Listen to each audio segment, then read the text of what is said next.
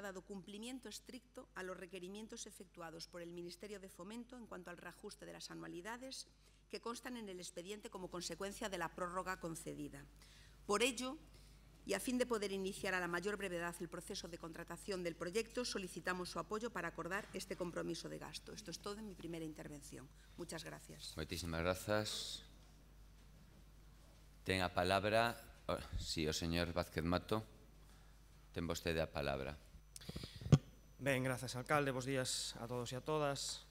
Benvidos ao día 1 post-pacto, non? Estamos perante unha nova mostra, unha mostra máis da capacidade de xestión deste equipo de desgoberno, ou que pasará a historia xa como o equipo de desgoberno do Partido Popular no Concello de Ourense.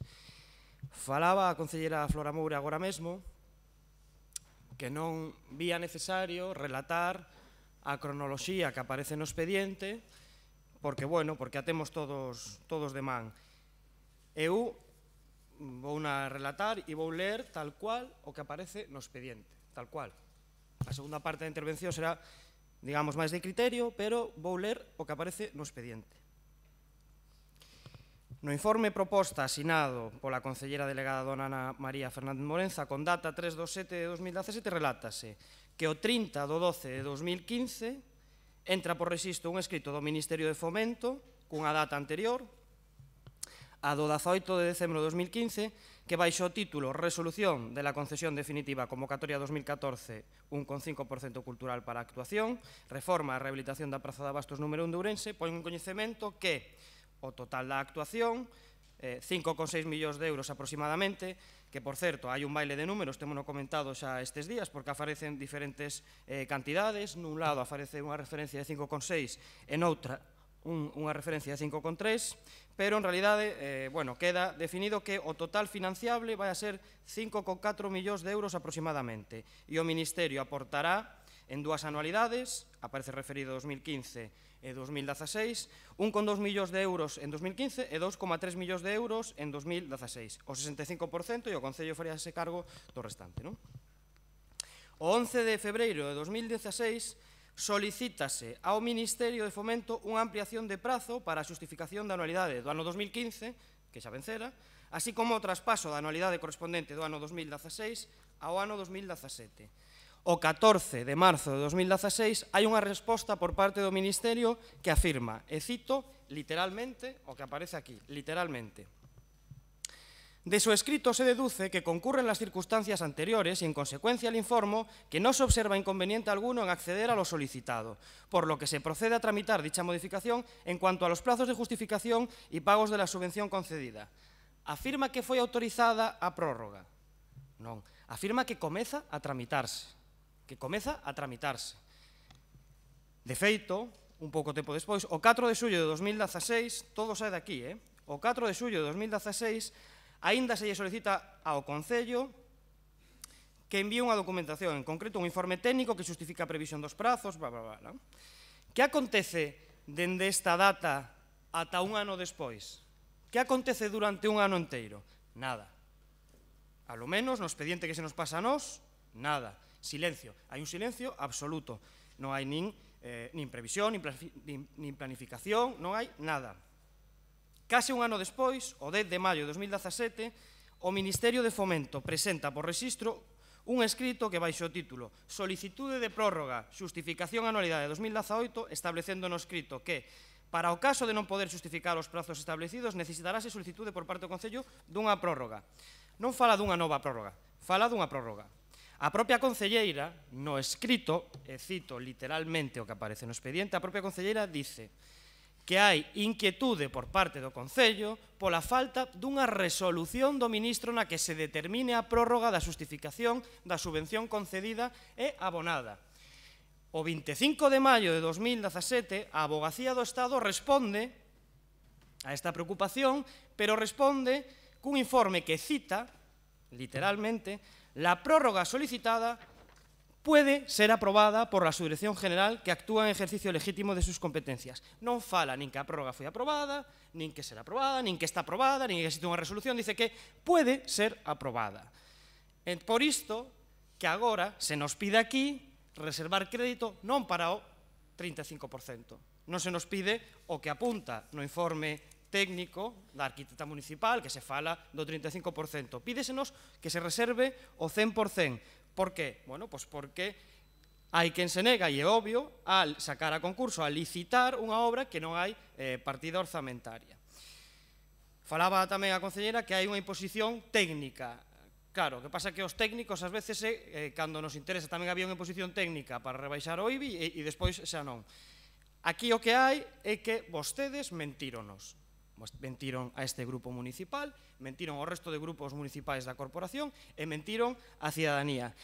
E, como é norma habitual na súa forma de gobernar, só veñen aquí no momento en que xa están no fondo de saco e non poden facer outra cousa. Non se nos convocou con anterioridade.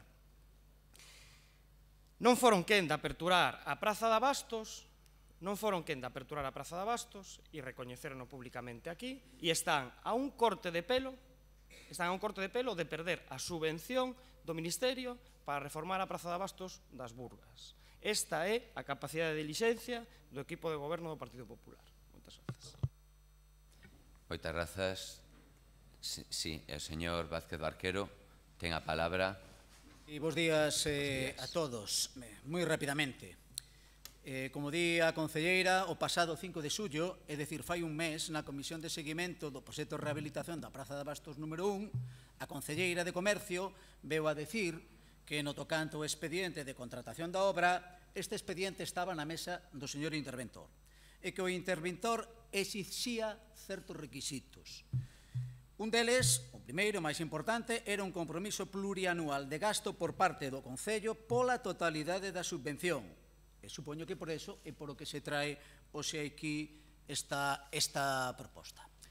Según a concelleira fixo a súa afirmación, máis alá de que eu entrase nalgún tipo de debate, pois, ben, a min xa se me plantexaron unha serie de preguntas. A máis importante de todas elas era como era posible que se plantexase esa exixencia por parte da intervención municipal cando temos concedida unha subvención do Ministerio de Fomento polo 65% de inversión e o Pleno aprobou no seu día un compromiso de cofinanciación polo 35% restante. Porque, que eu saiba, señora concelleira, é a primeira vez que estando en prazo, que estando viva unha subvención concedida, o Concello por outra institución, o interventor exixe un compromiso de aportación polo 100% da inversión ao propio Concello. Ademais, acontecendo como acontece hoxe, ou neste momento, que o Concello xa recepcionou o primeiro pago da subvención por parte do Ministerio, concretamente a relativa anualidade. A anualidade de 2015, perdón. Por lo tanto, a partir de aí, a resposta é inmediata. Algún tipo de anomalía ten que haber no expediente e, evidentemente, púsenme a repasar a documentación que vostedes facilitaron. E antes de entrar a ampliar o cronograma que fixo o voceiro do Ourense en Común, as conclusións ás que chego eu son categóricas. Primeira, dende o Concello xa se pediron 2 prórrogas e a segunda prórroga esgotouse no mes de abril pasado. O propio Ministerio plantexa a posibilidade de que se pida unha terceira prórroga, que no expediente non consta por ningún sitio. Vale? É dicir, esgotada a segunda, ainda non se pediu unha terceira. E outra cuestión que tamén aparece no expediente. Quen ten a potestade de conceder prórrogas para modificar o plazo de xustificación é o propio ministro ou a propia ministra por resolución. E en todo o expediente non consta unha resolución dese tipo. E o expediente está foliado. Non me estou referindo ás cartas que remite o subdirector xeral, non, o ministro. Xa sei que ao final a intervención, o abogado do Estado di o que di, non?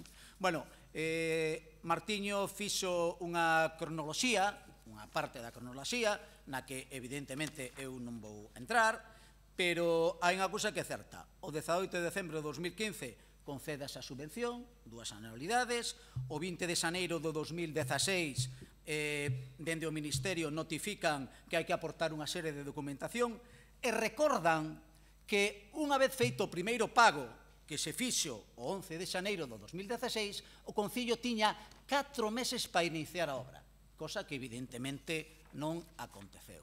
A partir de aí, dende o Concello, se pide unha prórroga, vale? A primeira prórroga era para poder retrasar a execución do proxecto un ano, ben, pero hai unha segunda prórroga que se solicita a mellores e que supostamente o alcalde plantexa para que as obras se podan iniciar por segunda vez, como dixen antes, no mes de abril do 2017. O mes de abril do 2017 xa pasou e tampouco se iniciaron as obras. E non se sabe a día de hoxe cando esas obras se van a iniciar. É dicir, temos esgotada a segunda prórroga e non solicitamos unha terceira. Polo tanto, neste momento, a subvención está no limbo dos xustos, tan sinxelo como eso. Por eso, entendo eu que, se é certo o plantexamento que faga o interventor, pois esa é. E eu, claro, eu quero lle facer certas preguntas ao interventor. A primeira, é certo que exixe este compromiso que se trouxo hoxe a este pleno como afirma a concelleira?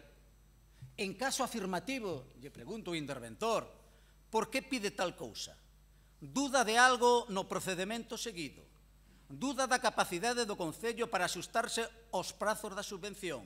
Duda dos propios prazos da subvención? Duda o interventor da existencia a día de hoxe dunha prórroga vixente?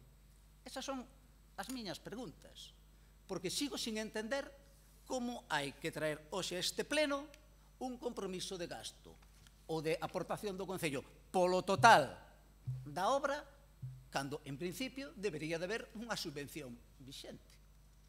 Nunca aconteceu tal cousa. Por lo tanto, a min gustaríame saber cal é a visión que ten deste asunto o señor interventor. Ben, para iso ten vostede... Bueno, para iso ten vostede, evidentemente, as comisións informativas para acceder a todo. Espera un segundo. Claro, vou a decir, salvo que el quera dar resposta, non ten... Sí, vamos a ver, eu non teño ningún inconveniente en que o propio interventor, pero repito, vostede ten para eso e tivo para eso tamén todo o tempo de comisión informativa, pero sí, dígame vostede. Estou interpelando o interventor. Bueno, pero como comprenderá, un pleno non é para interpelar con as preguntas a un interventor, pero que a min pareceme ben, que si el quere dar resposta, sí, dará resposta, dará resposta. Denlle voz ao señor interventor, ten vostede a palabra. Bueno, bons días a todos. Besolle un pouco shakespeariano, ¿no? Porque casi recordo o monólogo de Hamlet cando falaba de ser ou non ser. Deixando as anécdotas aparte, non sei se respostaría a todas, pero vou respostar a principal. É dicir, neste momento o Concello de Ourense tenta licitar unha obra que ten un monto moi importante, son 5.600.000 euros, e o financiamento que contaba, que era o do Ministerio de Facenda, pois está pendente da confirmación dunha prórroga. Está en trámite unha prórroga do prazo de execución desa obra e ainda esa prórroga, polo que a mí me consta, que eu non sei se existen outra documentación, pero de acordo co exame do expediente que eu tiven acceso, pois esa prórroga non está confirmada. Dado que ese financiamento non está confirmado, pois neste momento, se queremos afrontar a execución da obra, compre que o Pleno da Corporación, tendo en conta a unha execución proanual e o montante da execución desta, pois adopte un acordo de financiamento no caso de que a prórroga non chegue. Que eu non entro se chegará, se non chegará. Eu simplemente, como técnico, me limito a manifestar que as administracións, cando licitan obras públicas, pois teñen que ter capacidade de gasto para facelo, nada máis. Eu non sei se responde, es que foron moitas preguntas, pero eu penso que a esencial era esa. A mí non, a mí non.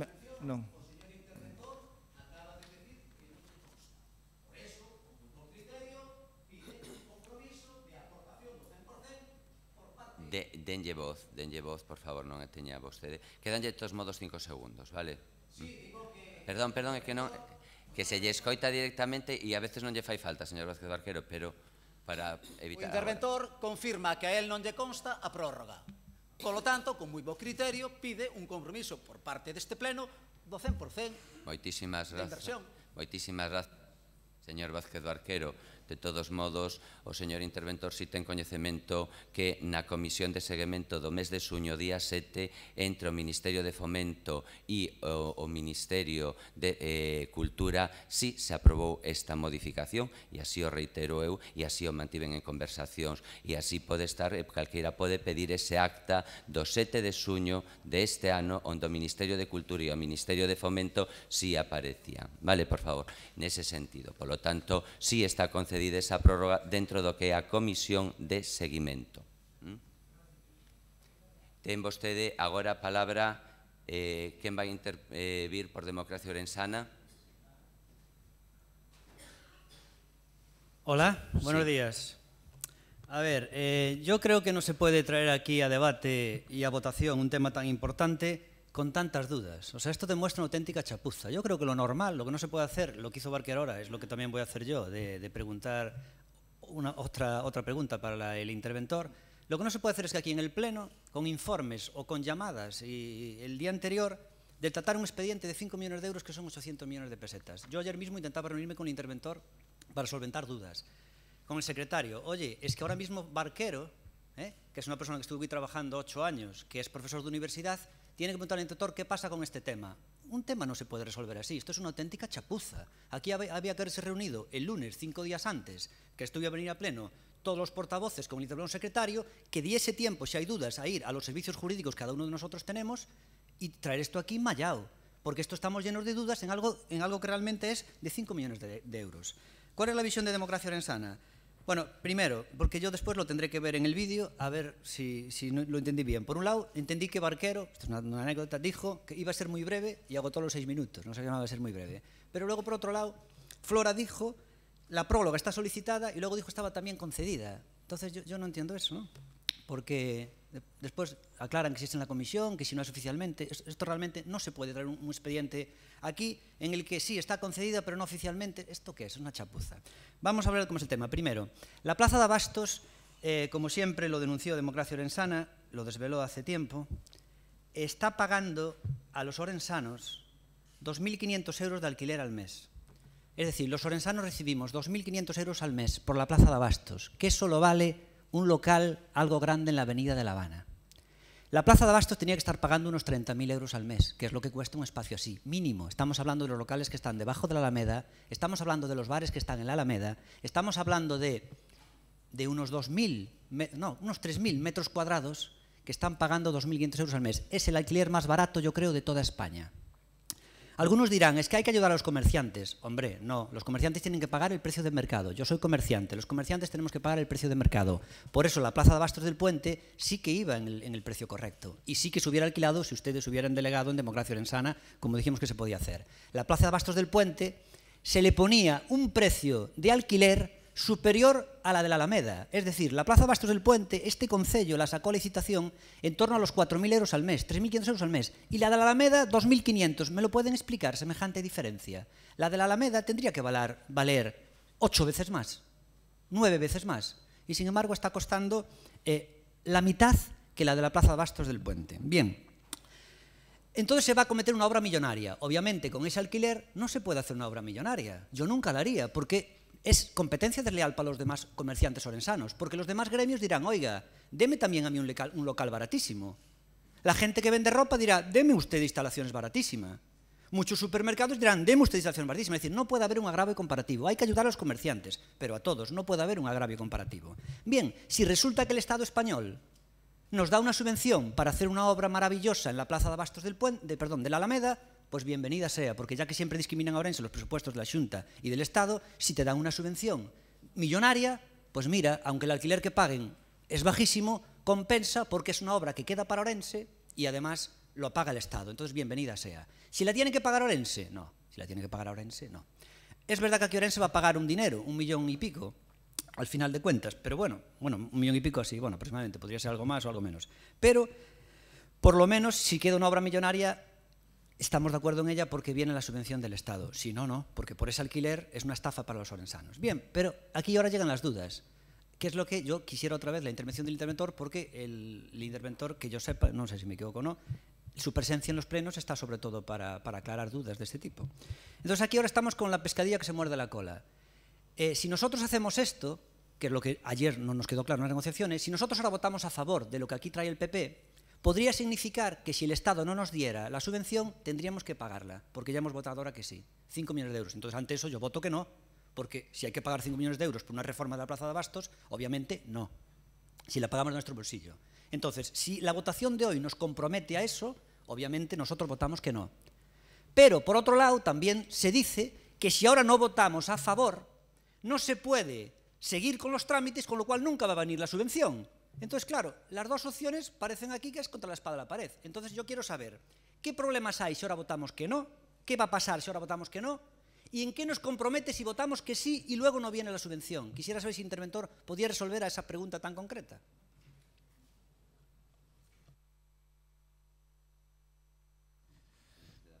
Vostede a palabra.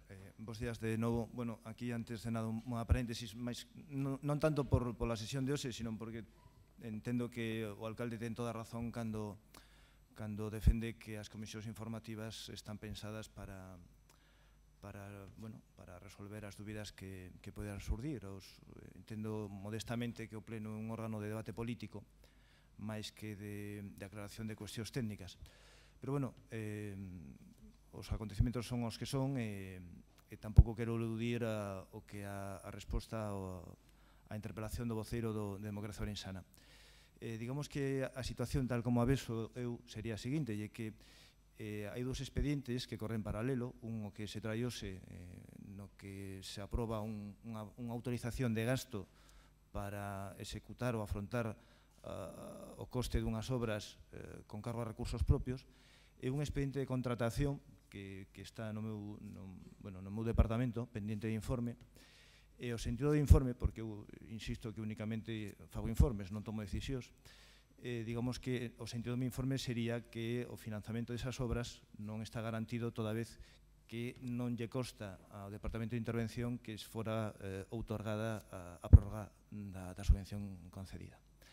Entón, digamos que si digamos que a Xunta de Goberno, que é o órgano de contratación desas obras, digamos que suscribe a opinión de interventor no sentido de que non se pode licitar obras sin as debidas garantías de capacidade de gasto, o procedimento de contratación non seguiría o seu curso, e se non sigue o seu curso, sí ou sí perderíamos a subvención, incluída a entrega a conta a que facía referencia o voceiro do Partido Socialista de 1.100.000, que é unha entrega a conta que está pendiente tamén de justificación.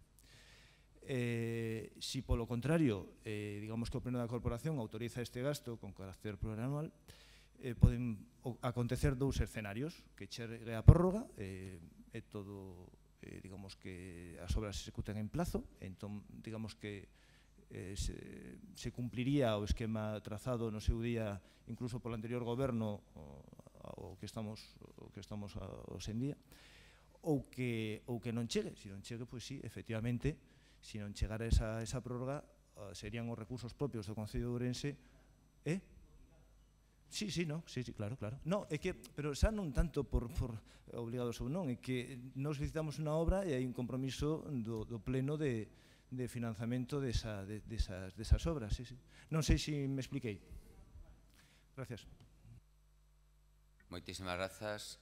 Continúa vostede. Sí, ten 50 segundos. Señor Pérez Jácome. Bueno, pues el interventor ha respondido perfectamente y creo que es un poco la pregunta que yo formulaba y lo que nosotros nos temíamos. Esto es una encrucijada que yo nunca vi nada igual. Es una auténtica encrucijada. Es decir, si resulta que votamos a favor, nos arriesgamos a tener que pagar 5 millones de euros por una obra que no se debe hacer por 5 millones de euros. Pero si votamos en contra, perdemos toda la subvención. Oiga, nunca vi una encrucijada igual. Y a esta encrucijada nos ha llevado el grupo de gobierno por su falta de diligencia y por tener tantas prólogas y por no hacer... Porque hacen todo fuera de tiempo. Todo. Ya no voy a recordarles todo lo que tienen fuera de tiempo. Porque lo de los servicios sociales que viene después es por también fuera de tiempo. Oiga, esto es algo impresionante. Está claro que esta decisión no la vamos a tomar ahora aquí. Pedimos que esto se retire porque ahora tenemos con esta clara encrucijada, tenemos que tomar una decisión un poco con calma. Entonces debería esto aplazarse por lo menos una semana o al próximo pleno. Esto así no se puede decidir.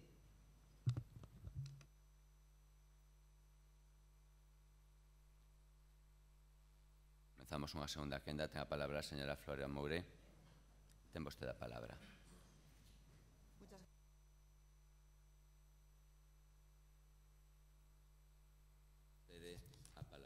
Buenos días de nuevo a todos. Bueno, me gustaría darles contestación a los tres grupos en este caso, porque bueno, ha empezado el señor Martiño planteando lo injustificable, al parecer, de los plazos, pero bueno, yo quisiera recordarles a todos los grupos municipales que realmente también yo no puedo dejar de estar sorprendida, y así se lo manifesté ayer personalmente a varios de los portavoces con los que hablé de cada grupo, porque yo, al menos, y me consta que las personas que me precedieron en la Delegación de Competencias de Comercio ya lo habían hecho anteriormente, pero hablo simplemente ya desde que yo tengo las competencias. Yo me he reunido en una comisión de seguimiento de la Plaza de Abastos con los portavoces que ustedes tienen designados el 4 de mayo del 2017. Me he vuelto a reunir a petición del señor Barquero el 5 de julio del 2017. Nos reunimos, salvo alguna cuestión, alguna fecha muy justificada, todas las semanas en junta de área. Pero les recuerdo que este expediente vino a la comisión de pleno previa a este pleno el 28 de julio del 2017. El día 24 de julio este expediente estaba a disposición de todos ustedes en la Secretaría de Pleno. Entonces, lo que no es de recibo es que ustedes vengan el día del Pleno a decir que es que no han tenido tiempo, que si nos hubiéramos reunido el lunes, que lo hubiéramos resuelto. Ustedes han podido solicitar todos los informes que hubieran necesitado y que hubieran considerado oportunos. Pero bueno, a la vista de que no ha sido así, eso es algo que ya no podemos remediar. Pero lo que tampoco pueden hacer ustedes es cargar contra el grupo de gobierno, porque al final, las prisas que ustedes nos presumen a nosotros son las mismas que ustedes tienen para la preparación del Pleno, porque esto se trajo aquí el día 28, al menos en comisión de Pleno, en donde estábamos todos con tiempo suficiente para sentarnos. Dicho esto, quisiera también manifestar que me encanta la lectura que han hecho ustedes del informe propuesta. Yo inicialmente no lo leí porque consideré que 6 minutos de una mañana tan larga como la que vamos a tener hoy no sería necesario, pero quiero recordarles a ustedes que han leído aquellas fechas y aquellos documentos que les ha parecido a bien manifestar respecto a si se pone en duda o no se pone. A este grupo de gobierno no le queda ninguna duda de que la prórroga está concedida. Nosotros hemos estado en el Ministerio de Fomento. Lo que nos ha pedido el Ministerio en el último oficio es que reajustemos previsiones y anualidades para el 18 y para el 19, y eso es lo que hemos hecho. Y ese es el compromiso de gasto que traemos hoy aquí a este pleno y del que solicitamos su apoyo. Muchísimas gracias. Moitísimas grazas. Ten a palabra o señor Vázquez Mato. Por responder ao último que acaba de afirmar a concelleira, eu lín exactamente todo o que pon o informe. Eu non omitín absolutamente nin unha data, nin nada. É exactamente todo o que pon o informe, literal. É que vostede mesmo acaba de facer a referencia, igual que fixo ante o alcalde, pois se teñen a confirmación definitiva de que vai haber prórroga, por qué? Porque estamos hoxe aquí. Se vostedes teñen a confirmación definitiva de que vai haber prórroga, por que estamos hoxe aquí? Non teríamos que estar aquí. Estamos hoxe aquí, como dixo ben o interventor, porque non hai esa confirmación, está enriba da mesa, e entón o Concello non pode sacar a licitación unha obra por ese valor sin ter a partida asignada. E por unha vez, e sin que sirva de precedentes, doulle toda a razón ao portavoz de Democracia Ourensana. Toda a razón. Porque se o debate vai a ser se o Concello de Ourense vai a ter que facerse cargo do 100% da obra, ese outro debate. Ese outro debate que non se pode dar hoxe aquí nestes termos. Nós tamén íbamos a solicitar a retirada e sumámonos a petición de Democracia Ourensana, porque ademais, así, señor alcalde, vai dar tempo, non sei se sabe o que é isto. Isto é un escrito de Praceiros que intentou dar o meu compañeiro Miguel Doval na xunta de área e non foi recollido. Entón, neste tempo, a ver se ten vostede a ben quitarse a chaqueta, remangarse e reunirse cos praceiros e escoitar as súas demandas, que non están nada contentos, por certo. Moitas grazas. Moitísimas gracias. Si algo fixemos durante estes meses foi escoitar os placeiros.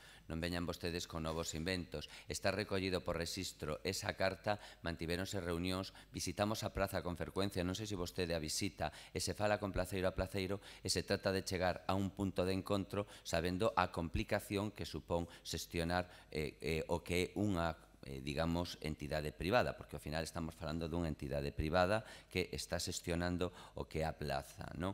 Enfrentamentos aparte, entre eles nós non os podemos dirimir, pero vostede non diga que non se fala cos placeiros, porque vostede presenta un escrito, pero hai escritos dos propios placeiros, de outros placeiros, que si representan o 85, que si representan o 90, e que tal. Por tanto, nós o que seguimos, evidentemente, o que a maioría é tratando de poñer puntos de encontro entre todos. Elemento que foi difícil e que ocupou moitísimos meses, a vida conta que no seu inicio prácticamente o 100% estaba en desacordo co que era o plantexamento inicial e houve que negociar. En este mesmo pleno houve moitísimas reunións cos placeiros, con entidades incluso que intentaron intermediar, cos propios arquitectos as quen lles agradezco e funcionarios deste Concello, técnicos deste Concello, mediar no conflicto tratando de asustar o máis posible todas esas circunstancias. Está claro que o 100% é moi difícil ter a todo o mundo contento porque todo o mundo querría probablemente unha esquina concreta e ese é o problema, pero nós temos que gobernar e para eso non lo din vostedes, gobernen, para eso está no goberno e o que estamos a facer, señor Martiño. O señor Vázquez Barquero ten vostede a palabra. Sí, eu o primeiro que lle quero decir á concelleira é que, por favor, non se enroque, non se enroque, non se empecine. Se vostede ten dudas ou certezas, é pouco relevante. O importante é se ten dúbidas ou certezas quen ten que fiscalizar a saída a concurso da obra, que é o señor interventor.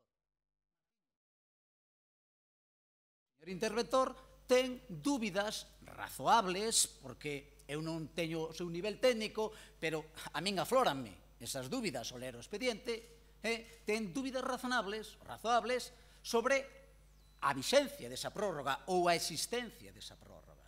É por o que estamos aquí, non estamos por outro motivo. Por lo tanto, eso é o relevante.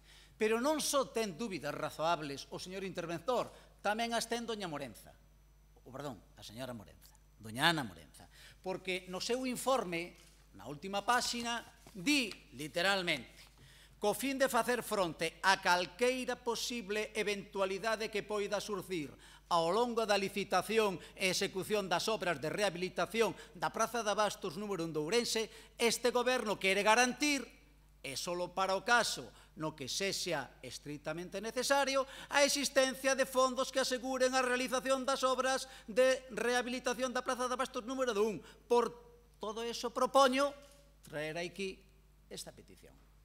É dicir, o interventor, máis dona Ana Morenza, teñen dúbidas razoables. Nós xa tiñamos estas dúbidas e, polo tanto, nós xa tiñamos pensado pedir a retirada do punto. De calquer xeito, adiantouse o señor Jácome e non hai ningún inconvinte cederlle a baza a él, non hai ningún inconvinte. O que é evidente é que é o máis sensato.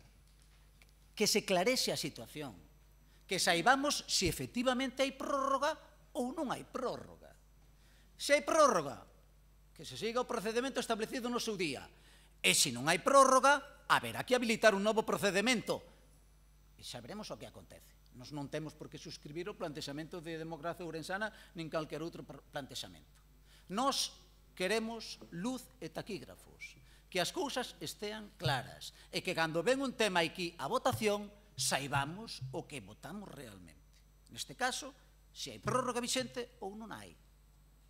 É así. Por lo tanto, pedimos a retirada do punto, que se clarexe a situación, que se efectivamente a Comisión de Seguimento aprobou esa nova prórroga, que xa lle digo, alcalde, é a terceira, está no expediente, supoño que nese caso as dúbidas do señor interventor desaparecerán, xa non será necesario traer o tema aquí, e se é necesario traer o tema aquí, que saibamos por que non hai prórroga.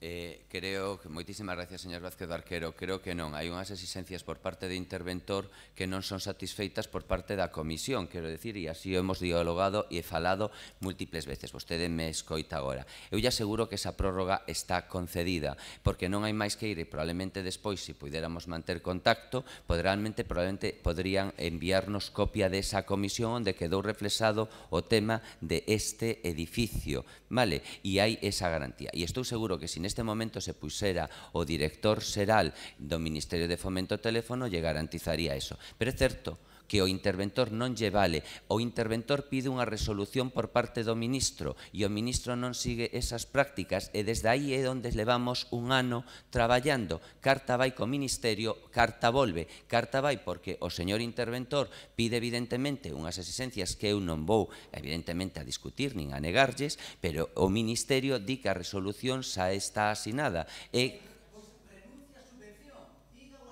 Pero por que vamos a renunciar? Pero, señor Vázquez Barquero, como vamos a renunciar a unha subvención que está concedida e xa está o 1,5 millón? Pero como vamos a renunciar a unha subvención de 3,6 millóns que ademais está garantizado, quero decir, e habería unha cuarta prórroga en caso necesario? Perdón, o que intenta, e habrá que aclarar, repiteiro, o que eu teño entendido hasta este momento é que o señor interventor solicita unha serie de documentacións e pedía unha firma dunha resolución nova e esa resolución chegou o 15 de decembro. Incluso se nos pediu no ano 16, o 15 de decembro, e pediu no ano 16 unha documentación que faltaba no propio expediente dende o punto de vista inicial, de ámbito patrimonial, etc. E hubo que cubrir eso. Por tanto, foi un ano de traballo. Cal é a situación, e reitero que esas prórrogas están concedidas. O Ministerio o ten claro, tan claro como que hai cartas onde se invita a... Ten aí a carta, solo solicito un segundo, porque para evitar a cuestión. Despois de carta vai e carta ven, onde nos explicamos que o noso... Pero espera un segundo, señor Vázquez Barquero, escúiteme solo un segundo. Despois de carta vai e carta ven, onde nos intentamos explicar que o noso interventor non nos deixa sacar ese proxecto e eles alegan que para eles é un sinsentido que non o deixen chegar, pero nos manifestamos que o noso interventor e que, por tanto, témonos que asustar o que nos di o interventor. Isto supuso varios viaxes a Madrid tratando de buscar esa solución, porque o interventor, neste caso, apela a que él necesita ese documento desa resolución firmada polo ministro onde garantice sí por sí, etc. E eles manifestan que os seus procedementos son distintos e que nunca se firmou por parte do ministro neste caso e que está aí a comisión. E di, en conclusión, a la vista de los antecedentes remitidos a esta abogacía del Estado, porque este plantexamento... Perdón un segundo, señor Vázquez Barquero, eu non estou discutindo con vostede en absoluto, nin lle estou quitando a razón, fíxese neste caso, nin dándolle a razón. Quero decir, solo unha cuestión. Despois das cartas idas e vidas e das visitas e de ver que non atopábamos unha solución, porque isto pasou o ano 16, collo peche de exercicio, despois non sei que, o de sempre neste caso. En conclusión, a la vista de los antecedentes remitidos a esta abogacía del Estado, porque eles mesmos mandaron a nosa solicitud de abogacía do Estado dicindo, bueno, nos temos este problema, o ministro non nos asina este documento, a nosa intervención non nos permite sacar a licitación isto. Por lo tanto, esas cartas están aí, vostede as pode comprobar e entendo que están no expediente.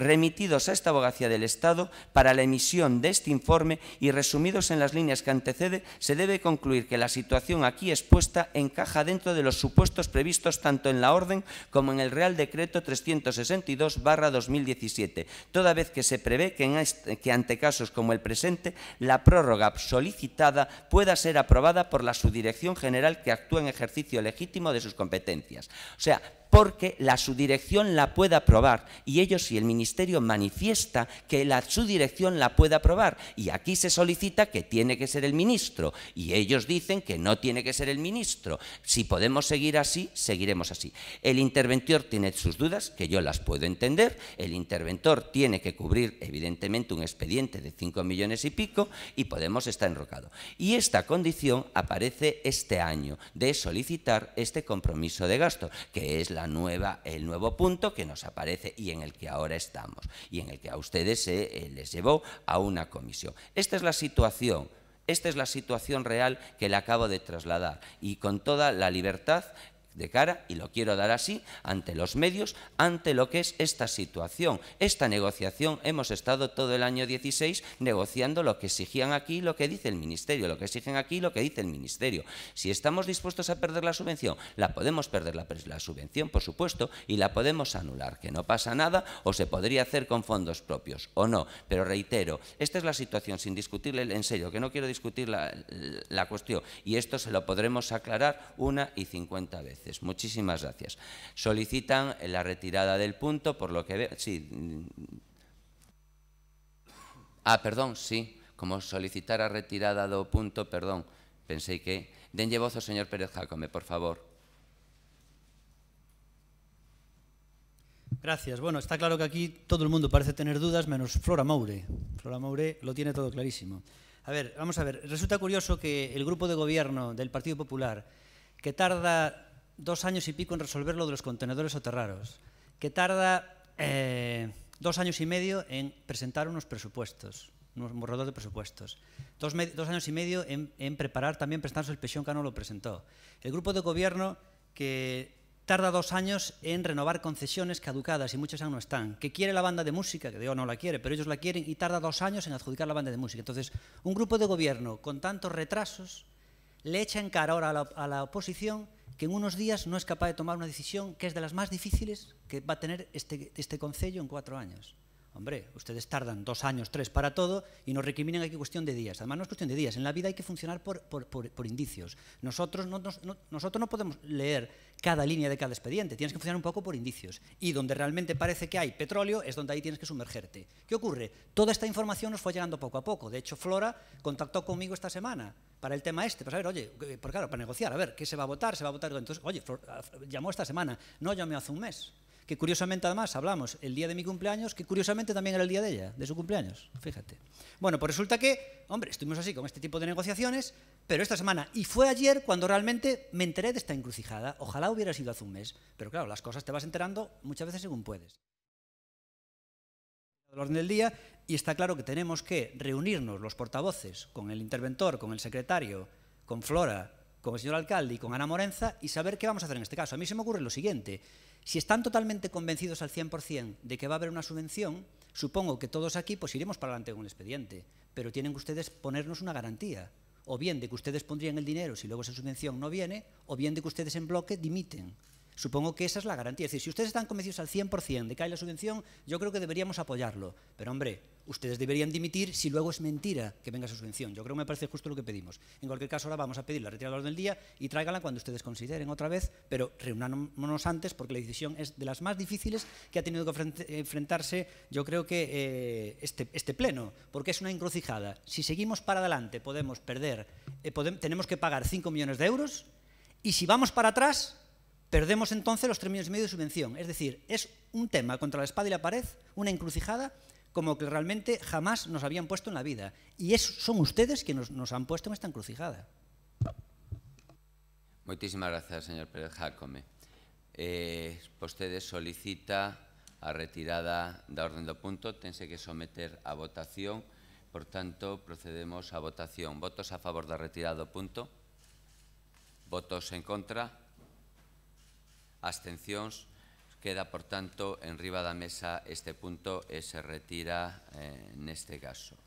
Eu creo que todos teñen moi claro o que é esta situación. Señor Pérez Jácome, vostede sigue con seus exemplos moi simplistas moitísimas veces e aproveita para falar de unha cuestión e pedir e decir cousas a veces sin sentido que despois pode vender moi ben na súa televisión. Vostede ten claro cal é a situación, con vostede tamén se falou e se explicou no día de onte este asunto, e eu tamén o teño claro que o teñen. Vostedes están en riba da mesa e volvo a decir, e vostedes aclararán e aclararemos todos entre todos cal é o Ministerio argumenta que si é factible, volvo a decir, intervención di que non é factible, pois bueno, haberá unha solución, rexeitar esta subvención e volver a iniciar un novo proceso ou iniciar un proxecto totalmente renovado na Plaza de Abastos, quero decir, partindo desde cero, neste caso, facendo un novo diseño, etcétera, etcétera.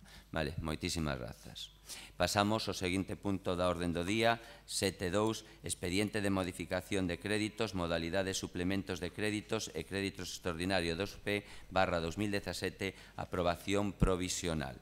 Ten a palabra, neste caso, o secretario do Pleno para ler o ditame. Dictamen da Comisión de Pleno. De conformidade coa proposta da concelleira delegada de Facenda que se incorpora ao expediente, a Comisión de Pleno, por 3 votos a favor dos grupos municipais por el Grupo Municipal do Partido Popular, un voto en contra do Grupo Municipal Socialista e 2 abstencións dos grupos municipais de Democracia Ourensana e Ourense en Común, adopta o seguinte acordo. Dictaminar favorablemente e levar ao Pleno a seguinte proposta. Primeiro, aprobar inicialmente o expediente de modificación orzamentaria 2P/2017 utilizando a figura dos suplementos de crédito e dos créditos extraordinarios de acordo con seguinte contido que consta no dictamen por un importe total de 498.518,28 euros. Segundo, que este expediente de modificación de créditos, unha vez aprobado inicialmente polo Pleno, sexa exposto ao público polo prazo de 15 días hábiles, logo do anuncio no Boletín Oficial da Provincia e no tabuleiro de anuncios da Corporación Municipal, durante os cales os interesados poderán examinarlo e presentar as reclamacións que estimen oportunas, en cumprimento do disposto no artigo 177 en relación co 169.1 do Real Decreto Legislativo 2/2004 de 5 de marzo, por lo que se aproba o texto refundido da Lei Reguladora das Facendas Locais.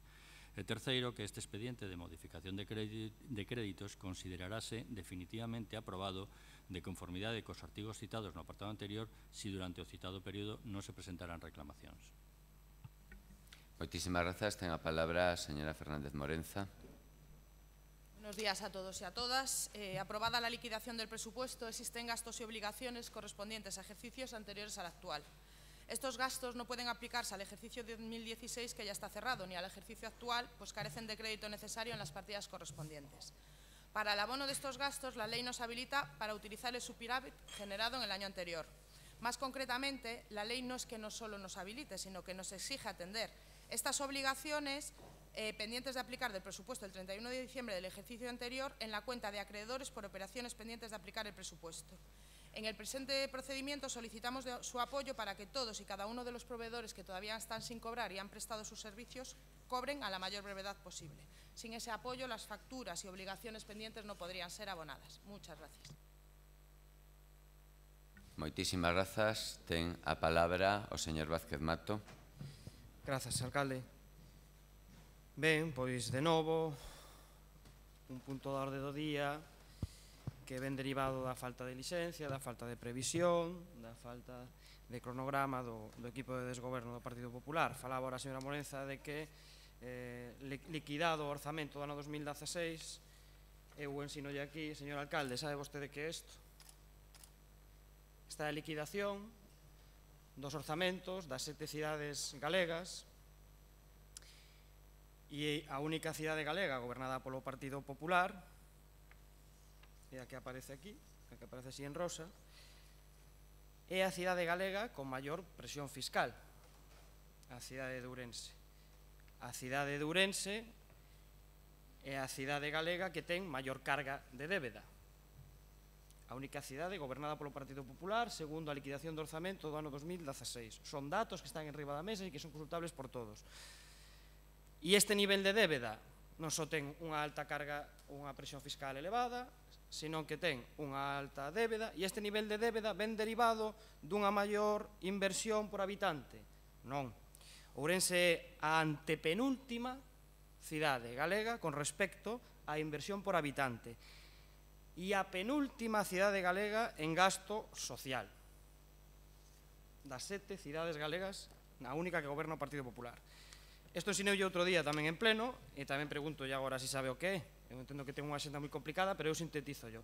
Isto son o saldo de obrigas pendentes de aplicar a orzamento a 31 de decembro, a coñecida como 413, que está tan de actualidade últimamente.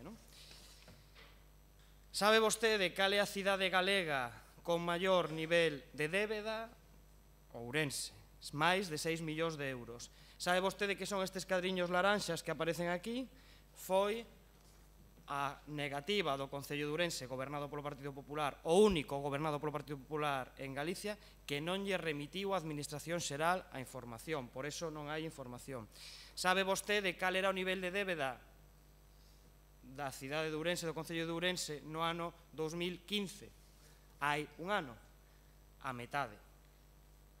A metade, 3 millóns de euros. Sabe vostede, señor alcalde, que é isto, que é este expediente. Eu entendo que ten unha xenda moi complicada, pero eu sintetizo yo. Este expediente son os reparos de intervención que lle puseron en riba da mesa durante os últimos 6 meses do ano 2016. Reparos de intervención por valor de 6 millóns de euros. Tamén yo dixen outro día en pleno. E agora respóndame con datos, exactamente igual que acabo de facer eu, que vostede, que este equipo de goberno non ten ningún tipo de responsabilidade en ser a cidade galega con maior nivel de débeda, con menor gasto por habitante, con menor gasto social, con 6 millóns de euros reparados por intervención en 6 meses. Respóndame que vostedes non teñen ningún tipo de responsabilidade.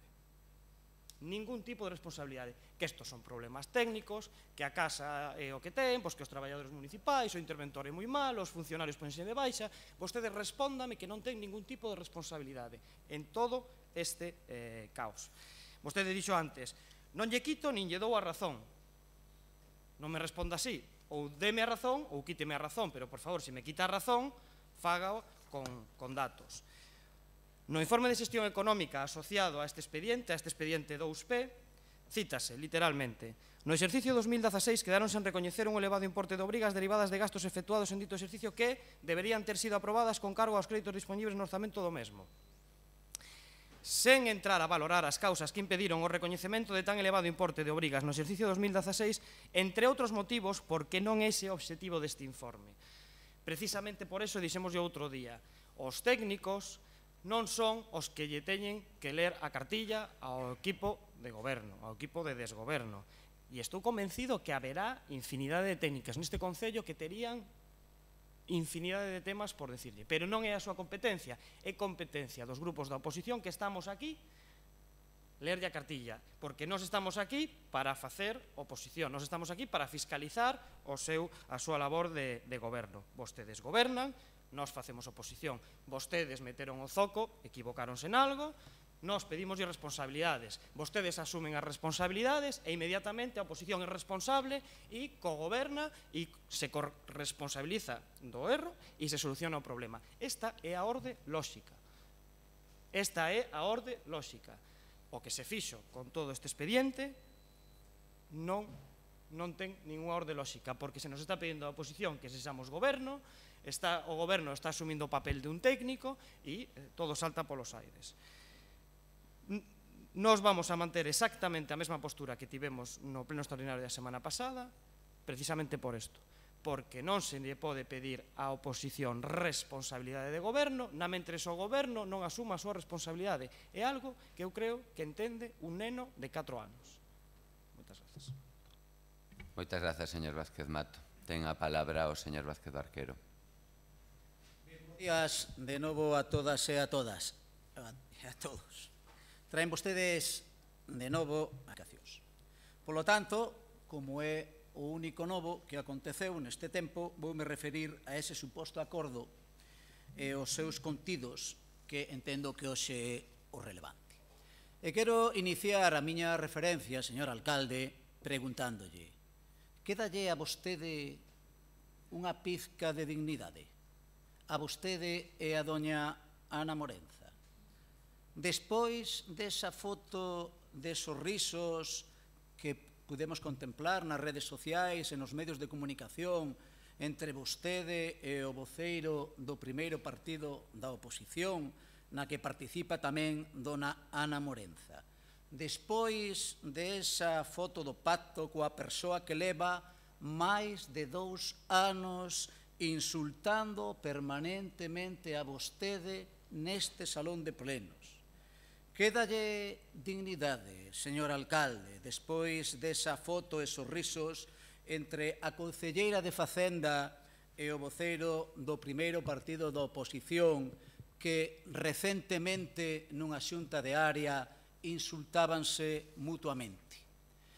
Señor alcalde, quédalle algo de decencia política despois de pactar unha rebaixa fiscal no IBI Seica que fai unhos días, e aí está un vídeo, a propia concelleira calificaba de inviable.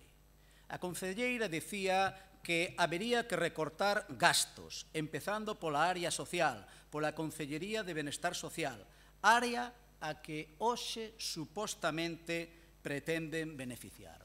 É dicir, o resumo da operación financiera deste pacto PP co primeiro partido da oposición é que para salvar as vergoñas do tándem Sofía Godoy Jesús Vázquez Abad, inxectando 1,6 millóns de euros na Concellería de Bienestar Social, os estrategas deste pacto propoñen, primeiro, renunciar a 3 millóns de euros de ingresos no Concello no ano 2018. Segundo, renunciar a 6 millóns anuais de ingresos todos os anos a partir do ano 2019. Recorte que incidirá directamente sobre a propia Concellería de Benestar Social en palabras da concelleira de Economía e Facenda fai 15 días. Como decía o voceiro de Ourense en Común fai unhos días, vostedes o que pretenden é solucionar hoxe un problema xenerando outro maior mañá. Polo tanto, o que lle teño que decir, señor alcalde, é que eu califico o seu pacto como un pacto antisocial, a pesares de que vostedes argumentan precisamente todo o contrario. Primeiro, porque este pacto provoca a medio plazo un recorte innecesario na área social do Concello ao mermar os ingresos que nutrirán o gasto corrente da mesma área. Segundo, porque a súa reforma fiscal beneficia principalmente os que teñen maior patrimonio, maior capital. Señor alcalde, o IBI é un imposto sobre o patrimonio e sobre o capital, e a súa reforma nin será progresiva na imposición, nin redistributiva de renta entre colectivos sociais. Claro, é unha reforma feita por dous partidos ao servicio do capital. E eu pregunto, señor alcalde, este é o precio a pagar por salvar as súas vergoñas e as da súa concelleira, dona Sofía Godoy? 3 millóns de euros no 2018 máis 6 millóns de euros todos os anos a partir do 2019? Esta é a súa cotización no mercado de capitales políticos? Este será o coste para o Concello da súa incapacidade, señor alcalde? E pregúntolle a vostede e a doña Ana Morenza, que partidas recortarán nos orzamentos do 2018 e do 2019, se que finalmente os fan, que o dubido moito. Cales serán o gasto corrente non comprometido que recortarán? As dos convenios coas entidades sociais. Eses convenios que van a vir na próxima modificación de crédito no mes de setembro. Cales serán os beneficios do pacto a partir do 2018 para os colectivos sociais máis necesitados, para as familias de rentas baixas que non teñen propiedades, para os mileuristas que viven de alquiler e as súas familias? Polos beneficios para os bancos con bolsas de pisos sin vender, non lles pregunto, xa o sabemos todos. Tampouco lles pregunto polos beneficios dos rentistas con paquetes de locais en alquiler. Todos estes beneficios dos ricos, dos facendados, quedan extraordinariamente claros con esta modificación de crédito. De momento, nada máis. Moitas grazas, señor Vázquez Barquero. Ten a palabra o señor Pérez Jácome. Muchas gracias. Básicamente la crítica que nosotros hacemos sobre este expediente que se trae aquí, que se trae con una semana de diferencia el mismo expediente, pues nosotros habíamos votado que no en la anterior semana. Y básicamente nuestras críticas, obviamente, son exactamente las mismas, en una semana no cambiaron. Estamos ante un dinero, en torno a $500.000 de euros, que está pendiente de pago a proveedores porque se hicieron mal las diligencias que tiene que hacer el grupo de gobierno. Si antes, en el anterior punto, estábamos debatiendo que el Concello se había retrasado con el tema de los trámites de la Plaza de Abastos de la Alameda y esa posible subvención que puede llegar, si antes estábamos hablando de ese problema de que ha habido una falta de diligencia y entonces va con retraso lo que ha hecho el grupo de gobierno, este expediente es de lo mismo, pero es que el que viene después es también de lo mismo. Pero es que no tenemos presupuestos prorrogados. Perdona, tenemos presupuestos prorrogados porque no se han hecho los presupuestos. Pero es que tenemos decenas de concesiones caducadas donde el interventor tiene que hacer reparos a cientos de pagos de este concello. Es decir, la falta de diligencia de este concello es realmente alarmante. Yo creo que no hay nada igual en España. No hay nada igual. Entonces, obviamente, la crítica que hicimos la semana pasada es exactamente la misma. Estamos ante un desastre. Un grupo de gobierno así tiene que dimitir en bloque. Lo digo, yo creo que, creo que es récord de España de que jamás ha estado un grupo de gobierno en una capital de provincia con tanto tiempo en presupuestos prorrogados. Tener ese récord es ya para dimitir. Nunca ha habido una persona tan poco diligente como el alcalde de Orense. O sea, no presenta los presupuestos, es algo impresionante. No solo no presenta los presupuestos prorrogados, es que no tramita nada en tiempo. Por eso tenemos el problema de los servicios sociales y ahora tenemos aquí este expediente, en torno a 500.000 euros, que son 83 millones de pesetas, que se tramitan las facturas tarde, mal, y entonces quedan bloqueadas y no se pueden pagar. No se pudieron pagar en el 2016 y tienen que traer el 2017. Un auténtico desastre y una crítica feroz que le hay que hacer al grupo de gobierno. Ante esto nosotros le pedimos la dimisión del alcalde, porque realmente estamos ante lo que siempre nosotros ya sospechamos desde los 2 meses que entramos aquí. Yo fui la primera persona que mandó la voz de alarma, incluso me empezaron a decir, pero ¿cómo puedes decir que es peor que Agustín? Entonces nosotros pedimos obviamente la dimisión del alcalde, pues yo ya vi que realmente era peor que Agustín. Ante este punto, lo que nosotros tenemos una alternativa, forzar la dimisión del alcalde o buscar otra alternativa. Teniendo en cuenta que el alcalde ya mostró su disposición a no dimitir, pues no nos queda más remedio que ver el refrán gallego, con estes bois temos que arar. Con estes bois temos que arar. Entonces, obviamente, necesitamos intentar que este concello haga algo bueno por los ciudadanos de Orense. Entonces, como nosotros no tenemos mayoría absoluta, ojalá Democracia Orensana tuviera mayoría absoluta y espero que la tengamos en el 2019, no nos queda más remedio que ceder. Entonces, si una persona no puede gobernar, pero aparte no quiero negociar nada, estamos ante un inútil. Y a lo mejor es aquí la postura que defienden Barquero y Orense en común. Fíjense, Barquero critica que se llegue a un acuerdo entre PP y Democracia Orensana. Pero ojo, la persona que dice eso, que es Barquero, tampoco quiere llegar a un acuerdo con Democracia Orensana, porque no quieren hacer moción de censura para quitar a ese señor de ahí, es quien lo mantiene. Entonces la postura de Barquero es, nosotros no queremos negociar con Democracia Orensana nada. Ellos no quieren negociar con PP, pero aparte no quieren que negocien PP y Democracia Orensana. Pero entonces, ¿tú qué quieres? ¿Tú qué quieres? ¿Tú quieres parálisis total, que esto sea un auténtico desastre, que no se solucione nada de Orense y a ver si suena la flauta, me hacen candidato otra vez en el 2019 y yo vengo aquí de Salvador? Pero hombre, si tan mal lo hace ese señor, hagamos moción de censura. Y luego acabas de decir algo increíble, que cómo pueden llegar a un acuerdo conmigo con lo que yo les he insultado. Ahí te rebelaste. Antepones los odios personales a la ciudad de Orense. Mira, a mí me importa un bledo, me importa más cumplir el programa electoral de DO que ser alcalde. Por eso ya he renunciado y ahora postulo a Armando Gea para cualquier posible moción de censura. Ya que si yo soy un problema, que sea Armando Gea. Yo no tengo ese ego. El señor alcalde le dijimos, para salvar los servicios sociales, dimite tú. Y dijo, no, yo quiero seguir siendo alcalde. Entonces, Democracia Orensana, lo que más le importa es su programa electoral.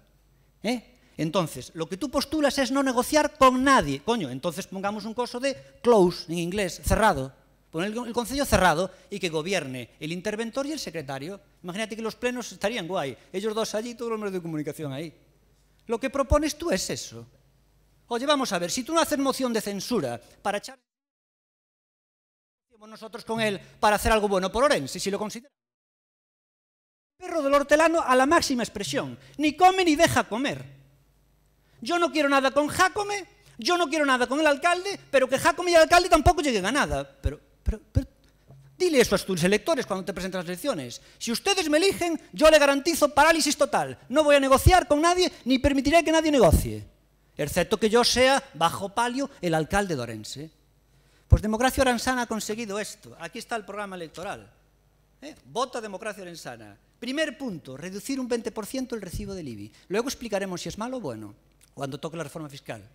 Aquí está el primer punto, reducir el 20% el recibo del IBI. Primer punto del programa electoral de Democracia Orensana. Es la contrapartida que le hemos pedido al Partido Popular para solventar estos expedientes. Obviamente es Una contrapartida es una negociación, ceder por un lado y ceder por otro. Si no hay mayoría absoluta no queda más remedio que ceder. Yo recuerdo cuando negocié con vosotros el tema programático para llegar a un acuerdo, obviamente Democracia Sana tuvo que ceder. Luego al final no quisisteis llegar a ningún acuerdo por odios personales, pero es que la gente no os votó para que os orientéis por odios personales, os votó para que miréis por la ciudad, no quién me cae mal y quién me cae bien. ¿Qué más da que yo haya insultado y quién haya insultado? Lo que se importa es Ourense. Muchísimas gracias, señora Fernández Morenza. Recuerde que ten 3 minutos. Señor Martiño, afirmo, no hay ningún tipo de responsabilidad del Gobierno. Es un procedimiento legal, reglado y obligatorio que se trae aquí todos los años.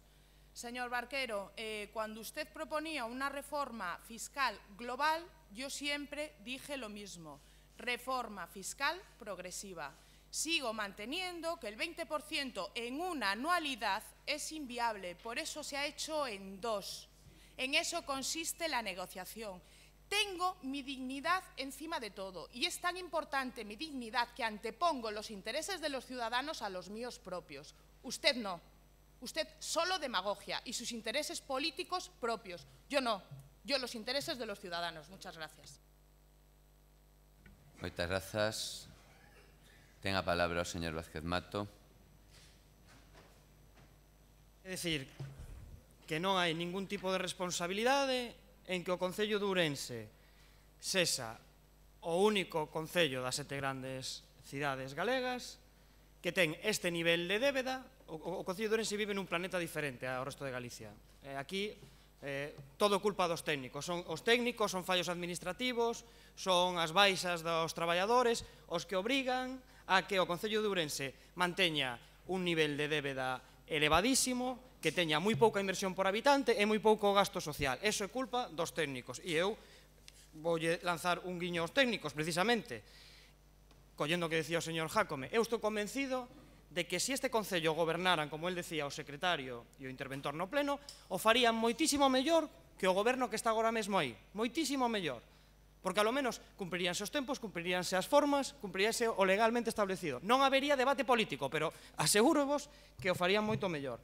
E ao portavoz de Democracia Sana, ao señor Pérez Jácome, a mí non me parece mal que negocie co Partido Popular. A mí non me parece mal, pero sei o que tedes que facer. A dereita aquí dentro suma 18 votos. É que chegades 2 anos tarde. Chegades 2 anos tarde a negociar. É que este é o pacto natural. Aí está a fenda, queda clarísimo que o resultado electoral de maio de 2015 situou aquí dentro a unha maioría, a unha ampla maioría de corte conservadora. Liberal ou clásica. Neoliberal ou, digamos, democristiana. Pero é que este é o debate. Sí. Non tedes ni idea, no. Pero sabes onde está a evidencia? Sabes onde está a evidencia? No pacto que acabas de chegar. Ti de verdade crees que un grupo como Ourense en Común pactaría nalgún momento ou cogobernaría cun grupo político que pretende unha baixada lineal do 20% no imposto sobre bens inmobles?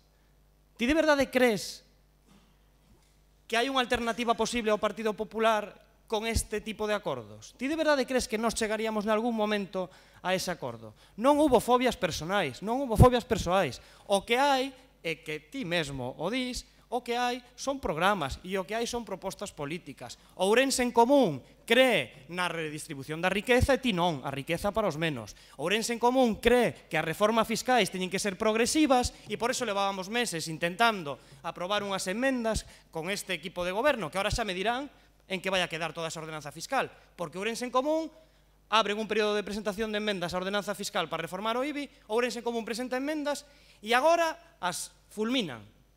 Chegan a un acordo con Democracia Ourensana e as fulminan. Entón, xa non sei cal vai a ser o procedimento a partir de agora da aprobación de ordenanzas. Si teremos que enviarlle un WhatsApp ao señor alcalde e meternos no despacho a porta pechada, que semella que é o que conseguiu Democracia Ourensana. Moitísimas grazas. Ten a palabra o señor Vázquez Barquero. Sí, en castellano para que me entiendan bien. Es curioso esto, curioso. Cuando nosotros planteábamos que estábamos dispuestos a aprobar la modificación de crédito, pero que había que depurar responsabilidades, se nos decía que era un chantaje. ¿Te acuerdas, Martiño? Ah, pero ahora Democracia Orensana impone una condición, que se cumpla el primer postulado de su programa electoral, la rebaja del 20% en el IVA. Y eso no es un chantaje. Eso no es un chantaje. Salen los medios de comunicación de hoy, señor alcalde. Usted claudicó ante el chantaje de ese señor que le insulta permanentemente. Claro que claudicó. Claro que claudicó. Está hoy en los medios de comunicación. Pero eso no es un chantaje. Eso no es un chantaje. Miren, la foto de ayer, es la foto del reencuentro. Es la foto del retorno a casa del hijo pródigo. Lo dijimos en su día. Ese señor es el hijo político de Baltar. Hijo, claro, hijo rebelde. Pero a la hora de la verdad, es decir, cuando el gobierno del Partido Popular está contra las cuerdas, te achegas al redil, amigo. Te achegas al redil. Claro que sí, te achegas al redil. ¿Por qué? Porque sois tela del mismo paño. Sois tela del mismo paño. Sois dos partidos de derechas. Por eso, la ejecutiva local del Partido Socialista, en un momento determinado, que dijo: solo puede haber una moción de censura con partidos de izquierdas, no con partidos de derechas, como el vuestro. No sois de fiar. Esta que era también una condición que nos ibais a exponer a Orense en Común y a nosotros. La rebaja del 20% en el IBI, para beneficiar a los tuyos, a los ricos, a los poderosos, a aquellos que admiras porque tienen dinero. Nosotros no caemos en esas pleitesías, Gonzalo. Nosotros estamos con la gente que lo necesita. Por eso, esta reforma fiscal, como muy bien dijo Martiño, neoliberal, es esperpéntica. Y ese gobierno es un gobierno a la deriva, es un gobierno títere, que hoy plantea una cosa y mañana plantea la contraria, pues para sortear un obstáculo. Y has llegado tú, de nuevo al redil, como hijo pródigo retornado, y le has echado el capote, y le seguirás echando capotes en el futuro. Tú tenías un pacto en el 2011 con Baltar. Lo que pasa es que la aritmética no salió, y por lo tanto no pudiste hacer alcalde a Rosendo. Pero hoy sí que mantienes a ese señor Vázquez ahí. Barquero.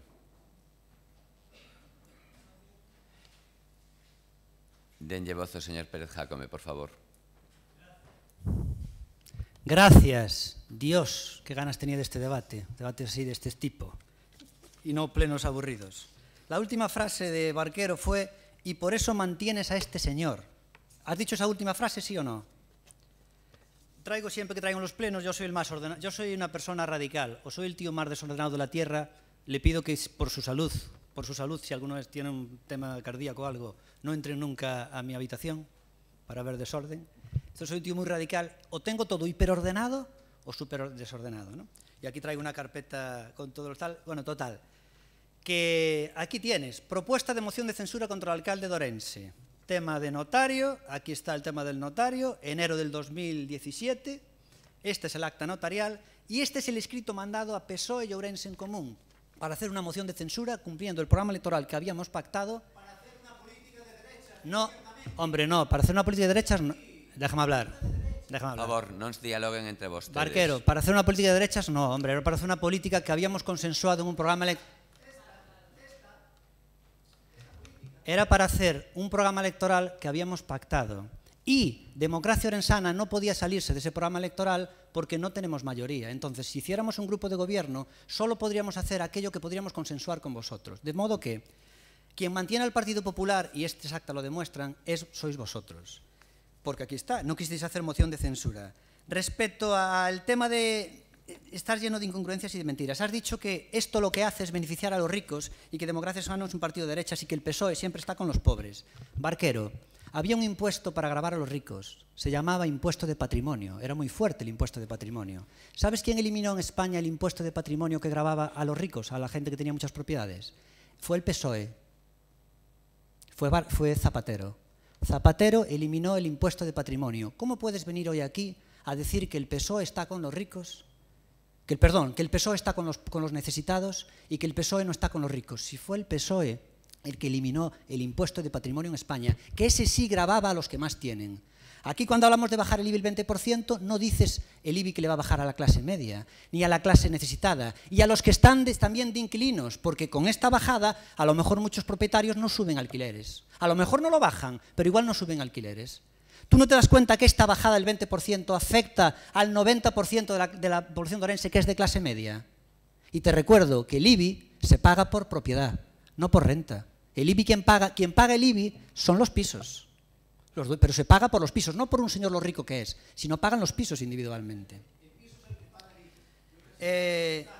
Claro, pero se paga por el piso, no por el dinero que tiene el propietario. Se paga por el piso, no por el dinero que tenga o no tenga el propietario. Del mismo modo que cuando vas a pagar el autobús, no se paga por el ticket de autobús. Y el concello cobra igual a los ricos que a los pobres. Jácome. Una vez rematado, pasamos, por tanto, a votación de este punto. Expediente de modificación de créditos, modalidades, suplementos de créditos e créditos extraordinarios 2P/2017. Aprobación provisional. ¿Votos a favor? ¿Votos en contra? Abstencións? Queda, por tanto, aprobado. Pasamos ao punto 7.3, expediente de modificación orzamentaria 3P/2017, utilizando a figura dos suplementos de créditos. Aprobación inicial. Denlle de novo, cometí un erro. Perdón. Ten a palabra o secretario do Pleno para ler o ditame. Dictamen da Comisión de Pleno. De conformidade coa proposta da concelleira delegada de Facenda que se incorpora ao expediente, a Comisión de Pleno, por 3 votos a favor do Grupo Municipal do Partido Popular, un voto en contra do Grupo Municipal Socialista e 2 abstenciones dos grupos municipais de Democracia Unisana e Ourense en Común, adopta o seguinte acordo: dictaminar favorablemente e levar ao Pleno a seguinte proposta. Primeiro, aprobar inicialmente o expediente de modificación orzamentaria 3P/2017, utilizando a figura dos suplementos de crédito de acordo co seguinte contido, con un importe total de 1.610.326,78 euros. Y el segundo y el tercero apartado son los leídos anteriormente en el dictamen del punto del orden del día anterior. Moitísimas grazas. Ten a palabra, en primeiro lugar, a señora Fernández Morenza. Buenos días a todos y a todas de nuevo. Tal y como manifestamos en el pleno del pasado jueves, nuevamente traemos a este pleno las modificaciones presupuestarias necesarias para pagar a los proveedores que han prestado sus servicios a este concello y que todavía no han cobrado, pero sobre todo y más importante para solucionar el problema que este concello tiene como prioritario, que es solucionar los pagos de los servicios básicos del área social de los ourensanos. A lo largo de esta semana hemos mantenido sendas reuniones con los grupos de la oposición, con aquellos que han querido acudir a estas reuniones y que han querido negociar para resolver esta situación. Solo uno de ellos ha entendido la magnitud de un problema que hemos estado explicando a todos durante meses. Estamos ante un problema social que exige comprensión, decisión y liderazgo. Un problema de ciudad, un problema que afecta a las personas y a los ciudadanos que nos votaron, a todos y a cada uno de nosotros. Nos pusieron aquí para que solucionemos los problemas, no para que los generemos. Señores de la oposición, los ciudadanos no entenderán lo triste que es descubrir que no solo había un problema, sino que había dos. El segundo, de un inmenso calado. Los que en teoría llevan en su ADN la defensa a ultranza de todo lo relativo al área social, PSOE, y los que están actuando como su comparsa Ourense en Común, en la práctica solo han demostrado ser sus verdaderos verdugos, anteponiendo sus intereses personales y políticos a los problemas reales de los ciudadanos de a pie. Se lo traduzco, solo han buscado intereses absolutamente partidistas por encima de los intereses de los ciudadanos y eso es efectivamente lo que ustedes llaman mercadear. Nosotros no mercadeamos, negociamos, y eso es lo que nos diferencia a nosotros de ustedes. Los ciudadanos no entenderán cómo pueden dormir tranquilos, convirtiéndose en el único impedimento para que las familias que más lo necesitan tengan lo más mínimo para vivir. Y desde luego, tenga claro que yo no podría, allá ustedes. Pero para que los ciudadanos lo entiendan más claro, paso a detallarles el periplo a los que nos han sometido en estos últimos meses. Con fecha 6 de abril expusimos al Grupo Socialista cuál era el problema que existía en el área social. Tras esta primera reunión mantuvimos no una, ni dos, ni tres, sino infinidad de reuniones, donde se admitieron exigencias tales como traer los expedientes por separado. Con fecha 4 de mayo fue la primera vez que por parte del Partido Socialista se establece que para apoyar los expedientes es necesario que la concejala de Bienestar dimita. En esta fecha es cuando empieza el chantaje, al que por supuesto no hemos cedido y nunca cederemos. Los miembros de la corporación los han elegido los ciudadanos y la estructura de gobierno, el alcalde. Ustedes son conscientes de que no existe responsabilidad política y así lo ha manifestado el portavoz del Grupo Socialista en la última Junta de Portavoces, al achacar la responsabilidad de lo que pasa en el área social a una ley de ámbito estatal. Señor Barquero, está reflejado en acta. En todo caso, les animé y les sigo animando a que si ven algo achacable a la responsabilidad de un concejal, hagan una acusación formal, probando que se actuó de forma temeraria o imprudente. Utilicen los cauces administrativos que existen para cursarlo, pero saben perfectamente que carecen de fundamentos para poder llevarlo a cabo. Digan claramente lo que quieren, no lo hicieron, ni lo hacen, ni lo harán, porque saben la verdad. Desde el 4 de mayo hemos seguido manteniendo reuniones para intentar negociar y llegar a acuerdos, que es lo que nos exigió la ciudadanía con sus votos en el año 2015.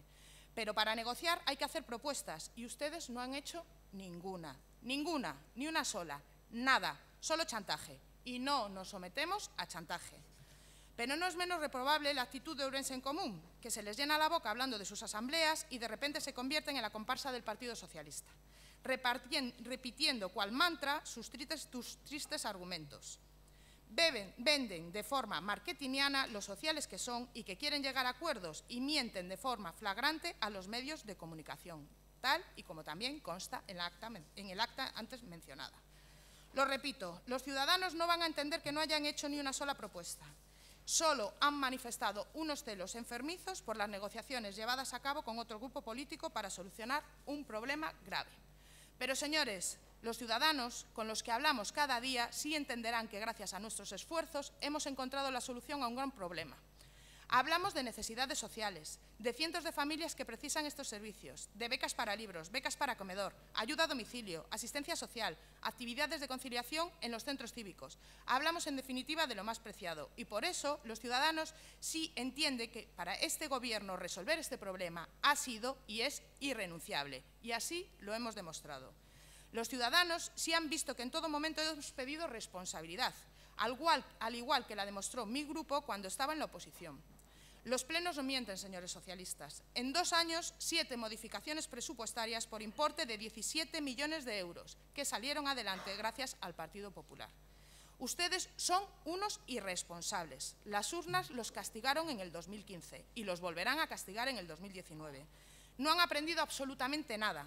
La ciudadanía es soberana y estamos aquí para defenderla, no para intentar sacar réditos políticos de los más necesitados. Los ciudadanos no lo entenderán y tendrán que cargar ustedes con esa culpa. Allá ustedes. Moitísimas grazas. Ten a palabra o señor Vázquez Mato. Ben, grazas, alcalde. Eu quero facer unha petición formal que se faga pública a acta na que acusa ao portavoz de Ourense en Común de mentir aos medios de comunicación. Quero unha petición formal, isto é unha petición formal, que faga pública esa acta, que a poña enriba da mesa e que demostre públicamente onde mentiu este portavoz. Demostre públicamente onde mentiu este portavoz, por favor. Porque a nós, coa súa neolingua non nos van a coller. Coa súa neolingua non nos van a coller. Miren, aquí hai algo moi sinxelo e é algo moi sinxelo de entender. Vou intentar facer un pouco de pedagogía.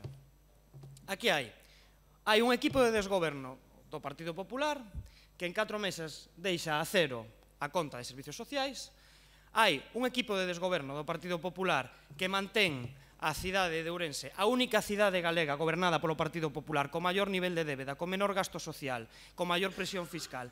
E non asume nin pinga de responsabilidade na súa xestión, nin pinga, pero que nin pinga. Nunca se plantexou o Partido Popular asumir nin pinga de responsabilidade. Nós dixemos no pleno que pareceunos fantástico como a concelleira delegada da Morenza asumir responsabilidade aquí por non aperturar a Praza de Abastos. Nin sequera plantexaron algo semellante. Porque para vostedes todo culpa dos técnicos. Unha e outra vez, todo culpa dos técnicos, todo culpa dos técnicos, os técnicos. Entón, hai un equipo de desgoberno que ten unha nula capacidade de xestión e unha falta de diligencia tremenda. E vai a solucionar un dos problemas máis graves que ten este Concello agora mesmo grazas a un acordo suicida co Grupo Municipal de Democracia Ourensana, que eu sei que non falan en termos políticos, pero mira, é moi sinxelo, eu vou explicar. Aquí tes a dereita, porque eu son historiador, non sei se o sabes, aquí tes a dereita tradicional clásica que ven do franquismo. Aquí a tes, é aquí o Partido Popular. Non fagades así porque o vosso pai fundador é don Manuel Fraga Iribarne, un ministro franquista. Aquí tenen o partido clásico conservador do Partido Popular, que tivo unha capacidade fantástica, que foi unha anomalía en Europa, que era aglutinar dende o centro dereita liberal ata a extrema dereita neofascista, ou fascista, ou franquista. E tiveron esa capacidade. Que acontece? Que cos novos tempos empezan a emerxer novas dereitas, a dereita neoliberal, que é a que representades vos, que é a que representa o admirado Donald Trump daquel señor Dalí. Aquel admirado Donald Trump, que sabedes cal é, en que se basea o seu programa? Nos mercados, na regulación dos mercados, en achicar os estados e que haya empresas privadas que o xestionen todo, que a educación pública se xestione como un mercado. O portavoz de Democracia Ourensana leva dende que tivo representación aquí dentro negándose a debater sempre nestes termos. Sabedes por qué? Porque lle afectan. Entón, só fala de alcantarillas, pero despois noutros foros diprendeces como que a educación pública é insostible. Aposta por un modelo sanitario como o estadounidense. Aposta por darlle un cheque de 300 euros ás familias para que lle paguen aos colexios privados e que os colexios compitan entre sí. Esta é a base programática que ten ese partido político de aí. Por iso é normal o que acaba de acontecer. Acaba de haber un pacto entre a dereita. É algo completamente normal, a mí non me parece mal, porque o resultado das eleccións democráticas de maio de 2015, aquí o tedes, é o resultado, Ourense votou dereita, Ourense votou conservadores, e hai a clásica, a tradicional, a franquista e a neoliberal. É así, e así de sinxelo, así de sinxelo. Despois, respondendolle a señora Ana Morenza, a señora Ana Morenza fala agora dos máis necesitados e demais, pero eu voulle poñer exactamente o que decía vostede da reforma fiscal que agora mesmo van a levar cara adiante. O dixo vostede, non o vou dicir eu. En el impuesto del IBI puede ser legal. La misma, repito, como he dicho siempre, es inviable. Es inviable para este concello porque obligaría a reducir los gastos en 6,5 millones de euros aproximadamente. Esto implicaría, entre otras cosas, la imposibilidad de tener ayudas sociales de emergencia, la desaparición de la dependencia en el programa de ayuda a domicilio, la desaparición de la beca por libros, de las ayudas para comedores, de los programas de conciliación familiar, de las ayudas a mujeres maltratadas, del plan de infancia. No tendríamos la posibilidad de arreglar una simple acera, no podríamos realizar ningún tipo de obra de reparación o mantenimiento en la ciudad y un suma y sigue infinito. No podríamos hacer absolutamente nada más que pagar a las concesionarias. Non o digo eu. Dixo vostede hai menos de 15 días, que a reforma fiscal neoliberal que pretende aquel señor Dalí vai a secar os servizos sociais deste concello a futuro, e que non o digo eu, non o di Ourense en Común, non o di o Grupo Socialista, o dixo vostede, a que agora mesmo acaba de asumir isto para solucionar un problema nos servizos sociais. Señor alcalde, eu interpélolle, como vai a financiar vostede os servizos sociais do próximo ano e do ano 2019 con esta rebaixa de 6 millóns de euros? Como vai a afrontar? E eu interpélolle ao señor Pérez Jácome, como vai a ser a Concellería de Servizos Sociais máis dilixente do que é agora mesmo se a incompetencia manifesta da concelleira Sofía Godoy agora lle retiramos recursos? Como? E vostede mesmo o aceptou no seu día. Como? E non nos acusen de falta de negociación. Nós non entramos neste mercadeo, nós non metimos ningún punto do noso programa, nós dixémoslle que o debate sobre servicios sociais se presenta sobre servicios sociais. Dixémoslle renda social municipal, dixémoslle modificar o programa que teñen previsto para Unis do Couto, o servizo da dependencia, dixémoslle que se hai cuartos, falemos de servicios sociais. Falemos de servicios sociais. Moitísimas gracias, señor Vázquez Matos. Solo dúas cuestións, porque fixo vostede unhas alusións moi graves, non? E o llevo a manifestar. Pois mire, sí, estou moi orgulloso de don Manuel Fraga Iribarne, estou orgulloso de pertencer ao seu partido e de habelo escoitado. A min daríame máis medo cando vostede discute os resultados democráticos, porque o mellor o que está intentando impoñer aquí é o Maduro, e iso que me dá máis medo. E mentras os seus ideólogos sean Willy Toledos e persoas así, entonces sí que me daría máis medo. Mentras non se preocupe, esta dereita democrática o vai a seguir sendo. E xa lle garantizo que nas nosas conversas tamén co señor portavoz de Democracia Ourensana adquirimos un compromiso, e o pode decir claramente, de que os servicios sociais van a estar garantidos sempre, sempre. E hai mecanismos dentro do Concello para garantir os servicios sociais. Foi ese o compromiso, un das nosas claves para poder acceder. E a outra, por suposto, vostede pode poñer unha foto estática, pero diga a verdade, se refería a un só ano, e ese foi outro dos nosos compromisos, que non podía ser nun só ano, e iso se conseguiu. Claro, é maior a demagoxia do Partido Socialista, por exemplo, onde falaba dunha remodelación integral de millóns de euros e que non estaría suxeito a unha único tal. Entonces, esa remodelación integral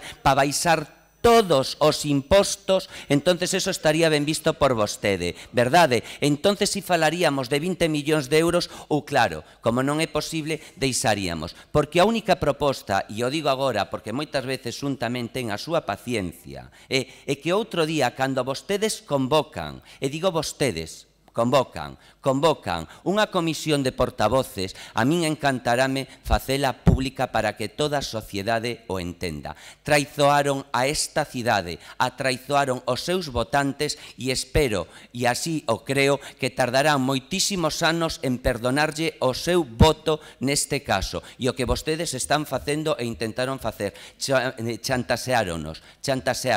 É distinto, eles puseron en riba da mesa unhas condicións moi superiores ás das que estamos a falar. Falaban do imposto de tracción, de vehículos, falaban de moitas cuestións. E chegamos a un punto de acordo. Vostedes era chantaxe emocional. Cando vostedes nesas declaracións e nesa xunta, nesa documentación, que por suposto se dará a todo o mundo, verán como incluso recoñecían que isto non era un problema político. E o recoñeceron e está aí. Moitísimas grazas. Ten a palabra o señor Vázquez Barquero. Sí, a verdade é que na miña vida vin un exercicio de cinismo político tan grande como vivido hoxe. Pois xa é difícil no seu caso. Nunca o vin, señor alcalde. Quedou o testimuño quedou aí. O voceiro de Ourense en Común puso o audio das declaracións de fai 15 días de dona Ana Morenza. Nunca pensei, dona Ana, que chegara a este extremo. Nunca o pensei. Fai 15 días o dixo claramente, yo comentei antes na miña primeira intervención. Vostede decía que era inviable a reforma do IBI tal cual a plantexa Democracia Ourensana. Que fan? Escalonar. O primeiro ano quitan 3 millóns e o segundo outros 3. Por iso, a miña pregunta é: como encaixarán as contas a partir do 2018 e do 2019, recortando per secula seculorum 6 millóns de euros. E de onde van a salir eses 6 millóns de euros? Vostede o dixo fai 15 días, das partidas da Consellería de Bienestar Social. Está no audio, non o invento eu, o dixo vostede, dona Ana, clarísimamente, e non sorría, é gravísimo. Vostedes agora falan de que son os paladís da asistencia social, do bienestar social. Só vexo recortando 6 millóns de euros, que é exactamente o 50% do gasto corrente non comprometido, que é de onde salen moitas axudas para bienestar social. Concretamente as contempladas nos convenios cas entidades sociais. Saen dai. Efectivamente, e esa é a realidade das cousas. Este é un trapicheo entre vostedes e Democracia Ourensana para beneficiar os ricos, os que pagan o IBI. Aí salen máis beneficiados quen? Os que teñen máis pisos e os que teñen os pisos de máis valor. Porque os que teñen un piso pequeniño, que paga un imposto pequeniño, a súa rebaixa é cativa. Sí, non, meu amigo, pero hai moitos cidadáns en Ourense que non son propietarios. E eses non se van a ver afectados por a rebaixa, pero sí se van a ver afectados polo recorte de 6 millóns de euros a partires dun ano. Porque hai unha cousa que tamén queda moi clara: orzamentos non haberá, novos orzamentos non haberá, pero o recorte terá que habelo. E rebaixa no IBI para beneficiar os ricos tamén. Mire, nós non estamos en contra de que negocien entre vostedes, de que cheguen acordos. Como dixo Martiño, é o natural. A esquerda xúntase, fan a foto do sofá, o reencontro do representante do partido, do representante da dereita mayoritaria, co fillo pródigo. Aí está, no seu despacho.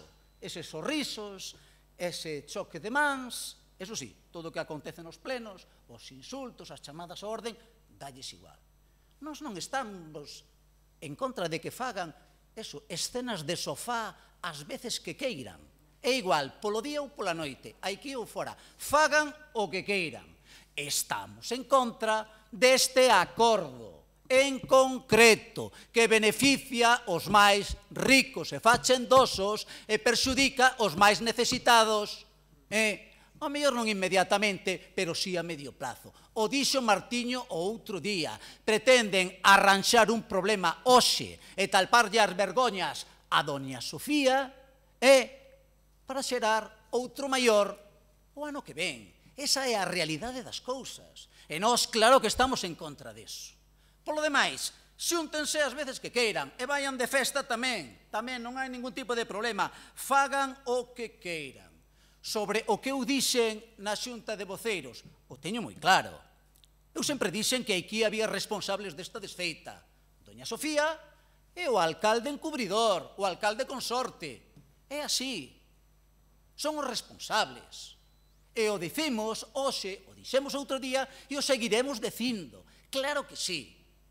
O que non aceptamos é que sistemáticamente vostedes apelen ao argumento de que non poden arranxar problemas deste Concello porque non poden contratar, porque hai unha lei que non se sabe quen sacou da chisteira e que o impide.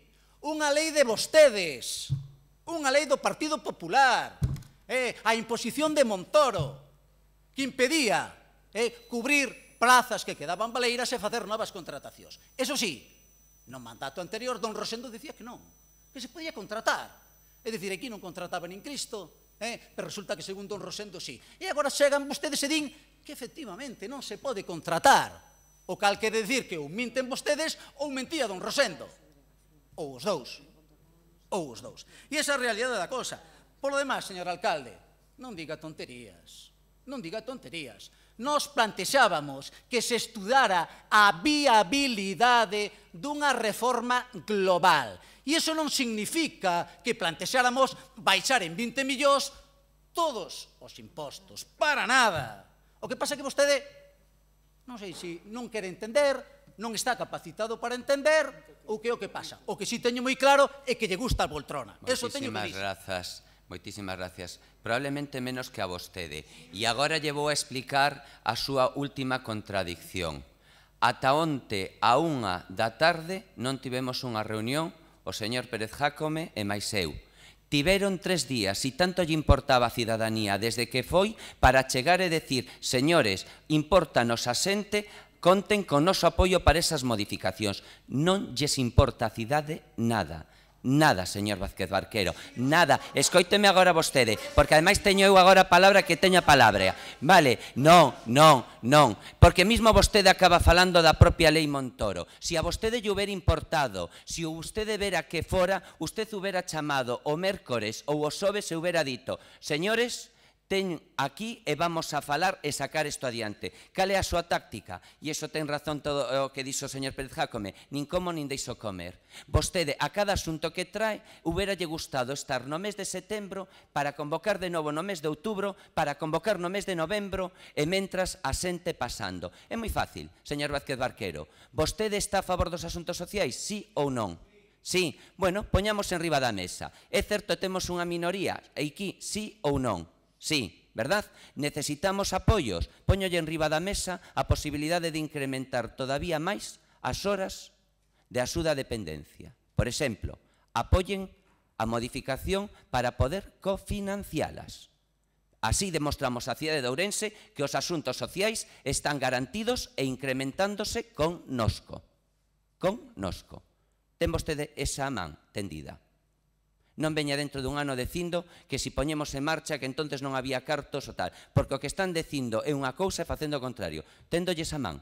Quere máis horas de axuda a dependencia? Podemos chegar a máis centos de persoas e incluso xerar emprego? Poñámonos de acordo. E aquí nós temos minoría, necesitamos cofinanciación para esas horas, cheguemos a un punto de encontro e demostremos a cidade que os asuntos sociais van a mellorar nos vindeiros anos. Porque este acordo con Democracia Ourensana foi acordado. Únanse.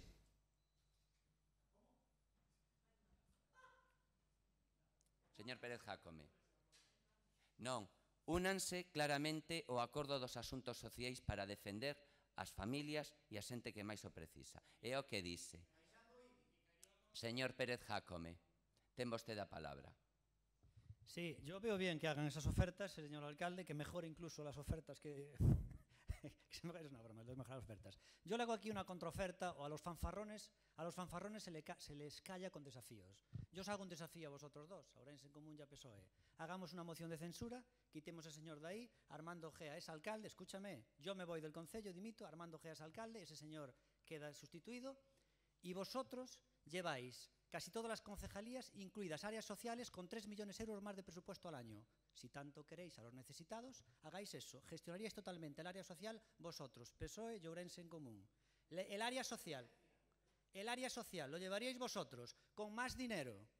El tema del... claro, negociaríamos los presupuestos. Yo dimito, Armando Gea es alcalde y vosotros llevaríais casi todas las concejalías y el peso de este concello. Si tanto quieres esta ciudad y tanto quieres poner tu ideología por delante de todos, acepta esta proposición. Si no, es que eres un fanfarrón. Y te voy a decir varias cosas. Si aceptan, mira, hablabas de los ricos. Marga Martín llevaba aquí el área social. Marga Martín, contigo de concejal, hacía excursiones al Algarve, donde llevaba empresarios de Ourense, gente rica.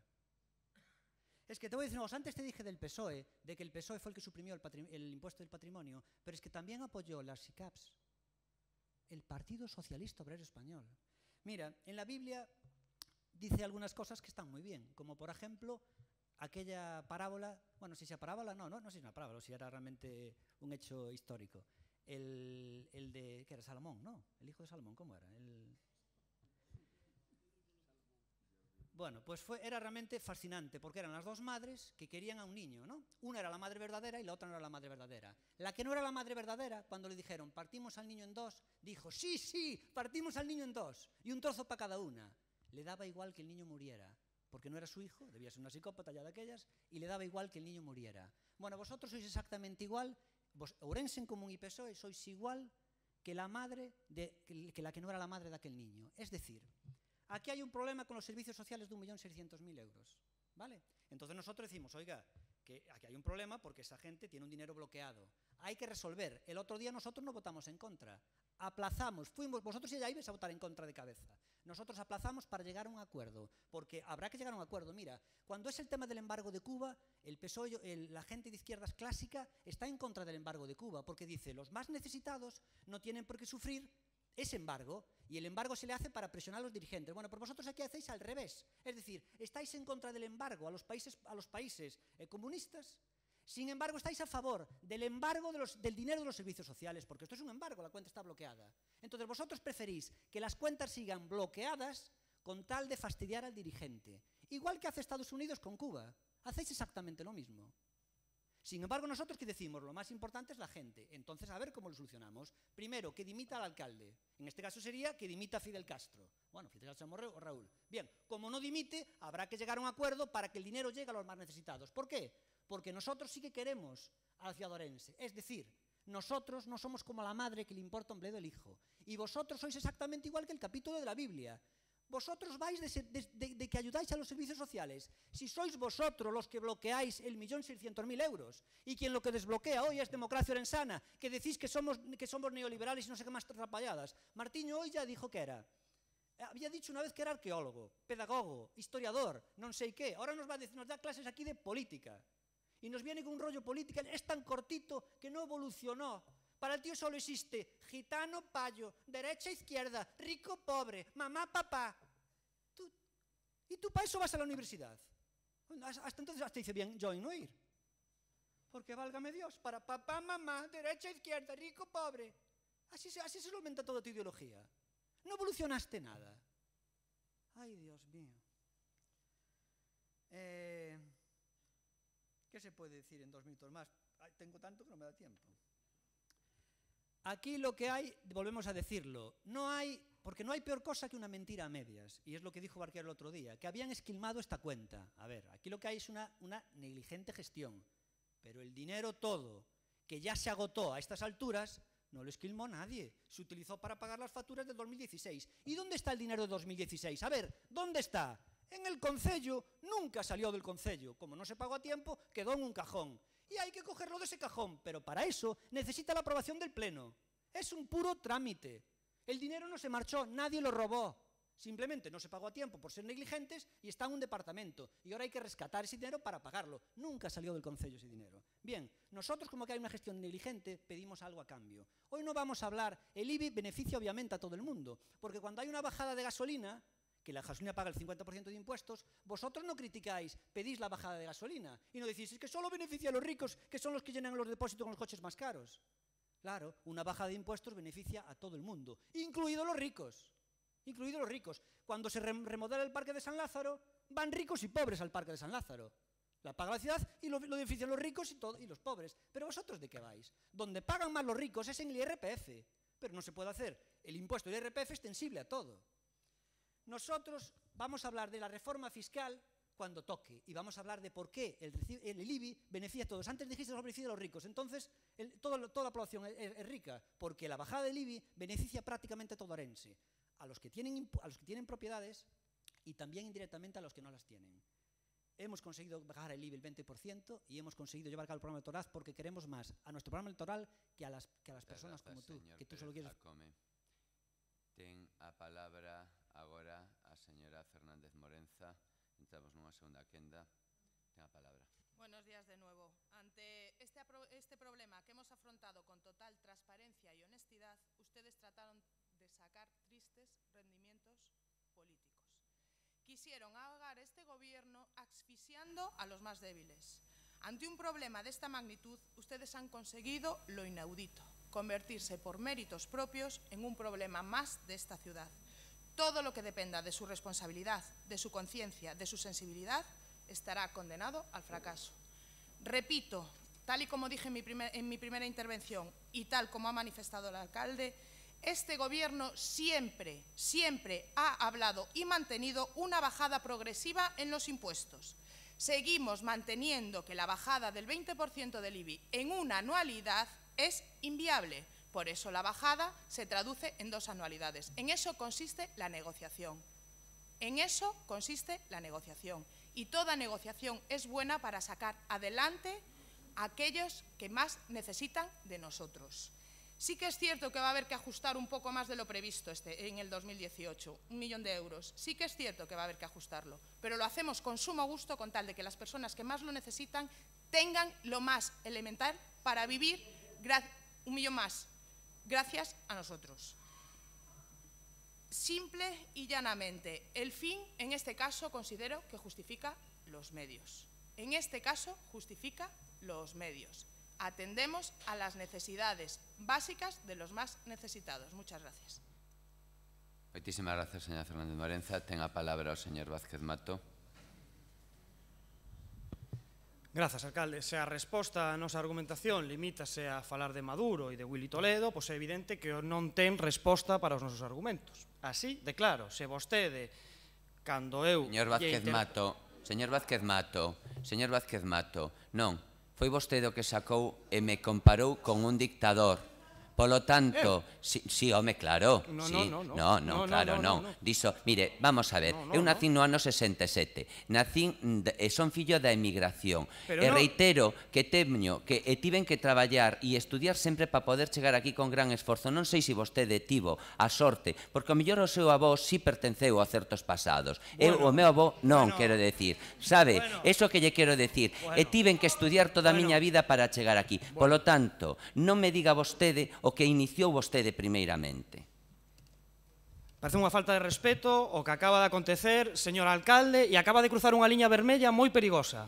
Acaba de cruzar unha liña moi perigosa. Eu non acusei de dictador. Eu dixen que o seu partido político, o Partido Popular, provén da tradición franquista, porque o seu pai político é do Manuel Fraguer Ibarne. Como que non? Pero como que non? Pero como que non? Do Manuel Fraguer Ibarne non foi ministro na época de Frank.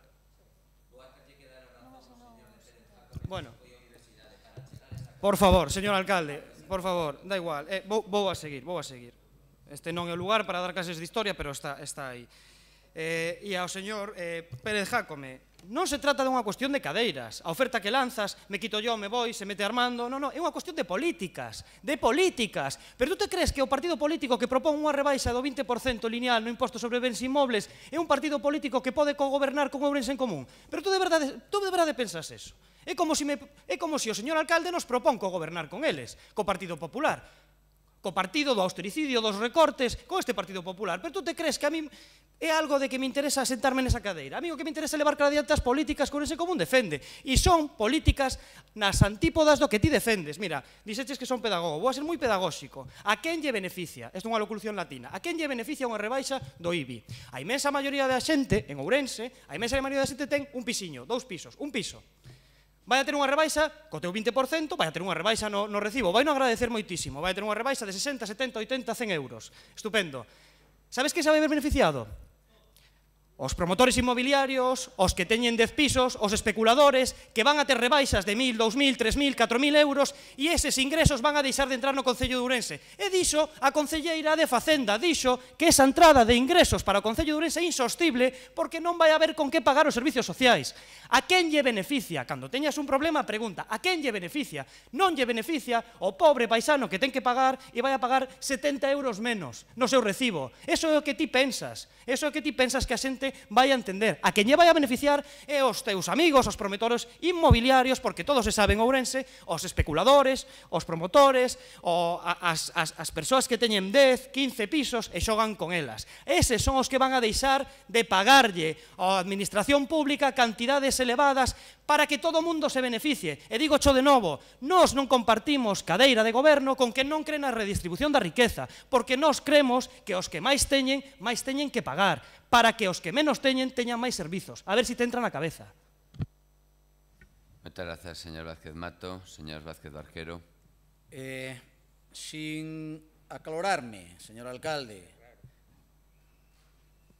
a verdade é que facer alusións á familia dun concelleiro, concretamente ao abuelo de Martiño, é barrio baixeiro. Dígollo así de claro. Martiño non é o seu avó, absolutamente para nada, absolutamente para nada. E non me veña con este tipo de teimas do pecado orixinal. Eso para vostedes. Para os cidadáns do común a cousa non é así. Martiño responde dos seus feitos, non dos feitos do seu avó. Que, por certo, sei quen era, pero non sei cal era a súa ideoloxía, porque a min persoalmente dame igual. Polo demás, o que levo escoitado aquí... Só un segundo. Xa que vostede me interpela a min, claro, non se enfade, senón vostede me interpela, vale? E eu lle digo, totalmente de acordo. O que fixera o abuelo non é el. Polo tanto, o primeiro que comete un erro que tería que pedir perdón aquí é porque a un grupo de 10 persoas votadas democráticamente lles estaba asociando a un dictador e eu non o vou a recoñecer. Por tanto, a única persoa que tiña que pedir perdón inicialmente, vale? Porque, repito, aquí estamos 10 persoas nacidas na democracia e que apostamos por modelos democráticos. Espero que como vostedes tamén. Podo seguir? Bueno, despois o escoitado aquí, pois a verdade é que tamén é sorprendente, non? Porque, por non calificalo de outra maneira, non? Dir que vostedes chegaron a un acordo uns e outros para beneficiar os máis necesitados. Un acordo que xa llo dixen, claramente. A corto plazo solventa un problema de dona Sofía, pero a medio plazo, é dicir, o ano que ven, vai a supor unha merma de ingresos no Concello e, polo tanto, un recorte na área social. É dicir, pan para hoxe e fame para mañá. Todo por a súa claudicación, a súa e a do alcalde. Sobre que o IBI beneficia a todo o mundo, non. A rebaixa do IBI beneficia os que teñen propiedades, bens inmóveis. Eu non os teño, por exemplo. E como a min, haberá máis xente nesta cidade. Polo tanto, nin lle vai, nin lle ven. E de beneficiar, por suposto que non beneficia a todos por igual.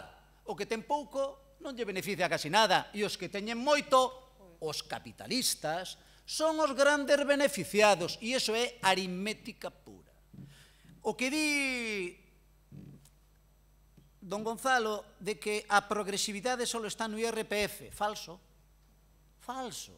A progresividade pode estar en moitos máis impostos. Claro que sí, claro que pode estar en moitos máis impostos, pero eso non o quixeron vostedes explorar, porque a conta estaba feita. Había que beneficiar maioritariamente os máis ricos. Vale, dona Ana, que agora diga que o efecto é só dunha rebaixa d'1 millón de euros e que a conta non me sale. Cando se baixaba o 20% eran 6 millóns de euros. Cando se rebaixa o 10%, supoño que serán 3. Non pode ser 1, como dixo antes. Deixese de lerias. 3 millóns de euros o ano que ven e 6 millóns de euros todos os anos a partir do 2019. Esa é a conta. Moitas grazas. Ten a palabra para acabar esta segunda quenda o señor Pérez Jácome. Hola, antes en mi intervención dije que nosotros anteponemos Orense a las personas, me refiero al tema de las personas de políticas, de los odios personales, no las personas, que no se me malinterprete. Acaba de decir, antes dijo Barquero una frase fascinante, dice, este tema, esta votación a favor de ahora, solventa el problema de doña Sofía, otra vez le volvió a traicionarse consciente. Para nada dice que solventa el problema de los necesitados de esta ciudad que están esperando 1.600.000 euros. Habla solo en términos de doña Sofía. Este problema, ha dicho, solventa el problema de doña Sofía. No, hombre, no. Este problema solventa 1.600.000 euros de los necesitados. No es de doña Sofía. Aquí no se trata de doña Sofía. Se trata de la gente necesitada de Orense. ¿Ves cómo te traicionó el subconsciente? Que solo estás pensando como si fuera una partida de ajedrez. Chimpo a este le presionó más. Solo te fijas en eso. Temas personales. Por eso ese señor sigue de alcalde. Porque no hiciste moción de censura porque era yo. Pero si tú llegas a tener 8 concejales y nosotros 6, ¿quién te vería? ¿No salías de Holper a todas horas? A todas horas estarías allí. No tengo necesidad, no soy músico. Bien. Me hace gracia porque dices que lo del IBI, que es un impuesto súper injusto. Estuviste aquí 8 años. ¿Cómo no lo cambiaste para que cambiara el porcentaje y que los ricos pagaran más? Dime, ¿cómo no lo cambiaste en 8 años que estuviste aquí? Martiño, jamás vi a alguien tan incoherente con tanta jeta. Resulta que, dice, en el momento que sacan lo de Maduro, se acabó el debate. Demuestra que ustedes no tienen ni idea. Y él, minutos antes, sacó el tema de Donald Trump. O sea, que si le quitan lo de Maduro, esto ya se acabó el debate, y él quita antes el tema de Donald Trump. Tú tienes 2 varas de medir. Y siguen.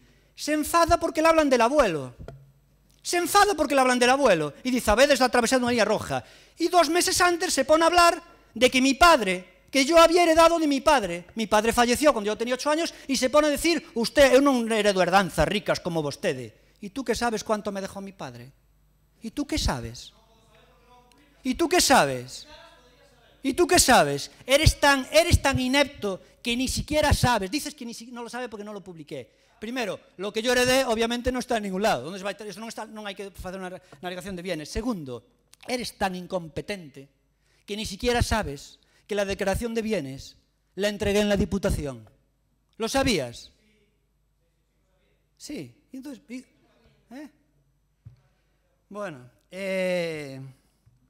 me hace gracia porque criticáis la bajada del IBI, pero si vosotros teníais previsto hacer una del 5+2 y progresivamente solo iba a afectar lo que hacían las otras bonificaciones a un 2-3% de evaluación, para la gran mayoría iba a pagar la misma clase media, la clase media pagaba lo mismo que los ricos. Entonces vosotros tenéis 2 varas de medir, porque sabéis que es muy difícil implementar eso. En definitiva, aquí ha habido una diligencia del Partido Popular que nosotros desbloqueamos para que el dinero llegue a los más necesitados de la ciudad de Orense, 1.600.000 euros, y a cambio el Partido Popular llegamos a un acuerdo con él para bajarle el IBI el 20%, del que se beneficiarán prácticamente todos los orensanos. Grazas.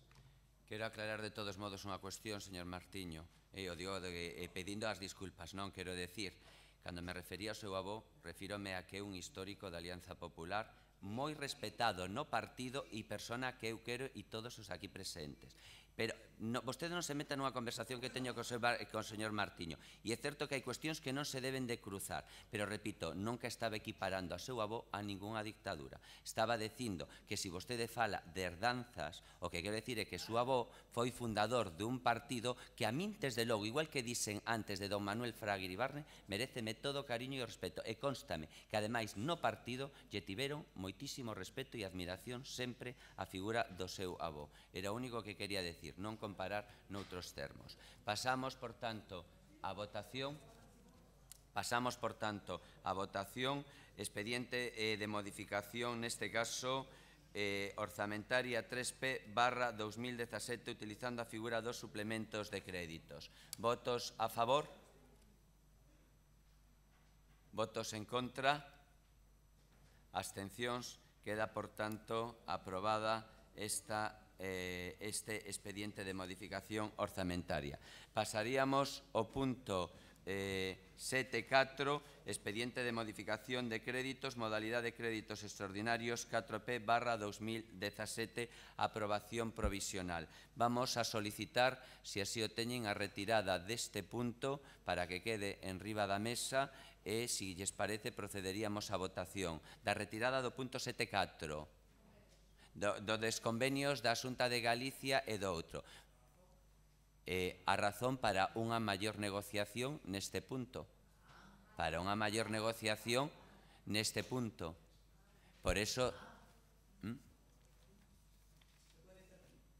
Sí, creo que, por suposto, vostede ten a palabra.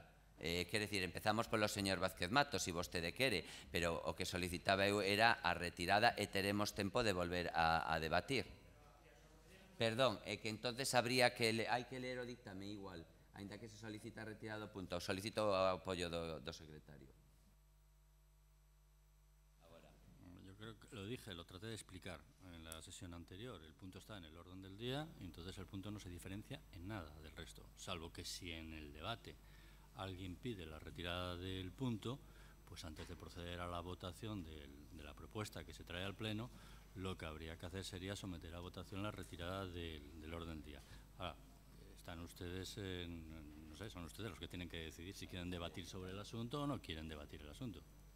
Perfecto, pasamos para dar cumplimento. Entonces, primeiro leeríamos o dictame, despois toman a palabra. Lea o dictame do secretario do Pleno.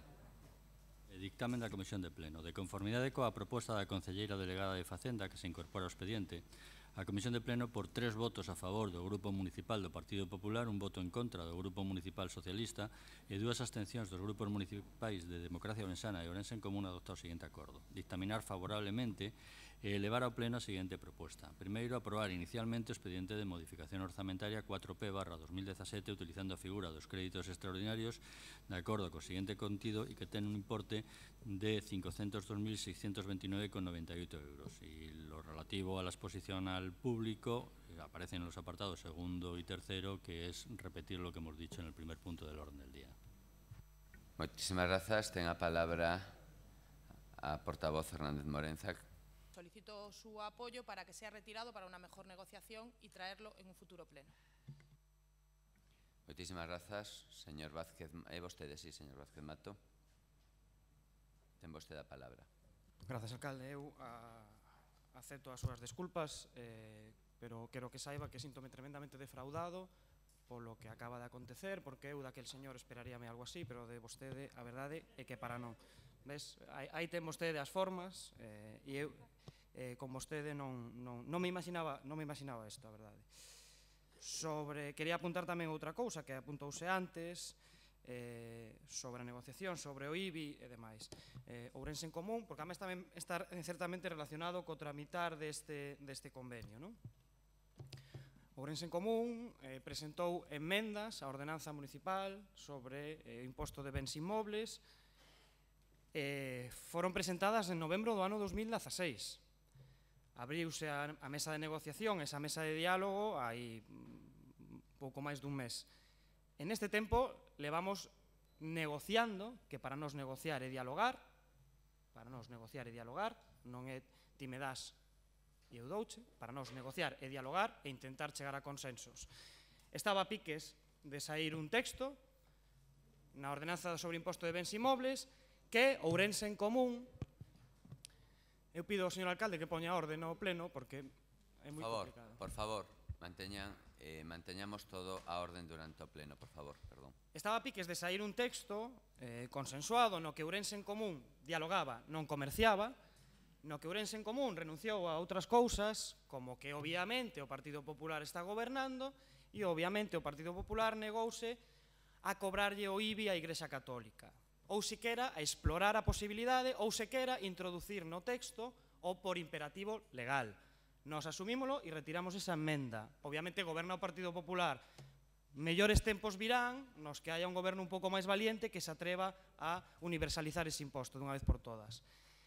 Ourense en Común presentou outra emenda que decía que hai que rebaixarlle a bonificación ás empresas do sector inmobiliario, da construción, porque ten unha bonificación elevadísima con este imposto.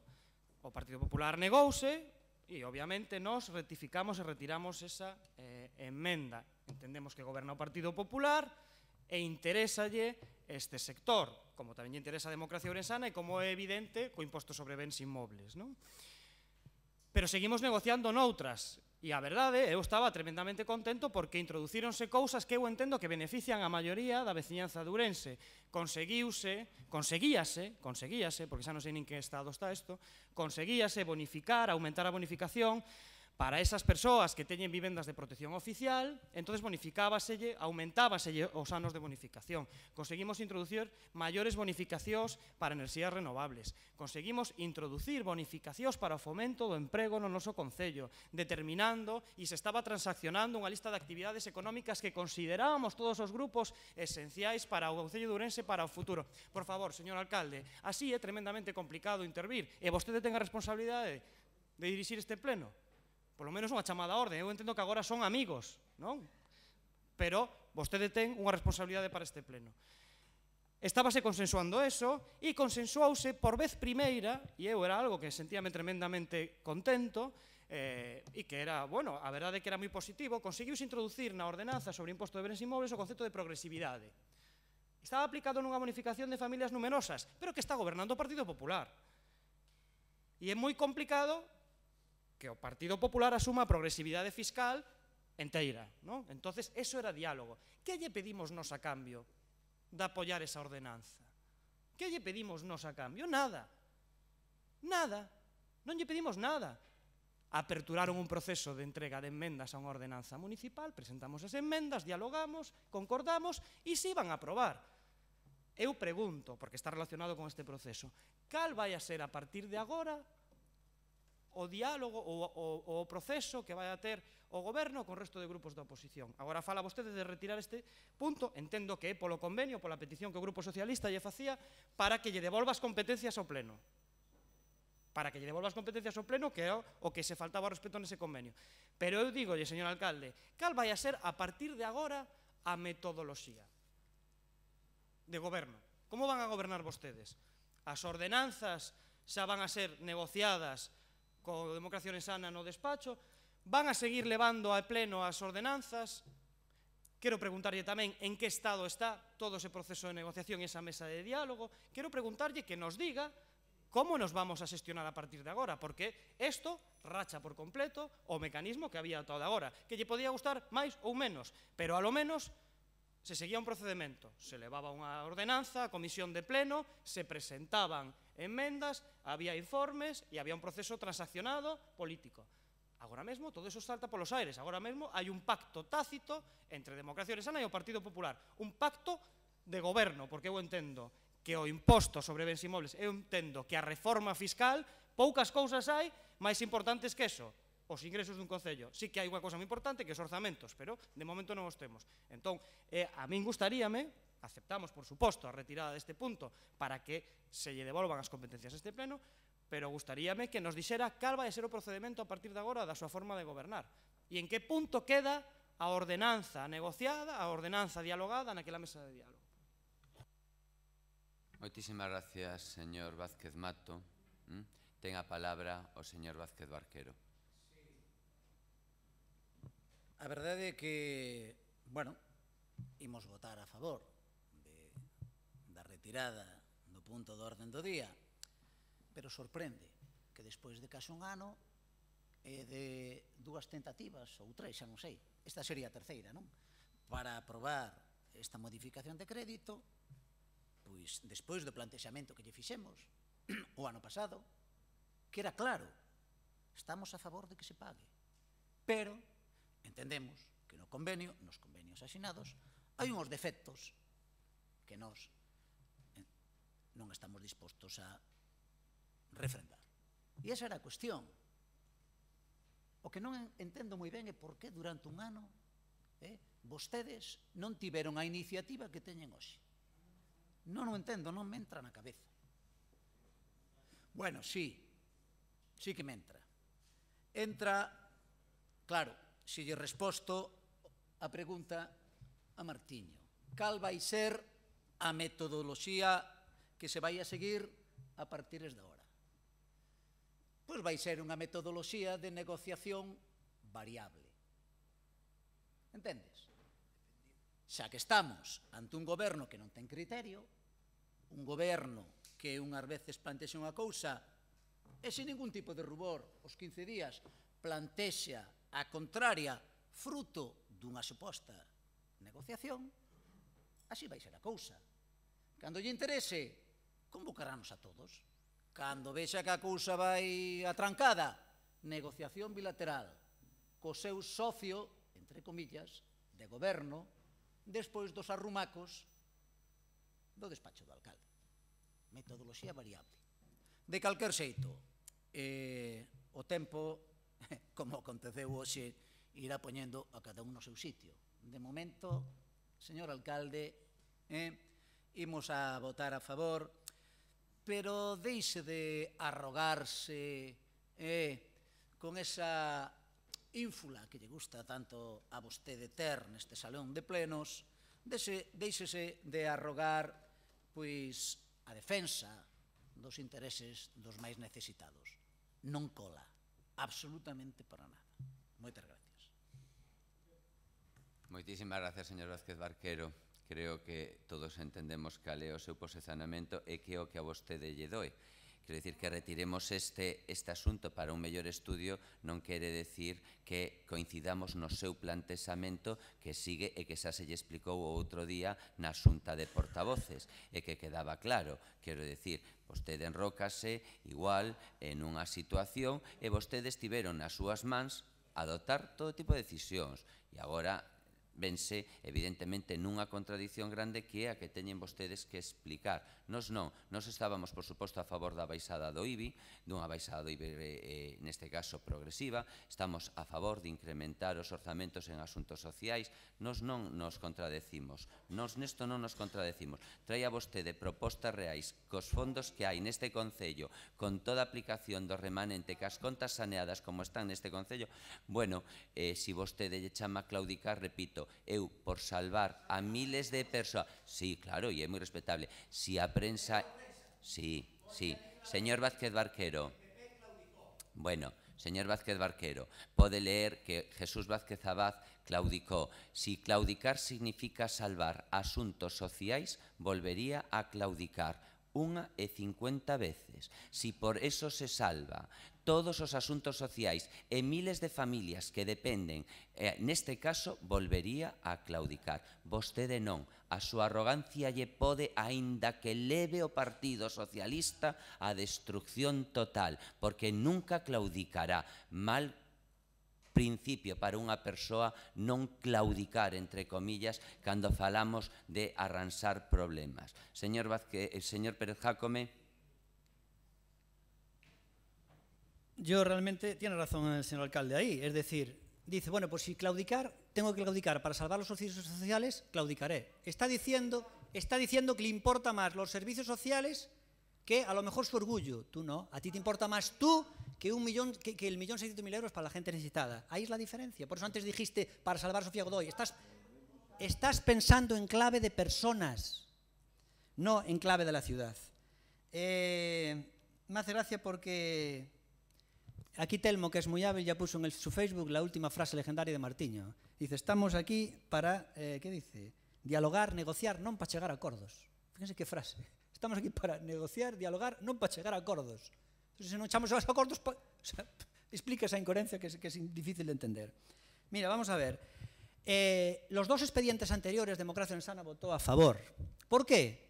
Porque hay proveedores de Ourense que están esperando ese dinero como agua de mayo. Y hay 1.600.000 euros para temas sociales que están esperando el dinero con gran desesperación. Con lo cual, no se podía retener más y esperar más. Sin embargo, aquí hay unos flecos en unos convenios que hay que examinar y en este expediente, la gente que va a recibir el pago, la gente no, los organismos, pueden esperar, porque es la Fundación de Amancio Ortega y creo que es la Xunta de Galicia. Entonces pueden esperar un mes tranquilamente o dos, no tienen la misma urgencia, pero los otros expedientes sí que había urgencia, tanto en prevedores como en servicios sociales. Servicios sociales que al Partido Socialista y a Ourense Común le importa un bledo que estén sin dinero. Lo que quieren es quitar rédito político y desgastar al alcalde, a Sofía y a Democracia Orensana si hace falta. Pero que estas personas estén sin cobrar, le da igual. Y estos son los que van de sociales. Vosotros no sois sociales, hombre. Si vosotros cuando tenéis la reunión de partido, lo único que habláis es de temas de la cúpula del poder, de cómo llegar a la cúpula del poder del PSOE, de las primarias, no sé qué, nunca habláis de ideología. Y aquí lo acabáis de demostrar. Os importa un bledo de los servicios sociales. Es mentira todo lo que decían antes de que tenían previsto una reforma fiscal que ya era progresiva, porque solamente era progresiva, no es que se prohíba, tenían previsto hacer ciertas bonificaciones a ciertas familias numerosas y luego con ciertos temas condicionado a ciertas personas, ¿no? Y a ciertos organismos. No hay nada más universal y mejor que Democracia Orensana, que es bajar el 20% a todos. No hay que hacer ya ni solicitudes, ni burocracia, nada. ¿Tú te crees que un comercio que abre, que está pendiente de cómo ser competitivo en el mercado, puede perder 7 días o 8 mirando cómo tengo que hacer los trámites de una subvención para que el IBI del concello me desgrave 75 euros? ¿Tú te crees que una persona como yo, en un pequeño comercio, que tienes que competir con las grandes plataformas webs, me voy a poner ahí a cubrir formularios para que el concello me rebaje 75 euros de IVA porque voy a ser competitivo y meto energías renovables? Pero tú nunca tuviste un comercio y Martiño tampoco. La gente que tiene un negocio tiene que estar a vender. Y tú, que estás aquí político, cóbrame pocos impuestos sin que yo haga trámites. Que bonificaciones ni rollos. Un 20% para todo el mundo es lo más eficaz. Y por eso todo el mundo en las redes sociales está feliz. Incluso la gente de las redes sociales que pulula por los muros del PSOE o de Ourense en Común. Que obviamente está todo el mundo encantado. Porque una persona de clase media o una persona que tenga un piso pequeño y pague 300 euros de IBI, le encanta ahorrarse 60 euros. Pero vosotros tenéis tanto odio a cierta gente que lo que fastidie es que también los ricos se ahorren. Deja que se ahorren dinero los ricos y que se ahorren también dinero los más necesitados. La prueba está en que, ya te digo, si vuestro razonamiento es correcto, para que una facultad de filosofía acepte vuestro argumento, si lo que vosotros decís es correcto, debería ser válido a la inversa. Es decir, si vosotros creéis que está mal rebajar el 20% del IBI, que debería ser progresivo, entonces estaría bien aumentarlo, porque los ricos pagarán más. Entonces, según tu razonamiento, debemos aumentar el IBI un 100% porque los ricos pagarán más. Y a los de clase media te le da igual, hombre, porque una persona que tiene 300 euros, que le subas el IBI le da igual. Entonces, si tu razonamiento es correcto, que bajar el IBI no tiene importancia para la clase media, súbelo y así los ricos pagan más. Entonces tu razonamiento sería correcto, pero tu razonamiento es falaz. Suspenderías primero de filosofía, aunque Martiño es historiador y tú eres economista. Suspenderías. ¿Qué más se puede decir aquí? El tema del IBI. Acaban de cometer otra falacia, que es como si yo pongo este ejemplo, esta parábola. ¿Cómo es?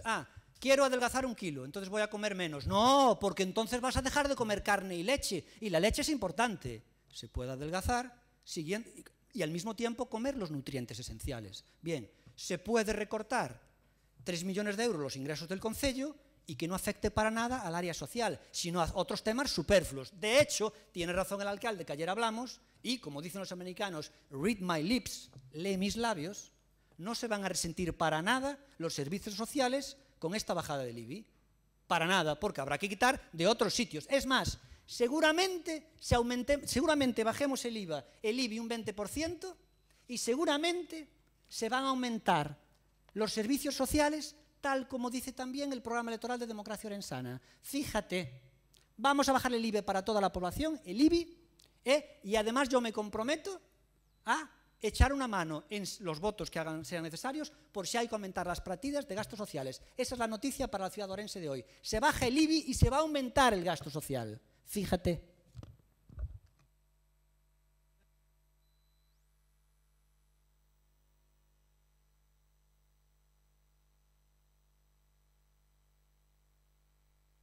Vamos a votación.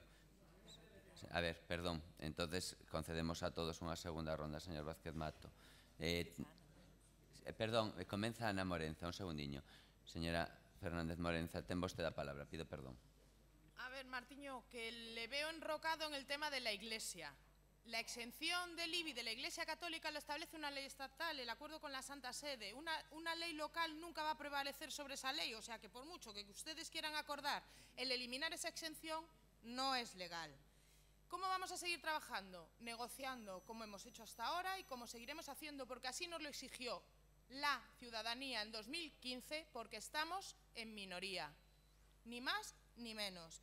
Y con respecto al señor Barquero, no sé por qué se enfada usted tanto por los acuerdos o negociaciones bilaterales con otro grupo, cuando con usted se mantuvo negociaciones bilaterales y no parecía tan enfadado.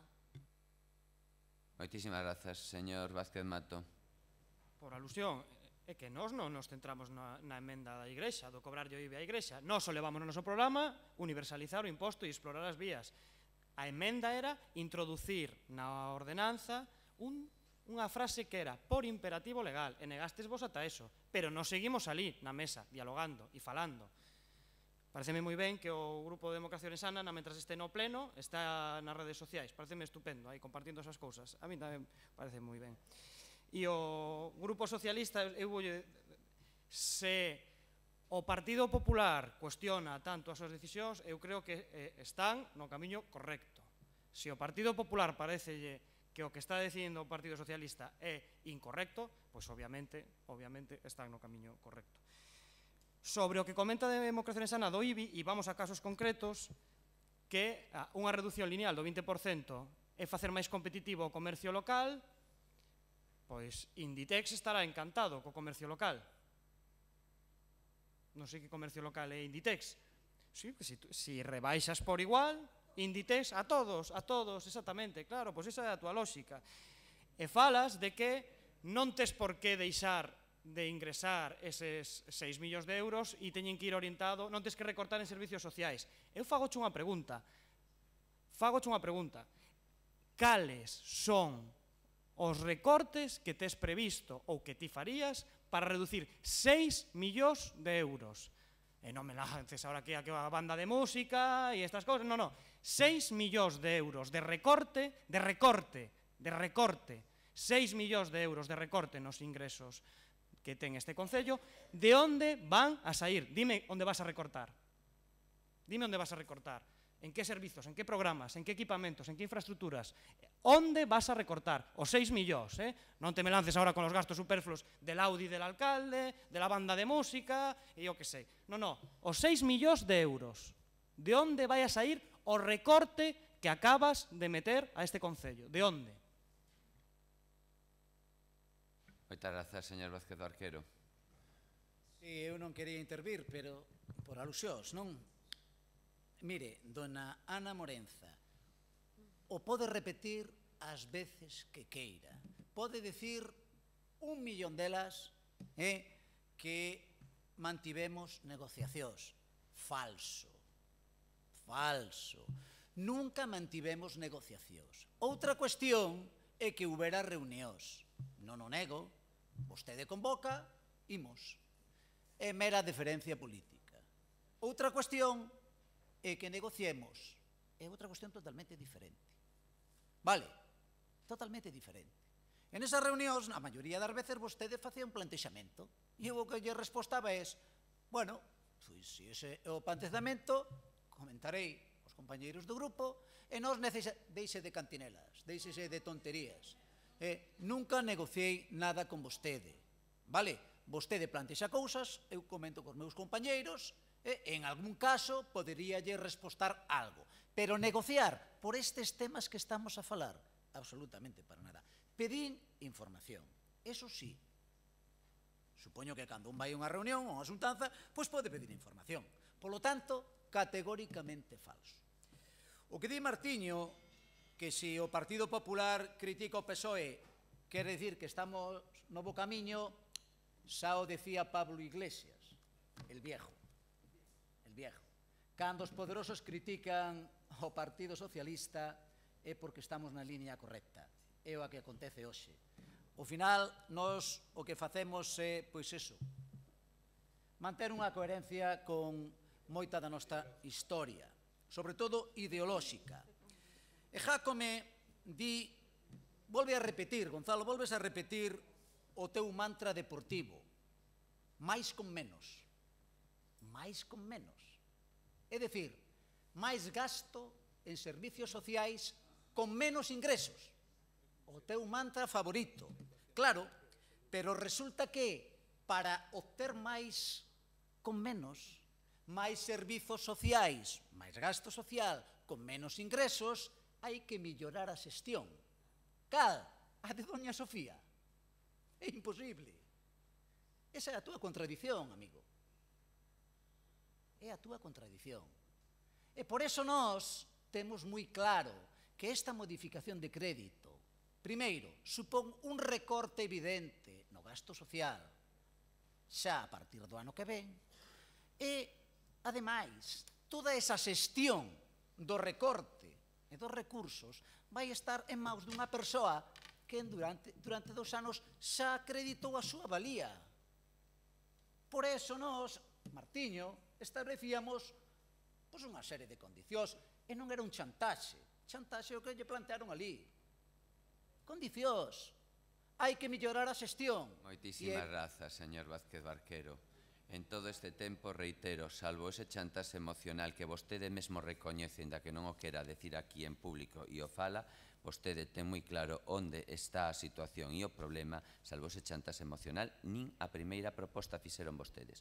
Houberan vido o martes, o mércores e dixeron paren vostedes calquer tipo de negociación e vamos a apoiar asuntos sociais. Outra contradición máis súa, acaba de decir que son fieles aos seus principios de Pablo Iglesias. Pablo Iglesias estou seguro que hubiera votado outra cosa no día de onte. Estou segurísimo. O Pablo Iglesias de ante, non o de agora, porque ese votaría probablemente tipo Maduro. Pasamos, por tanto... Sí, señor Pérez Jácome, por favor. Sí, se enfadan cuando se saca el tema de Maduro, pero él puede sacar el de Trump. ¿Me puedes explicar esa incongruencia? Yo no puedo entender. Por ejemplo, imagínate esto. Martiño quiere que se le hagan rebajas fiscales a las familias numerosas. Es como el Opus. Si yo digo eso, sería una falsa analogía. Estaría mal razonado. Pero él razonaría así. Si yo llego a decir, él enseguida me acusaría a mí de ser del Opus. Yo no, porque sería una falsa analogía. Chaval, tú de lógica no tienes ni idea, pero sí que tienes facilidad de palabra. Y además me gusta mucho Martiño, alguna vez lo escuché en una entrevista, es un chaval tremendamente incoherente, nada brillante, pero sí que es una persona con capacidades, ¿cómo se dice?, académicas. Entonces tiene mucha facilidad de palabra y además me gusta porque habla mejor que la media, en lo que es recursos de palabras, no en lo que dice. Y dicen, levo me ven con toda corporación, Carceción, teño que decilo, co portavoz de Democracia Orensana, porque ten unhas carencias educativas alarmantes. Me gustó como me definió. Bueno, vamos a ver, ¿qué tengo aquí que decir? Antes Martiño decía que estuvo 2 meses negociando con el PP, oye, llevando un trabajo tremendo durante 2 meses y que al final eso quedó en nada. Oye, Martiño, ¿y qué hiciste con nosotros cuando hicimos la moción de censura que estuvimos 2 meses llegando a un acuerdo electoral y al día siguiente dijiste todo esto era mentira? Lo mismo, o sea, incoherente Martiño. Se queja porque estuvo 2 meses negociando con el PP y no llega a nada, cuando él nos hizo 2 meses sentarnos a negociar con DO y al final nos vaciló porque era todo mentira. Pues ya tenía pensado desde el primer día. No puedo entender esa incongruencia. Antes se dice que se enfadó porque yo hice aspavientos. Acaba de decir que tenían unos acuerdos en la reforma fiscal que estaban haciendo en lo que todos los grupos estaban de acuerdo con las enmiendas que él decía que los grupos estábamos todos de acuerdo. ¿Por qué incluyes a DO? Si a nosotros tus propuestas nos parecen una mierda. Entonces mi pregunta es, ¿por qué antes dijiste todos los grupos estaban de acuerdo? ¿Por qué dixeches todos? ¿Por qué mientes? Es como antes cuando dice que yo dije que estoy a favor de la sanidad norteamericana. ¿Dónde lo dije yo? Yo sí que puedo estar a favor del cheque escolar, pero no de que la sanidad americana sea el ejemplo. ¿De dónde lo dices tú? Pero no dije nunca eso. El cheque sí, pero no la sanidad, hombre. Luego habla aquí del tema, sacó antes él el tema de Baltar. Y vuelvo otra vez con el rollo de Baltar. A mí esto ya me está afectando a mi orgullo, Barquero. Vuelves a decir que yo soy el hijo político de Baltar cuando realmente quien ahora denunció a Baltar hijo y quien lo tiene contra las cuerdas es Democracia Orensana. Pero es que aparte dices que nosotros estamos aquí gracias a Baltar. Oye, perdona, es que estás como dando por hecho que Baltar tiene más recursos económicos que nosotros. Y eso me fastidia. ¿De dónde lo sacas tú? ¿Dónde lo sacas tú? Tiene más recursos que nosotros. En tal caso será al revés. ¿Y qué más puedo decir? ¿De dónde vamos a quitarlo el dinero para hacerlo de más por menos? Obviamente no es competencia del 100% de Democracia Orensana decir eso, porque obviamente es el Concello. Pero es muy fácil. Democracia Orensana, si alguna vez gobierna, va a eliminar 12 millones de euros de gastos superfluos. ¿Cuáles? Hombre, no me va a dar tiempo, pero para empezar, las prebendas de los funcionarios que tienen de 500.000 euros, los sobresueldos, el Festival de Cine, 12 millones de euros. Moitas grazas, señor Pérez Jácome. Diso cando goberne él. Probablemente cando gobernen vostedes subirán de novo probablemente de maneira que cando vostedes cheguen subirán de novos impostos.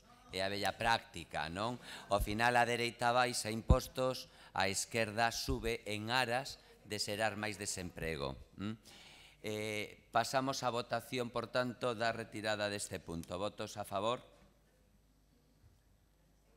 Abstencións, votos en contra, queda por tanto retirado e pasamos ao punto 7.5, expediente de recoñecemento extrajudicial de créditos 2P/2017. Ten a palabra para o dictame o secretario xeral do Pleno. Dictamen da Comisión de Pleno. De conformidade coa proposta da concelleira delegada de Facenda que se incorpora ao expediente, a Comisión de Pleno, por 3 votos a favor do Grupo Municipal do Partido Popular e 3 abstencións dos grupos municipais de Democracia Orensana, Ourense en Común e Socialista, adopta o seguinte acordo: dictaminar favorablemente e levar ao Pleno a seguinte proposta. 1. Recoñecer as obrigas que a continuación se relacionan derivadas de gastos efectuados en exercicios anteriores ao actual a favor dos terceiros que se indican por un importe de 36.482,95 euros. E 2.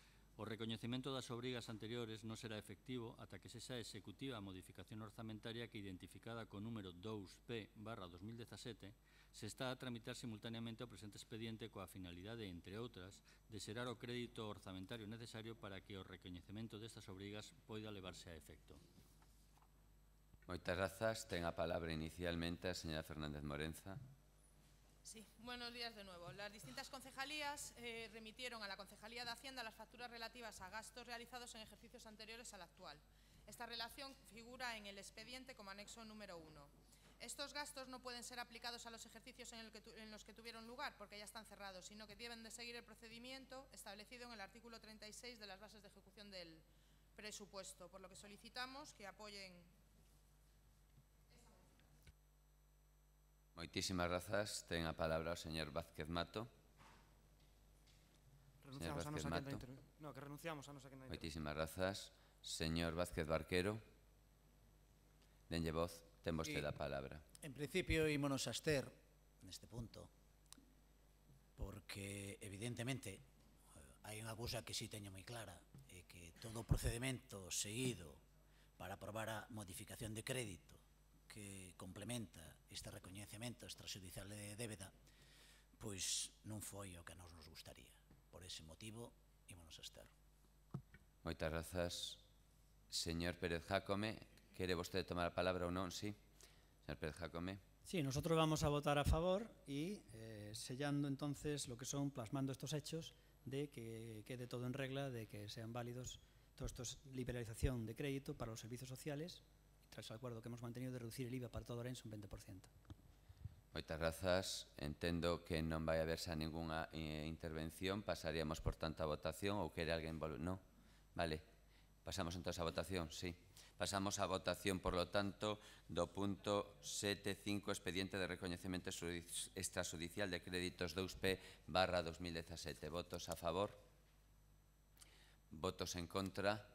Abstencións? Queda, por tanto, aprobada por 18 votos a favor, 9 en... Perdón.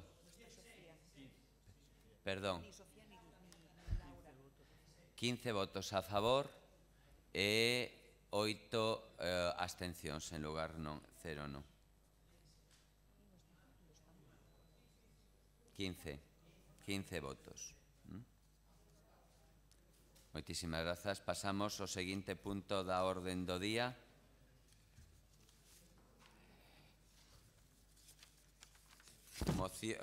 Comenzamos cas mociones. Moción do Grupo Municipal de Democracia Ourensana relativa á paralización do expediente de urbanización do espazo anexo á residencia universitaria de Ourense.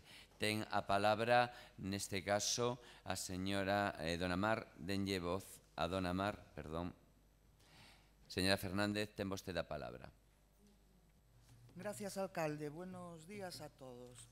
Bueno, tal y como exponemos en la moción, los vecinos de las lagunas y todo el entorno llevan padeciendo desde hace un montón de años muchísimas obras de las que solamente han quitado bastantes molestias. El aspecto de la zona no ha mejorado en infraestructuras, aunque sí ha mejorado se ve un cambio. Desde Democracia Ourensana nos ponemos en contacto con los vecinos y vemos que se ha formado una asociación que a día de hoy tiene allí unos carteles donde marcan que lleva 341 días esta obra parada.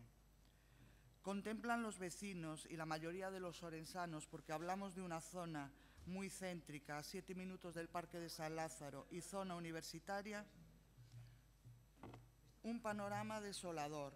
Un descampado abandonado, lleno de maleza, polvo y fauna un tanto indeseada, es decir, un barrizal en invierno y una polvoreda en verano. Estos son alrededor de 26 o 27.000 metros cuadrados.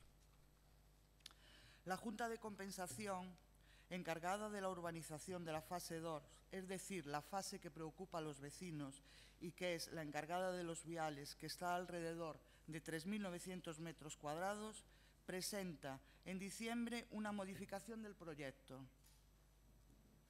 Hechas por nosotros, por nuestra parte, las consultas pertinentes, nos dicen que este proyecto ya ha sido informado por la arquitecta municipal, jurídico jefe del Servicio de Gestión y Planteamiento e ingeniero municipal. Llegado a este punto, falta que vaya a la Junta de Gobierno, pero según parece, ahora necesita otro informe de intervención, con lo cual, entre las alegaciones y volver otra vez al jurídico, nos iríamos a marzo. Lo que realmente le preocupa a Democracia Ourensana es que como algo de semejante envergadura y que afecta a tanta cantidad de población, repito, estamos en zona universitaria, la poca gente que viene aquí viene a esa zona. Recordemos que durante la fase 1, que era la que se encargaba de la residencia universitaria, los vecinos hasta hace poco tiempo estuvieron afectados con los cortes de las aceras, como un proyecto de esta envergadura sigue completamente parado. Ya no es una cuestión de tiempo ni de plazo, sino que es una cuestión de razonamiento y de malestar. Entendemos que hay tiempos y plazos en cada una de estas cosas, pero de lo que dudamos es de la celeridad de ellas.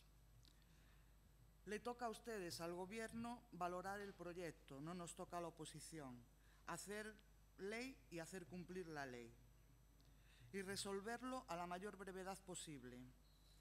Es un grito vecinal de toda la población. Nosotros simplemente somos sus representantes.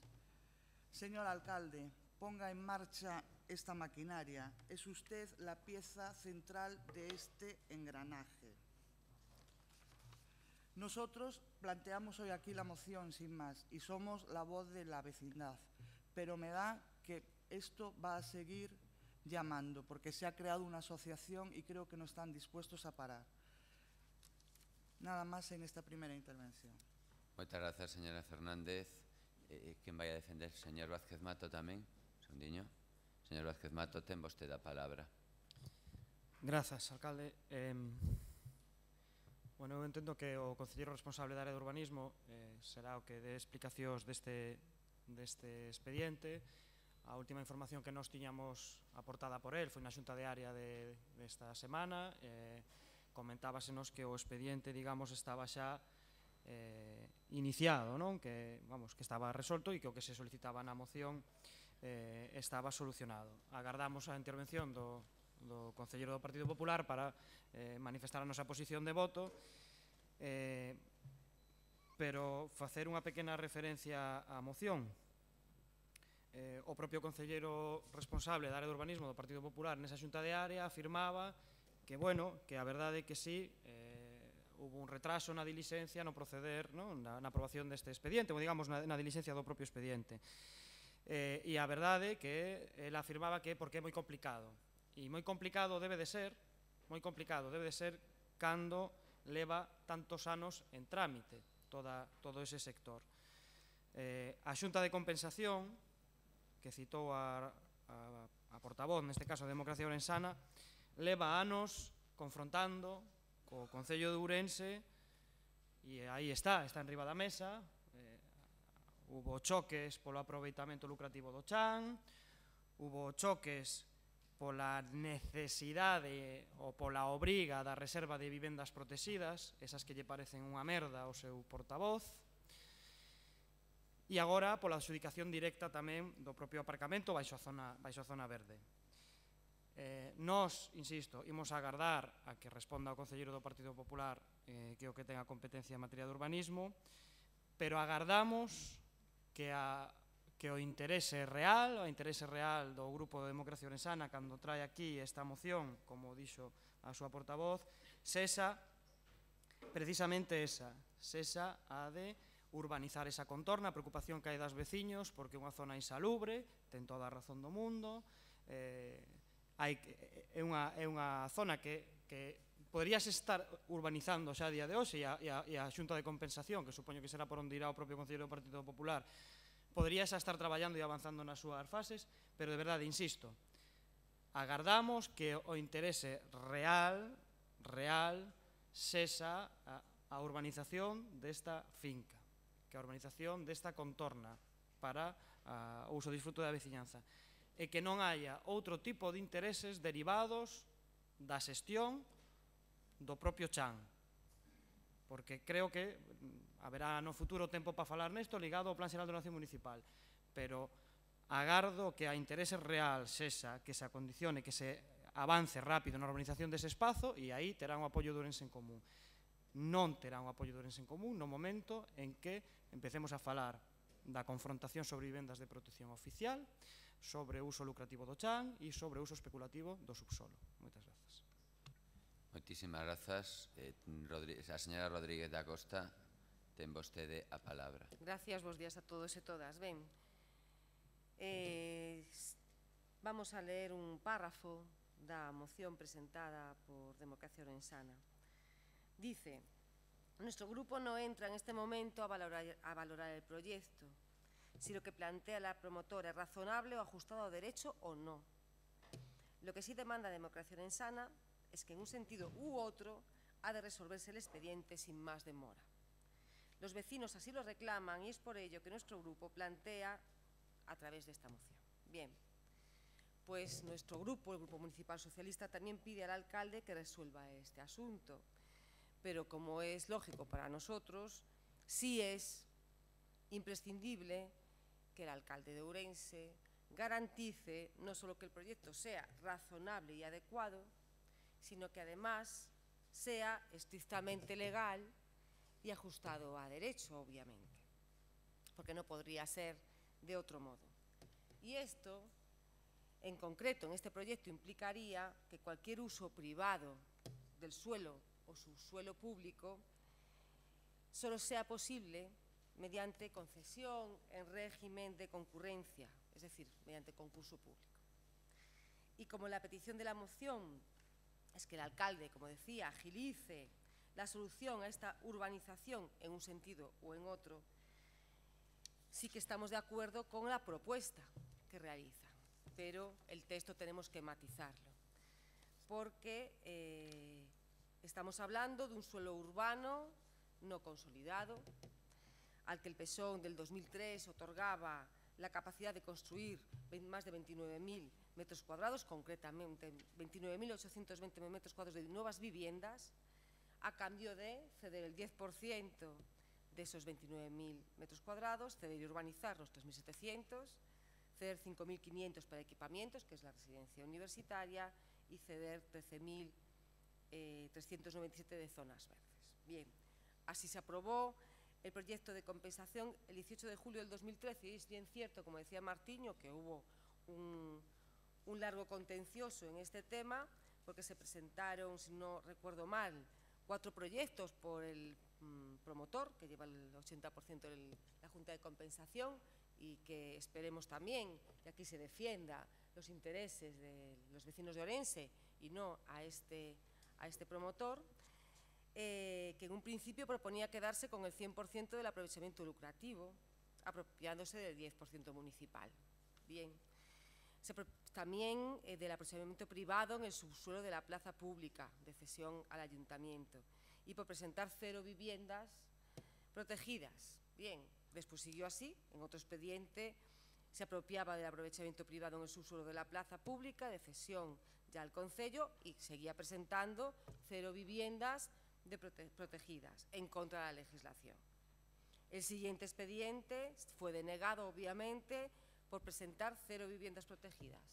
Iba corrigiendo, y el último fue aprobado cuando cede el 10% del aprovechamiento, cuando cede la plaza pública en suelo y subsuelo, y cuando destina un 20% a viviendas protegidas, como establece la legislación. Bien, dice la moción que se presentó en diciembre una propuesta de modificación del proyecto que pretendía mejorar el acceso a los aparcamientos, que, como bien decía, que se habló en Junta de Área. Y solo me resta decir en esta primera intervención que el Partido Socialista estará vigilante de forma exhaustiva de cualquier vulneración del ordenamiento. Y claro que sí, tiene que informar aún el órgano de gestión tributaria y la intervención municipal, pues por supuesto. Y eso pues es el trámite que tenemos que esperar. Nada más. Muchísimas gracias, señora Rodríguez da Costa. Ten a palabra o señor Cudeiro, denlle voz. Señor Cudeiro Mazaira. Gracias, alcalde. Buenos días a todos y a todas. Yo no voy a entrar en todo el trámite de este expediente y de esta área de reparto, porque se inició en el año 1994, o sea que, por lo tanto, quiero decir que bastante compleja debió de ser para llegar desde el año 94 a este momento. Tampoco voy a entrar en el tema del proyecto de compensación aprobado ya por el gobierno anterior en el año 2013, creo recordar, y que exige pues, lo que determina la ley, efectivamente, todas estas consecuencias del 20% de la vivienda de protección oficial, la cesión del aprovechamiento, etc.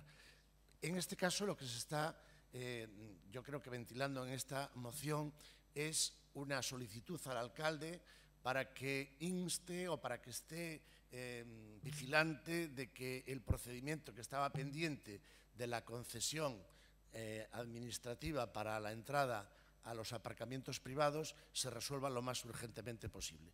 Nosotros vamos a aceptar la moción, si bien es cierto que ya está resuelto en el primer trámite del expediente, porque en la Junta de Área, como he dicho, perdón, en la Junta de Gobierno de la semana pasada, como he dicho ya en la Junta de Área, se aprobó iniciar el expediente de lo que es la concesión administrativa, remitir el expediente a informe de intervención y gestión tributaria y luego exponerlo al público. Y este es el expediente que, en definitiva, estaba paralizado desde hace meses. Es cierto que es un expediente, como dije, que era complejo, no hay antecedentes que yo recuerde en el ayuntamiento de esta misma cuestión y, por lo tanto, dio lugar a diversos informes, tanto de arquitectos como jurídicos del Departamento de Urbanismo, para acabar en el Departamento de Contratación, que, bueno, también el asesor jurídico, que es el que informa, pues tenía sus dudas y dio lugar a este retraso. Retraso que lamentamos, pero que, en todo caso, yo reitero, la Junta de Compensación bien podía actuar en la fase segunda, que es la que está paralizada en este momento, y lo puede hacer ahora si quiere, sin problema de ningún tipo. Pero vuelvo a repetir, no me voy a prolongar más. Aceptamos la moción y trataremos de agilizar en todo lo posible el procedimiento que está en tramitación. Moitísimas grazas. Comenzamos unha segunda quenda. Señora Fernández Dibuja, se así o entende. Ten vostede a palabra. Carmen y Martiño, esto es una moción vecinal. Es una moción vecinal. Yo soy vecina de la zona. La zona está intransitable. Yo no voy a entrar ahora aquí en el proyecto que hay ahí o que deja de haber. A mí me da igual. A mí me da exactamente igual si dentro de ese campo hay un campo de fútbol o un campo de tenis. Si lo hace la Junta de Compensación, lo hace el señor alcalde o viene un voluntario y nos lo hace gratis. Yo lo que quiero es que los vecinos tengan las infraestructuras al día. No se puede estar así, no podemos dar la imagen que estamos dando. Desde el Politécnico y desde la residencia universitaria se ve un paisaje desolador. Y una cosa es ver obras. Está claro que durante 5 años, 6, a lo mejor hay unas obras. Pero, señor alcalde, son 341 días sin una sola máquina. Ahí no trabaja nadie. Ahí el polvo se genera, el barrizal se genera, pero ahí no entra ni una sola máquina. Y es en lo que va esta moción, por mi parte, como vecina de esa zona. Lo que pase, seguirlo. A mí me parece muy bien que sigáis y que estéis atentos. De eso se trata. Y si encontráis algo, hacer cumplir la ley y llevarlo a los tribunales. En eso tenéis absolutamente todo mi apoyo. Pero que se trata de una cuestión vecinal porque de hecho se ha creado una asociación. Nada más. Moitas grazas. Señor Vázquez Mato. Ben, nos pensábamos que o Concelleiro de Urbanismo iba a solicitar a retirada, ao non solicitar a retirada, por suposto apoyaremos a iniciativa, precisamente polo que apuntaba ahora a Concelleira de Democracia Orensana. Imos apoiar a iniciativa pola demanda veciñal de que ese espazo se urbanice e gañar salubridade nese espazo. É necesario, sí, por suposto. O que pasa é que, lamentablemente, no Concello de Ourense, detrás de cada desenvolvemento inmobiliario sempre pasan cousas moi raras. Moi raras. Entón, por eso o tema da cautela, por eso de que a reivindicación para urbanizar ese espazo, a apoiamos e a demanda veciñal e nos instamos a que o goberno sexa máis dilixente no procedemento, por suposto. Pero sexamos cautos co que estamos defendendo, porque moitas veces pola axilidade despistámonos, non? E eu tamén quero facer un chamamento público dende aquí a que a responsabilidade non a ten que asumir só o Concello, que ten que asumir a súa parte de responsabilidade, e este equipo de goberno ten que asumir a súa parte de responsabilidade, pero tamén se lle debe demandar responsabilidade á Xunta de Compensación, que é a que ten a responsabilidade, valga a redundancia, de promover esa obra. E iso tamén é importante que quede claro. Moitas grazas. Moitas grazas, señora Rodríguez da Costa. Gracias.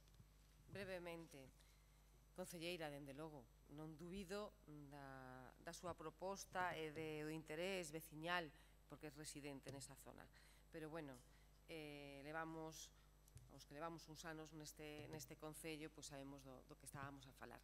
E por iso dicen que a proposta era impecable, pedir ao alcalde que insta a resolución do expediente, por iso a vamos a apoiar, pero tamén decía, e tamén me das a razón nese punto, en que temos que estar vigilantes porque entendemos que hai un proxecto de compensación que foi aprobado no 2013, que a plaza pública é unha cesión xa de propiedade municipal, que hai un artigo concreto da lei do solo que hai que aplicar, que é o 42.7, e entón, pois eso, que vamos a estar vixiantes na forma, que decimos que sí que nos importa a forma en que se leve este expediente, porque os informes realmente os pedimos fai 2 días, pero chegaron ahora, fai media hora aquí a este salón de plenos, entón, obviamente, foi imposible estudialos, faltan, como decíamos, outros informes, pero bueno,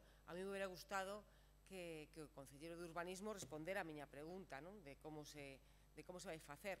Tamén concordo que a responsabilidade do alcalde, do seu equipo, do seu concelleiro e da Junta de Compensación, por suposto, non? E do promotor que xa coñecemos. Polo tanto, imos aprobar a moción. Gracias. Moitas grazas. Ten para rematar esta segunda quenda o señor Escudeiro Mazairas. Simplemente muy breve. Yo, lógicamente, este gobierno estará vigilante de que se haga todo de acuerdo con la legalidad. Por supuesto, solo faltaría más. De hecho, hemos dado buena prueba con el tema de la residencia universitaria y la obligación de la urbanización. Por lo tanto, seguiremos vigilantes y se hará todo de acuerdo con la legalidad. En este momento está informe de intervención y de gestión económica, y luego del trámite de exposición al público se derivará lo que sea y se adoptará el acuerdo de acuerdo con la legalidad. Muchas gracias. Moitísimas grazas. Pasamos, por tanto, á votación deste punto. Tal cual foi presentada, non houve ningunha emenda, polo tanto, votase o punto 7.6 de Democracia Orensana relativa á paralización do expediente de urbanización do espazo anexo á residencia universitaria de Ourense. Votos a favor? Votos en contra? Abstencións? Polo tanto, son 27 votos sí, 0. Pasamos ao punto 7.7, moción do Grupo Municipal Socialista presentada para instar ao Goberno Municipal a que aprobe un plan antes do remate do ano 2017 que permita acadar os niveis positivos do informe de Transparencia Internacional do ano 14. Ten a palabra o señor Vázquez Barquero. Ten vostede a palabra. Ben, bos días a todos novamente. Intentarei ser breve porque penso que a cousa é fácil de entender. Señor Pumar, como se di correntemente, un escravo das súas verbas e señor dos seus silencios. E vou a facer referencia á acta do pleno pasado que hoxe viña nesta convocatoria. O pleno pasado vostede afirmaba: señor Martiño, está ben que trae aquí agora esta moción para que, ao mellor, queden vostedes como os líderes da transparencia. Eu só lle digo unha cousa: nós, desde que levamos gobernando neste concello, levámolo no programa electoral e estámolo a facer. Dixemos que queríamos un goberno máis transparente, que queríamos un goberno máis próximo aos cidadáns, e estámolo a facer. E voulle dicir exemplos. E deu unha serie de exemplos. Claro, eu resposteille: sí, imos por partes. Señor Pumar, non se me veña arriba, non se me veña arriba. Iso de que vostedes traballan pola transparencia, ben. E pódome referir ás súas magníficas dotes de transparencia en diferentes institucións, empezando pola Diputación e continuando por aquí. Son dúcias e dúcias as preguntas e as peticións de información que se formularon polas canles reglamentarias e os resultados están enriba da mesa. Polo tanto, non saque peito. A súa resposta foi: ben, Barquero, como pasa o tempo? Como pasa o tempo? Fálame de transparencia vostede e a súa compañeira de escano, Carmen da Costa. Acórdase cando non convocaban as xuntas de área? Acórdase que esta transparencia era aquela, que dereito á información era aquel, que houbo que intentar ir ao xulgado para que fosen convocadas, e poñemos nome, a señora Áurea Soto non convocaba as xuntas de área. Ben, e cal foi a sorpresa despois dese pleno? Pois que saíron os resultados de xuño do 2017 do estudio sobre índices de transparencia feito por Transparencia Internacional. E este concello acadou un índice medio de 71,9%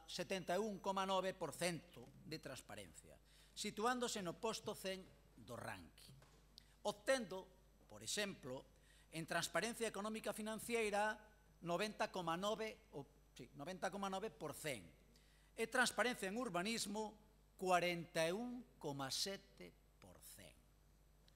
E que acontecía no ano 2014, señor Pumar, cando nos gobernábamos? Pois que a transparencia total era do 90%. e que ocupábamos o posto 56 do ranking nacional, millorando progresivamente a situación de transparencia con respecto, por exemplo, aos mandatos do seu partido cando estaba aquí de alcalde don Manuel Cabezas. E claro, en transparencia económica financiera o índice era do 100%. En transparencia en materias de urbanismo o índice era do 100%.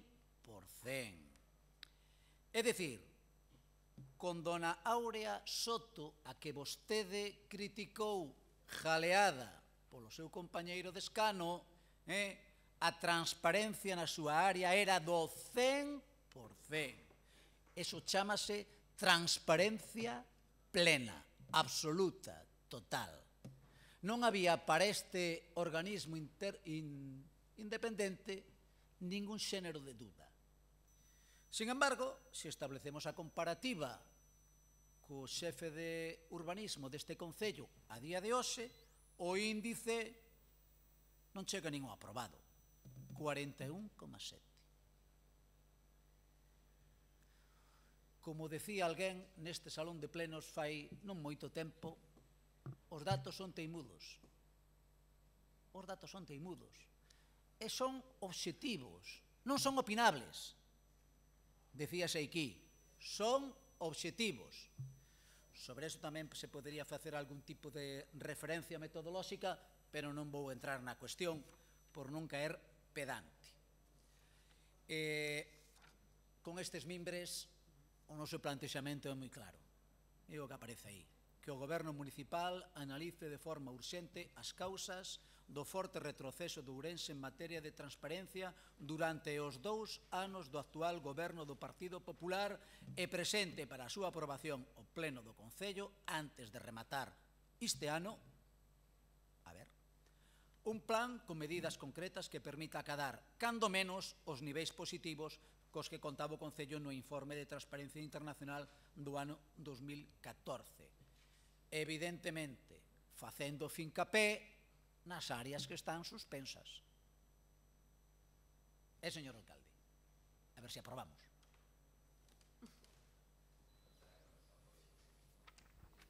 Moitísimas grazas, señor Vázquez Barquero. Ten agora a palabra a señora Piñeiro. Sí. Ten vostede a palabra, señora Piñeiro. Gracias, alcalde. Moi bo día. Transparencia. Transparencia, que venerable palabra, ¿no?, que todos os partidos políticos utilizan nas campañas e nos mítines. Que é a transparencia nas institucións? Para nós é un camiño cara a unha mellor democracia. A máis transparencia, máis accesibilidade nos datos da institución, a unha institución máis accesible, maior participación cidadá, maior control cidadá, a unha maior participación, democracia forte, democracia real, democracia participativa. Cando falamos de transparencia, creo que podemos concretar en tres claves. En que e como se gasta o diñeiro, o acceso a información relativo aos trámites que hai que facer, o que un cidadán ten que facer para acceder a esa información, o tempo de resposta e se hai unha certa arbitrariedade ou non nos tempos de resposta, o rexistro histórico, se que existe algunha plataforma onde queden os datos e non se vayan borrando periódicamente, e o terceiro, o mapa do poder, é dicir, quen se reúne con quen fala con quen, sobre que se fala, a relación que existe en determinadas persoas da función pública, a relación que existe entre determinadas persoas da función pública coa empresa privada, cos lobbies de presión. Cando desengranamos cada unha destas claves, aparecen máis e máis preguntas sobre o que sucede dentro da institución. Realmente concordamos coa moción do Partido Socialista, aínda que é un pelín laxa e pouco concreta, e ten moito de golpes no peito do Partido Socialista. Estamos acostumados a ver mocións así, do PSOE, de autoensalzamento, hoxe no pleno creo que hai dúas. Pero centrándonos no tema, vexamos algunhas propostas de transparencia moi concretas que se debatiron aquí neste pleno. Contratos menores, contratación pública. No tocante a contratación, Ourense en Común presentamos unha moción en xuño de 2016 co seguinte acordo: que se publiquen mensualmente a relación detallada de todos os contratos menores adxudicados e o importe da totalidade das facturas abonadas, así como das pendientes de pago xunto co informe mensual sobre o período medio de pago a proveedores. O Pleno Municipal non aprobou esta moción. O Partido Socialista abstívose. No tocante aos grupos, aos gastos dos grupos municipais, Ourense en Común presentamos unha moción hai pouco, pasado mes de xuño, simplemente para que se consensuara un protocolo de contabilidade definido, un modelo estándar para todos os grupos en relación coa forma de presentarlle as contas a intervención, establecendo un formulario tipo con asentos contables definidos e un procedimento de publicación e transparencia para unha mellor concreción no destino de gasto. O Pleno Municipal non aproba esta moción. O Partido Socialista abstívose. Máis propostas. No tocante ao acceso á información, Ourense en Común presentamos unha moción en outubro de 2016 para o seguinte: que se trasladen á Corporación Local todos aqueles documentos, convenios, contratos, acordos, que o equipo de goberno asine ou posúa e se lle proporcione de oficio unha copia a todas as concelleiras en que teña que ser necesario solicitalo expresamente. O Pleno Municipal non aproba esta moción. O Partido Socialista abstívose. Que temos que facer hoxe, Ourense en Común? Absternos? Non o imos facer.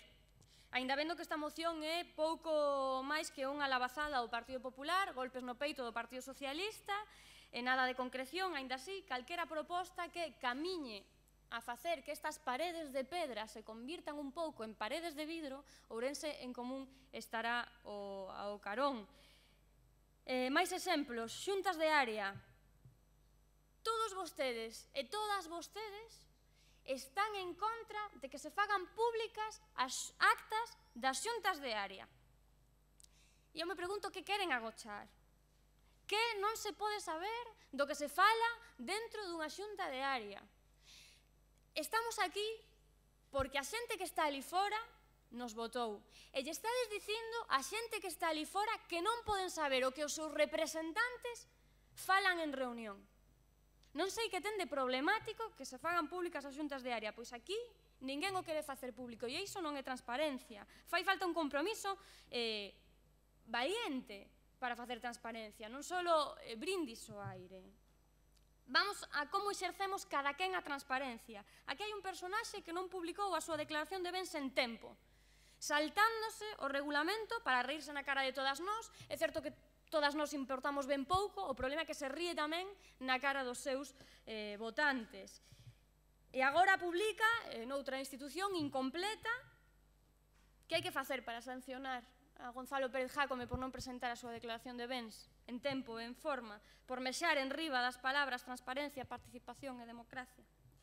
A transparencia non se fala, a transparencia se fai, se demostra, se practica, non se eleva na boca para que quede bonito e para que teña un rendemento electoral. Moitas grazas, señora Piñeiro Prada. Ten a palabra o señor Pérez Jácome. Hola, otra vez. Las personas que se quejan de que yo insulto, como es Ourense en Común, son los que más desprecian a los demás. Fíjese cómo se ha referido a mí. Aquí hay un personaje, un persoaxe. Fíjese, la persona que son al final los que más desprecian. Siempre insultan sin insultar. Es la gente más incoherente y pobre del país que caiga en sus manos, como ya tenemos ejemplos varios, ¿no? De qué pasa cuando los comunistas que no han evolucionado toman el poder, porque hay comunistas que han evolucionado, pero los que no han evolucionado ya vemos lo que pasa cuando toman el poder y cómo insultan a los demás sin insultar. Bueno, pues vamos a ver, esta moción que trae aquí el Partido Socialista me hace gracia porque Democracia Orensana es un partido famoso por destapar y desvelar casi todo lo que ocurre en este concello de temas de irregularidades o noticias de mala gestión del gobierno. Suele ser Democracia Orensana quien suele destapar casi todo, ¿no? Hai temas que incluso los decíamos antes de estar en este concello. Amando Gea fue la primera persona en Galicia que habló del problema de las mimosas, que después se traerá aquí una moción a cabo, no lo traemos nosotros, pero ya lo habíamos anticipado nosotros. Nosotros de aquellas no estábamos aquí en el concello. Pero me hace gracia porque aquí la moción que trae Barquero, realmente hoy Barquero no ha seguido una ley no escrita que se suele hacer, yo creo que en este concello. Y es que cuando un partido político destapa un tema, pues no se le pisa la moción y no se le apodera a uno de la moción. Es decir, el tema que hoy ha traído aquí Barquero, basándose en un informe, pues fue desvelado por Democracia Orensana y de hecho aquí lo dice, por ejemplo, ya el 14 de julio el Faro de Vigo. Habla de varaparo al Concello de Transparencia al situarlo en un estudio en los últimos puestos. Y como bien dice el Faro de Vigo, y también creo que había publicado La Voz, pues dice que unos datos de los que se hizo eco ayer el grupo de Democracia Orensana para reactivar sus críticas. Este tema lo destapó y lo filtró a la prensa Democracia Orensana. Normalmente cuando se hace eso suele ser el partido que lo destapa el que lleva la moción y no que los demás le roben el protagonismo y que le registren una moción de algo que destapó Democracia Orensana. Es algo feo, ya le digo, es un pacto, digamos, no escrito y creo que el Partido Socialista hoy pues actuó mal porque un tema que habíamos destapado nosotros y que era una moción que teníamos que llevar nosotros, pues hoy se apoderan de ella. No pasa nada porque lo que importa aquí es el fondo, que es lo que habíamos hablado antes, es decir, realmente acaba siendo lo mismo, pero simplemente es un detalle feo. Respecto a todo esto, pues bueno, es un tirón de orejas obviamente al grupo de gobierno, pero también es verdad que muchísimos informes en los que se dice que hay una transparencia máxima, realmente no la hay, porque es una mentira. Por ejemplo, las cuentas del concello, para decirlo de los bienes, la declaración de bienes de cada concejal, antes decía Ourense en Común, fíjese en qué está preparado Ourense en Común, en qué tiene la cabeza, en sancionar a Gonzalo Jácome por no presentar la declaración de bienes. Es decir, en vez de perseguir al grupo de gobierno que maneja 100 millones de euros del concello de Ourense, nosotros hemos denunciado al grupo de gobierno en la Diputación, a la anterior, a nosotros hacemos eso. Estos, en vez de ir por el grupo de gobierno de 100 millones de euros, viene por un concejal de la oposición, atacando a la oposición, y además por una chorrada. Dice que la presenté incompleta. ¿Cómo incompleta? Yo la presenté como marca la ley, la Diputación. ¿Cómo puede decir que es incompleta? Es una ignorante. Y aquí no la insulto, la defino. Dice que presenté la declaración de bienes incompleta. ¿Cómo la voy a presentar incompleta? Presentaré la que me pide la Diputación. ¿Cómo la voy a presentar incompleta? Es una forma, obviamente, de protesta esta maniobra que hemos hecho nosotros, el tema de la declaración, por lo siguiente. Fíjense si es tan absurda esta declaración de la que Ourense en Común están tan contentos de que exista en el concello de Ourense, que se pide que los concejales presenten las cuentas bancarias, pero no cuánto dinero tienen. ¿Sirve para algo esta atrapallada? ¿En qué cabeza cabe que sirva para algo presentar una cuenta bancaria sin poner el importe? ¿Dónde está ahí el control? Ninguno, es solo de cara a la galería. Esa norma, esa ordenanza, esa de aquí del concello de Ourense, esa normativa, la había implementado el anterior alcalde, Agustín, para disimular. Y entonces parece que los políticos están controlados. ¿Cómo va a estar controlado un político si tiene que poner el número de cuenta y no le importe? O sea, realmente es una chorrada. Nosotros creemos que quien tiene que vigilar eso es Hacienda, pero en caso de que se haga como se deba, en caso de que se quiera hacer a los ojos de todo el mundo, no hagamos leyes que parece que sirven para controlar, pero que solamente son un paripé. Moitas grazas. Ten a palabra por un espazo de 6 minutos o señor Pumar. Buenos días, gracias alcalde. Buenos días a todas y a todos. Bueno, en primer lugar, me reafirmo en mis declaraciones del pasado mes, señor Barquero. Me reafirmo totalmente y me voy a explicar el motivo, ¿no? Primero tenemos que partir qué es transparencia y qué obligaciones tienen las administraciones públicas con dos leyes que emanan de transparencia. Una ley estatal del año 2013 y una ley autonómica del año 2016. Me sorprende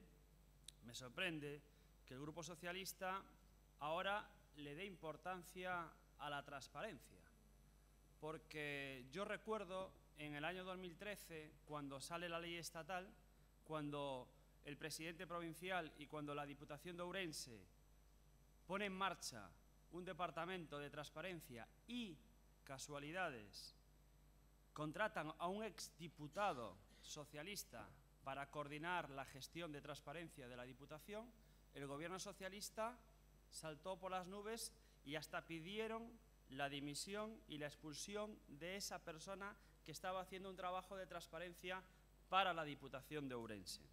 La Diputación de Ourense fue pionera en transparencia. Yo soy el presidente de la Comisión de Transparencia a día de hoy en la Diputación. Lo que le puedo decir es una cosa, que su grupo político socialista, a pesar de que la Diputación de Ourense es la más transparente de Galicia. ¿Perdón? Bueno, pues bien. Perfecto. A pesar, señor Barquero, que su grupo socialista de la Diputación, a pesar de que la Diputación tiene el mejor ranking de transparencia, pleno tras pleno critica la transparencia de la Diputación. ¿Cuál es ese doble lenguaje? ¿Estamos a favor de la transparencia o no? Pero le voy a decir más, señor Barquero. Yo leí el informe de transparencia, por supuesto, pero le voy a decir, Transparencia Internacional es una de las entidades estatales, una de las que pues, evalúa lo que es la transparencia de los organismos públicos, una de ellas. En el año 2014, cuando se hizo el último estudio, era muy reciente la ley estatal. A día de hoy hay otras entidades que evalúan lo que es la transparencia. Y le voy a explicar. Mire, Transparencia Internacional evalúa 80 indicadores, 80 ítems, que le llaman ellos. Indicadores estáticos, donde te dan un formulario y te dicen que hay que cumplir o no cumplirlo. Y son indicadores estáticos. Y le hago esta reflexión al señor Jácome porque tiene una frase de él que es: lo medible no es opinable. Lo medible no es opinable. Son 80 indicadores que se evalúan en un momento dado y a partir de ahí queda 3 años el resultado de Transparencia Internacional. Pero tiene más valía otra plataforma que me gustaría que la conocieran, que a lo mejor no la conocen, que es esta que está en la televisión, que para que veamos todos, donde DINTRA es la primera plataforma global de la sociedad civil para la transparencia y rendición de cuentas de las instituciones. Esta plataforma mide 151 indicadores, es decir, de 80 de Transparencia Internacional, 151, ¿vale? De los cuales 85 son demandados por los ciudadanos, es decir, que son los ciudadanos los que dicen qué es lo que quieren saber de las instituciones. Y el resto es lo que obliga la ley de transparencia. Pues fíjense ustedes, en esta plataforma, donde hablamos de organismos públicos, donde evalúan a ministerios, a comunidades autónomas, aparecen lo que son ayuntamientos y municipios. Que, por favor, si ahora esto va perfectamente para que lo vean. Vamos a capitales de provincia, y en capitales de provincia, pues vemos ahí. El primer ranking lo tiene Vitoria-Gasteiz, pero lo que es el Ayuntamiento de Ourense, con esos 151 indicadores que le estoy diciendo, señor Barquero, y los grupos de la oposición, el Ayuntamiento de Ourense estamos en el puesto 16. Ayer estábamos en el mismo puesto porque esto se evalúa diariamente. Es decir, esto diariamente tiene una connotación mucho más positiva que lo que tiene Transparencia Internacional. ¿Qué nos quiere decir? Que Ourense, a día de hoy, somos la tercera ciudad de Galicia, hoy, de más transparente de las 7 grandes ciudades. Importante de esto, como señor Jácome, usted creo que me está entendiendo lo que le estoy diciendo, Transparencia Internacional es una entidad más estática, mide cada 3 años, pero esto tiene mucha más importancia. Tiene más indicadores, mide lo que quieren ver los ciudadanos y día a día está el fiel reflejo de la transparencia de los diferentes ayuntamientos. Si vamos al Ayuntamiento de Ourense y picamos,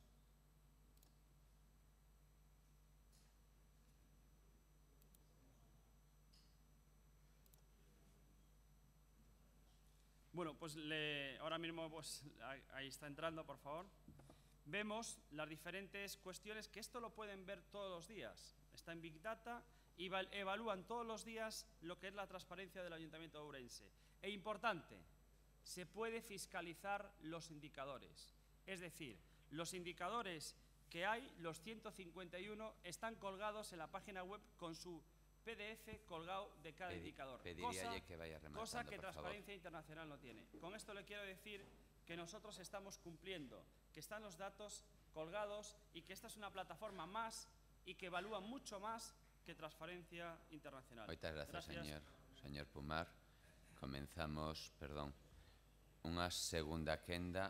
Sí, perdón, novamente o señor Vázquez Barquero.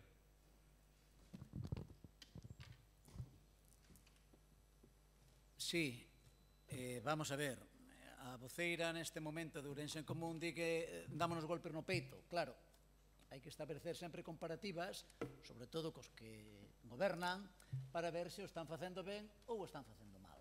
A realidade das cousas é que no que estamos a falar, antes acadábase un resultado e hoxe acadase outro. E seguro que os nosos datos tamén eran mellorables, vale? Non todas as áreas, pero por suposto que en algunhas. Que o PSOE abstívose noutros casos de petición de máis transparencia. Claro tamén, porque entendíamos que era factible mellorar as nosas cifras cas obrigas existentes. Pero claro, atopámonos hoxe con que este goberno, en vez de mellorar, empeora. E por iso traemos aquí esta proposta que din vostede que dixo que non tiña forza, que non tiña contundencia.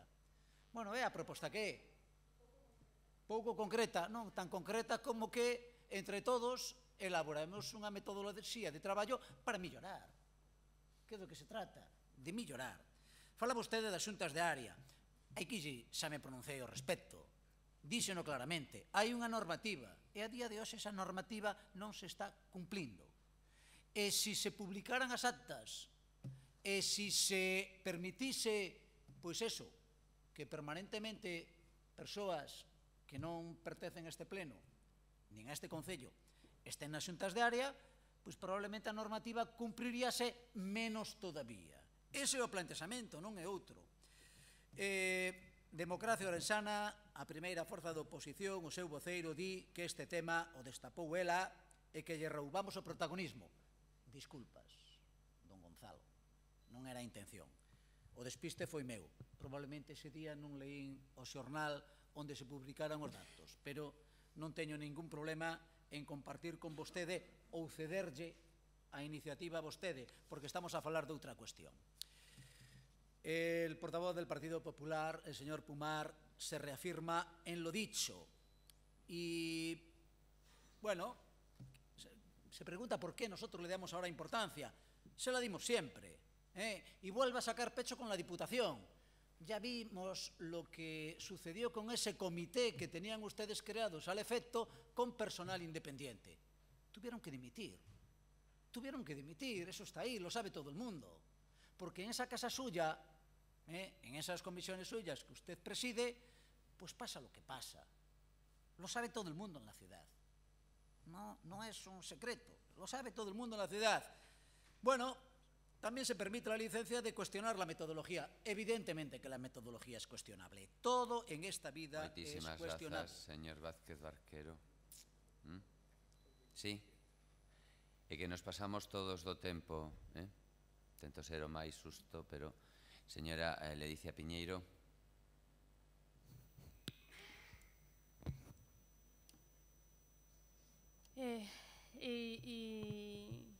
O personaxe tragicómico pasa 3 minutos. Señora Piñeiro, por favor, poñemos entre todos, porque si tragicomedia é unha definición. Perdón, bueno, estamos así, definición ten toda palabra, vale? Toda palabra ten definición. Entonces, evitemos nós, eu, vostede, o señor Pérez Jácome, todo o mundo, por favor, porque se empezamos así xa vamos a acabar mal todos e xa volveremos de novo e ao final non nos centramos. E estamos falando dun tema e eu valoro que se trae aquí e que, repito, contará con o noso apoio porque a todos nos hubiera gustado ter un 100%, polo tanto, recoñecemento implícito do noso tamén fallo ou fracaso momentáneo. Pero entonces, asustémonos este debate, que é importante, por favor, todo o mundo. Ten vostede a palabra, señora Piñeiro. A traxicomedia é un xénero dramático. Aquí o vivimos constantemente. Hoxe, por exemplo, estábamos nunha peza do Teatro do Absurdo, esperando a Godot, na que non hai avance, hai un recorrido circular todo o tempo. Os protagonistas chegan un momento dado en que se preguntan e se nos aforcamos, pero non o fan e continúan esperando a Godot, pero Godot nunca chega. Algo así me pareceu o das cartas sobre o tema da Praza de Abastos, que non chega nunca Godot. É un erro creer que as concelleiras da oposición non temos deberes, nin temos obrigas. É un erro creer. Nos presentamos ás eleccións para gobernar ou para estar na oposición, pero asumindo unha serie de obrigas e de responsabilidades, entre outras, publicar a nosa declaración de bens. Que non nos parece ben o formato que hai, que nos parece que é incompleto, que podría ser máis completo, perfecto. Ourense en Común, na súa página web, publica a destas 3 concelleiras moito máis completa a declaración de bens e poderíamos chegar a un acordo para que aquí tamén fora moito máis completa, moito máis real e moito máis veraz. Eso, dende logo. Que a presentaxe na Deputación? A Deputación é ese lugar onde tes tantos amigos, ese sitio. Estaría ben que a presentaras aquí tamén, Estaría ben que a presentaras aquí tamén. Que prefires presentarla na Deputación? Ti verás, ti saberás por qué. E agora hai aquí como unha disputa de a ver quen ten a mellor entidade, a mellor, non sei, consultora, cuáles son os mellores ítems. Falemos de cuestións concretas de transparencia, como as que trouxemos aquí a estes plenos, nas que este pleno non quixo aprobar. En que podemos mellorar? En que cuestións podemos mellorar? Que se publiquen as contratacións menores, que se fagan públicas as actas das xuntas de área, que se publiquen mellor os gastos dos grupos municipais. Esas son cousas concretas para mellorar na transparencia. Que unhas consultoras contradicen a outras. Bueno, quen paga a orquesta elixe a música. Entón,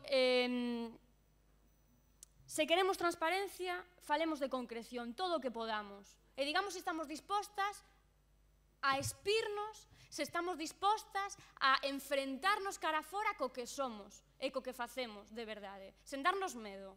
Fagámoslo con valentía. Non é tan fácil, é moi fácil falar de transparencia, pero facer transparencia non é tan sinxelo. Hai que ter valentía, hai que dicir, eu non teño nada que esconder, aquí estou, podedes mirar. Moitas grazas, señora Piñeiro. Pasamos ao señor Pérez Jácome. Señor Pérez Jácome. Hola.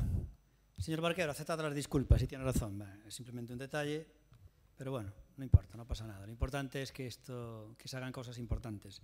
Esta realmente no la es, porque aunque nosotros creemos que denunciamos eso, ya que a ustedes les gusta el tema de las escalas de transparencia y todo eso, pues nosotros obviamente lo denunciamos para que vean que incluso que prueben su propia medicina. El motivo por que nosotros lo filtramos a la prensa esto y lo denunciamos es para que prueben su propia medicina, que vea que incluso ustedes, que le gustan estas trapalladas, le suspenden. Es para lo que realmente lo denunciamos. Pero no estamos a favor de controles de trapalladas porque realmente todas estas escalas de control, de transparencia y de control a los políticos no sirven de nada. Lo que había que reforzar era realmente a los inspectores de Hacienda, que son los que realmente tienen que hacer este tipo de gestiones.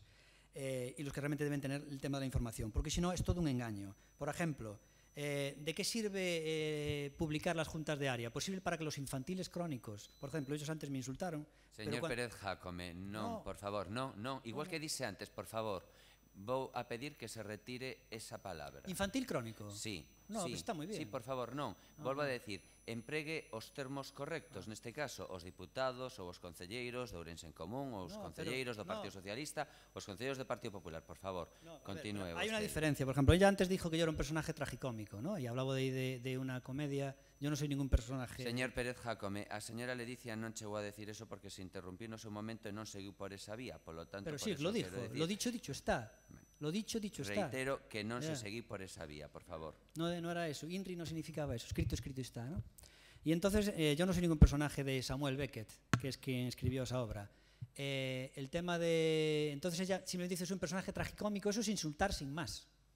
Sin insultarse mal. Sin embargo, si yo digo que son infantiles crónicos, argumento por qué, que es muy distinto, ¿no?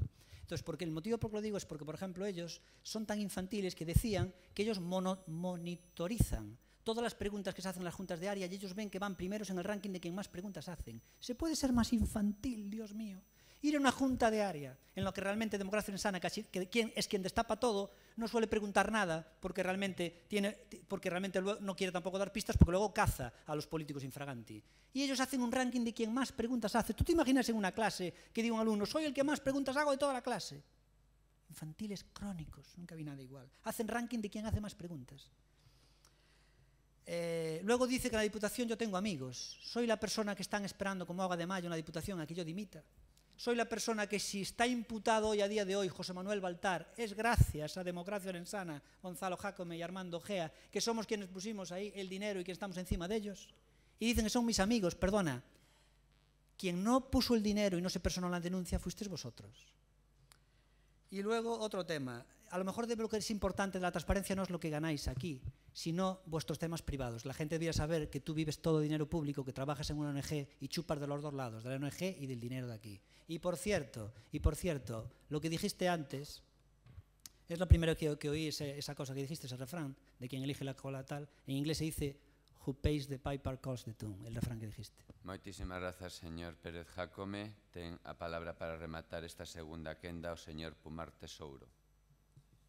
Bueno, pues muchas gracias. Bueno, no me quedó claro el posicionamiento de Democracia Orensana en esta moción. No sé cuál va a ser el sentido del voto, pero bueno, señor Barquero, nosotros estamos a favor de la transparencia. Vamos a estar a favor de siempre mejorar lo que es la transparencia en esta institución, pero le invito, por favor, a que vea esta plataforma, que es mucho más completa, tiene muchísimos más datos que Transparencia Internacional.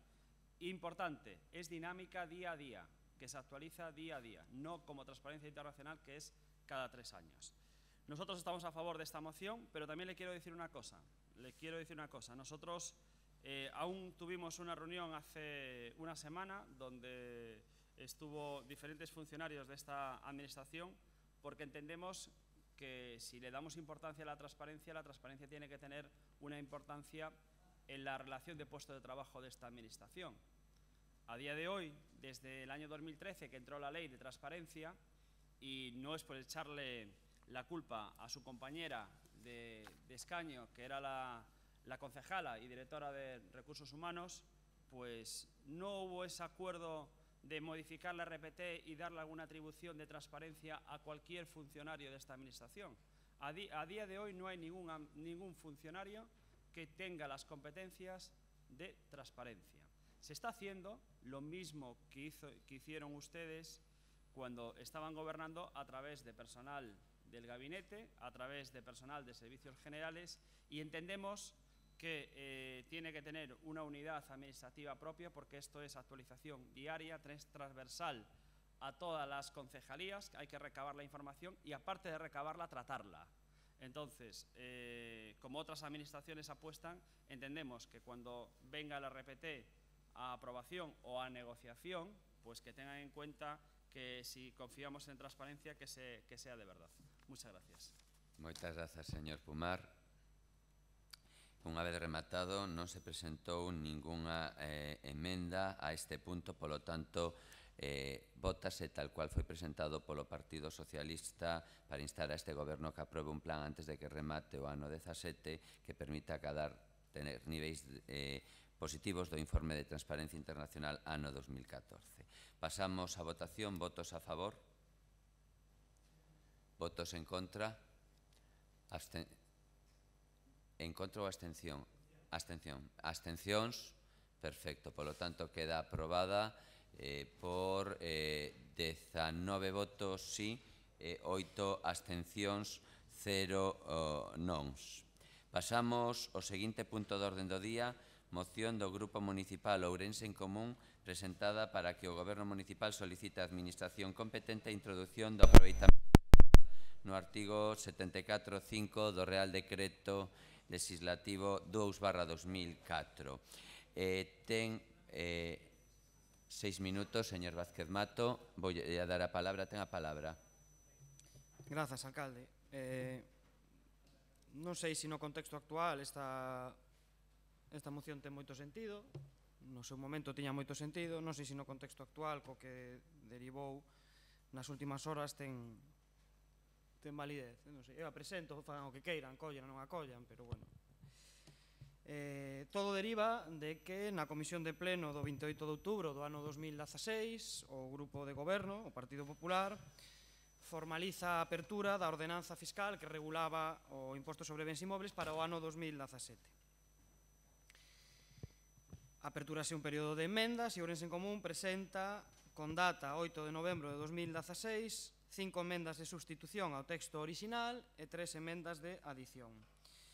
Presentamos as emendas porque entendemos que a xestión municipal debe ser responsable e dilixente e creemos que os concellos deben e poden xestionarse de mellor maneira. Deben ser a casa de todas e para iso é necesario volver a restablecer pactos de confianza, neste caso nos impostos.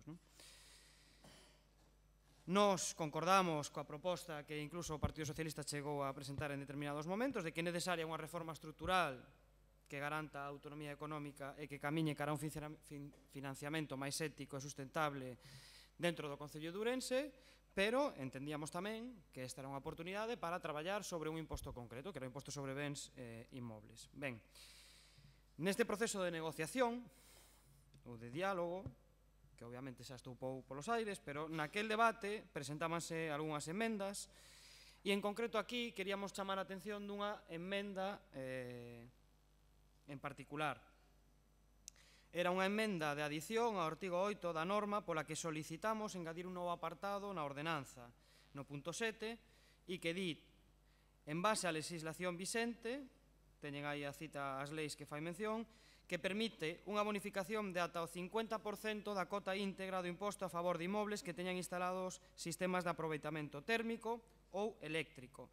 A nosa proposta era, en base a este marco normativo, que se poidera bonificar como enerxía renovable a enerxía termal, digamos, a xeotermia, que como todas sabemos, e creo que todas defendemos, é unha fonte de riqueza que ten o Concello de Ourense.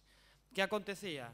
Que no período de debate non foi o equipo de goberno o que recitou a emenda en sí, senón que o equipo técnico, digamos, os técnicos da casa, o que nos facían saber é que co actual marco normativo, coa lei reguladora das facendas locais, é moi difícil, por non decir casi imposible, seguir falando si todo o mundo está falando no pleno. E se queredes me calo, non ten ningún problema. Ten razón neste caso o señor Vázquez Mato, pido perdón, pode vostede... Era factible a bonificación que propuñamos en enerxía renovable solar, pero a lei non contempla a termal. Entón, que non se podía introducir. Ben, nos entendíamos que a enerxía termal é unha fonte enerxética de excepcional valor para o Concello de Ourense. Ademais, se queremos avanzar, nesto sabe moito o señor Pumar, dentro do proxecto Geoatlantic, e se queremos avanzar, desto sabe moito o señor alcalde, de cara aos barrios eficientes e ese district que presentaron no seu momento no barrio da Ponte, temos que camiñar por aquí. Entón, o acordo era tremendamente sinxelo, que era que o Pleno do Concello de Ourense instara ao Goberno, a quen tivera competencia, digamos, a introducir o aproveitamento termal dentro deste articulado do Real Decreto Legislativo. Entendíamos que todos os grupos deberíamos sentirnos implicados dentro desta proposta, incluído o Grupo Democracia Ourensana, porque malia que se inste, malia que estemos instando a unha administración supramunicipal que este fora das nosas competencias, etc., é un tema concreto de Ourense. É un tema concreto de Ourense. Está debaixo dos nosos pés e eu entendo que tampouco debería haber problema. Insisto, esta foi a filosofía cando se presenta esta moción, en tono constructivo, no que nos entendíamos que iba a ser un texto tremendamente plural, pero agora mesmo, pois xa lles digo, non sei, collan a moción, non a collan, acepten, non acepten, presente emendas de Democracia Ourensana, a verdade é que, como estou pouco todo polos aires, pois xa me dá bastante igual. Moitas grazas, señor Vázquez Mato. Sí, a señora Geitos. Señora Geitos, ten vostede a palabra. Buenos días, señor alcalde. Buenos días a todos y a todas. Sí, señores de Ourense en Común, esta moción sí que tiene sentido. Y tiene sentido porque nosotros, aquí se estuvo hablando de traición, se estuvo hablando de responsabilidad, se estuvo hablando de que nosotros, el Partido Socialista, este grupo municipal, no estábamos de cara al ciudadano. Sí que estamos de cara al ciudadano. Quiero dejarlo aquí muy claro.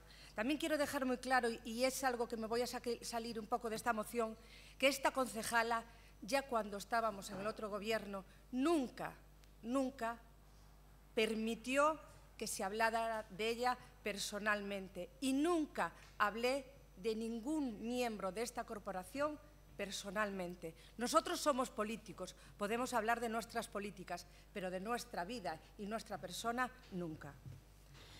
Señores de Ourense en Común, nosotros vamos a apoyar esta moción. Y vamos a apoyar esta moción porque no solo esa bonificación del 50% que ustedes traían, de ese bien natural que tiene Ourense, de ese agua caliente que emana de nuestras tierras, de esa corteza terrestre, tenemos que hacer esa bonificación del 50% como lo hacen muchos orensanos.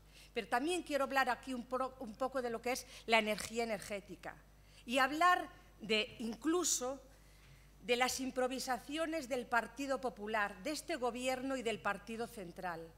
Aquí sale, en los medios de comunicación, el 19 de abril del 2017, en medios de comunicación como es La Región, señor alcalde, que tanto usted como el ministro de Energía dicen que Ourense va a ser un símbolo mundial de la energía renovable y, sobre todo, geotérmica. Señor alcalde, sé que esta moción a usted no le debe de gustar porque sigue con su móvil, pero de verdad, es una falta de educación. Despois queremos hablar de educación. Señora Geitos, estou dando resposta a unha cuestión urxente e estou escoitando perfectamente. Querei que lle repita todas as palabras? Era a única persoa... Mire, cando o señor Vázquez Mato chamou a atención, e que curioso, era a única persona que non estaba eu falando, e vostede estaba falando co seu compañeiro, e que despois é que somos sempre igual. Pero usted é el presidente de esta... Vale. Bueno, es igual, no pasa nada, señor alcalde. Usted, con el ministro de Energía, tiene la desfachatez de decir que nosotros seremos el símbolo mundial, que Ourense será el símbolo mundial. ¿En qué, señor alcalde? Cuando tenemos otras ciudades en España, como es Zaragoza, y ya no lo vamos a decir mundialmente, como es Indonesia, México, Estados Unidos, que llevan años explotando lo que es la energía geotérmica. Y usted es capaz de decir que nosotros vamos a ser un símbolo mundial cuando su gobierno, su Partido Popular, ha impuesto lo que es el impuesto del sol, en el cual pretende que los consumidores, esas personas que se autoconsumen de un bien de la tierra, tengan que pagar. No, señor alcalde. Y no lo digo yo, lo dice la Comisión Europea. Le dice, no, señores, ustedes lo están haciendo muy mal. Y mire, voy a explicar solo una pequeña cosita y ya termino con mi intervención. Ustedes imagínense que tienen una casa y tenemos el privilegio de tener en nuestra vivienda un terreno, y en ese terreno tenemos un naranjo. Ese naranjo nos estamos abasteciendo todos los días con ese producto. ¿Eso qué quiere decir? Nosotros no somos ni agricultores, nosotros no producimos para empresas, nosotros nos estamos abasteciendo de algo que nosotros tenemos. Pero el Partido Popular, el Gobierno, nos está diciendo que no. Y ustedes dicen que nosotros seamos el símbolo mundial. ¿En qué somos el símbolo mundial? Cuando ustedes mismos tenemos que pagar un impuesto al sol. Esto es una mentira. Esto es, como siempre, señor alcalde, y perdóneme, por favor, como siempre es lo que se suele decir, predicar al desierto. Muchas gracias. Moitas grazas, señora Geitos, pero ademais, con todo cariño, lle afirmo que se está traballando para ser precisamente un referente a nivel aproveitamento termal, que foi o que quedamos. Está claro que hai moitas apostas por moitos tipos de enerxías renovables e limpas, pero aquí temos que aproveitar ese apartado e iso no que se vai a seguir profundizando. E esperemos que nos vindeiros meses, e de feito se está traballando nun estudio, e seguro que ustedes son coñecedores, oxalá nos vindeiros meses teñamos a sorte de seguir captando fondos nunhas cuantías importantísimas para poder levar a cabo proxectos e de momento ir preparando esta situación. Pasamos ao portavoz, vai vostede hoxe facer prácticamente pleno, salvo a señora Fernández Dibuja. Denlle voz ao señor Jácome, por favor. Señor Pérez Jácome, ten a palabra. Hoy llevo tantas mociones solo para demostrarme a mí mismo que con 48 años estoy tan ágil como con 47. Un chiste malo. Antes, no, ¿cómo es? Es Ledicia, no quería caer pedante, simplemente, como dijiste, sacaste tantos temas ahí culturales y luego hiciste ese refrán, te lo quería decir como era en inglés, pero nada, una tontería, una anécdota. Bueno, respecto al tema que trae aquí Ourense en común, del tema de la geotermia, en la que un poco el alcalde anunciaba que casi todo el barrio del Puente podría tener luz y calefacción gratis gracias a los recursos termales. La verdad que yo nunca pensé tener que llegar a este pleno para tratar una moción digna de Julio Werner. Vamos aquí a hablar de un tema de Julio Werner, ¿no? Es decir, ¿me puede explicar alguien cómo cuando no hay un parking para las termas de Outariz nos pueden hablar del tema de que vamos a tener calefacción gratis en el barrio del Puente de Ourense utilizando la energía termal que hay? ¿Pero ustedes se creen que alguien se cree esta historia de Julio Werner? Por favor, esto es una broma. Pongan primero un parking como Dios manda en las termas y luego háblame de, si quieres, hacer una explotación geotermia a nivel mundial. Pero ¿quién se va a creer esa historia, hombre? ¿Que es posible técnicamente? Hombre, desde luego puede ser, pero no desde luego unas personas que no son capaces ni de poner un parking en las termas. O sea, alguien que es incapaz de rentabilizar un bar en el Ourense Termal, porque está cerrado el que es público del Ayuntamiento de Ourense, que no lo saca a concurso, y el que abrió cerró. O sea, no son capaces de generar un negocio con 4 camareros y me están hablando de geotermia a nivel mundial, Julio Werner, por favor. Bien, aquí lo que me llama la atención es la demagogia absoluta de Ourense en común. Son las personas más mentirosas, engañosas e infantiles que he visto en mi vida. Ustedes imagínense que ahora aquí Democracia Orensana trae aquí una moción para decir que queremos una bonificación fiscal para los ordenadores cuánticos. ¿Y eso qué es? No, cuando existan. Cuando existan. O imagínense que Ourense en común trae aquí una moción para que haya una bonificación fiscal para la inteligencia artificial cuando ya supera al hombre, cuando exista, que haya ciertas bonificaciones sociales. Y dirá, hombre, primero espera que exista y luego hablaremos de la bonificación fiscal. Y ellos dicen, no, es que haciendo bonificación fiscal igual se descubre antes porque estimulas más las cosas. Es decir, vamos a ver, la geotermia, lo normal primero es que la haya y luego habrá que pedir lo otro. En cualquier caso, como esto no hace ningún daño y como además dijo muy bien Martiño, es singular a Ourense, pues nosotros vamos a pedirla porque no hace ningún daño. Ahora, pretender decir, estamos en el liderazgo mundial de la lucha por la geotermia, porque yo ya los conozco. Estos mañana van a un debate y para lo que utilizan esta moción, que es totalmente inútil, ¿por qué? No hay geotermia. Es para decir, nos apostamos por la geotermia. De feito, Ourense en común presentou efectivamente unha moción para que haxa bonificaciones fiscales para aqueles que tal. Ya los conozco como si los pariera, hombre. Son unos inútiles en estas aplicaciones, no inútiles como personas, que vuelvo a decir que Martiño tiene mucha facilidad de palabra. Es una persona que académicamente entiendo perfectamente que haya aprobado todas las asignaturas. Otra cosa es que tienes un problema con la coherencia, un problema muy grande. Muchas gracias. Tenga palabra señora Fernández Morenza. Buenos días de nuevo. Vamos a ver, este gobierno es conocedor de la importancia de la energía geotérmica y de que Ourense es una ciudad que cuenta con gran potencial para desarrollar esta energía. Así lo ha demostrado a través de los distintos proyectos que ha ido incorporando a la ciudad, donde esta energía es de capital importancia. Como ustedes saben, pretendemos utilizar esta energía en una acometida en el pabellón municipal de deportes, donde a través de unas canalizaciones se conseguirá generar energía suficiente para calentar las piscinas climatizadas, entre otras cosas. Ourense ya está incluido en el primer ecobarrio que se desarrollará en España. Es un proyecto de la Xunta que se llevará a cabo en Aponte para conseguir ahorro energético para 20.000 vecinos y 35 edificios públicos y que pretende convertirse en una referencia de eficiencia energética, no solo en España, sino en la Unión Europea. Este ecobarrio extraerá energía del suelo, energía geotérmica y también biomasa para suministrar energía renovable, como he dicho, a 20.000 personas y edificios de la zona como centros de salud, de educación primaria y secundaria y un polígono industrial, estación de autobuses, de tren, unas instalaciones deportivas, una plaza de abastos y correos. El proyecto permitirá además crear la denominada calefacción de barrio para abaratar costes de calefacción y calentamiento de agua que supondrá una inversión millonaria que beneficiará a miles de familias. Tal y como ustedes dicen en su moción, formamos parte de un plan de apoyo a la energía geotérmica. Hemos conseguido que la Unión Europea nos conceda casi 3 millones de euros para estudiar las posibilidades de la energía geotérmica como renovable y utilizable en ejemplos concretos.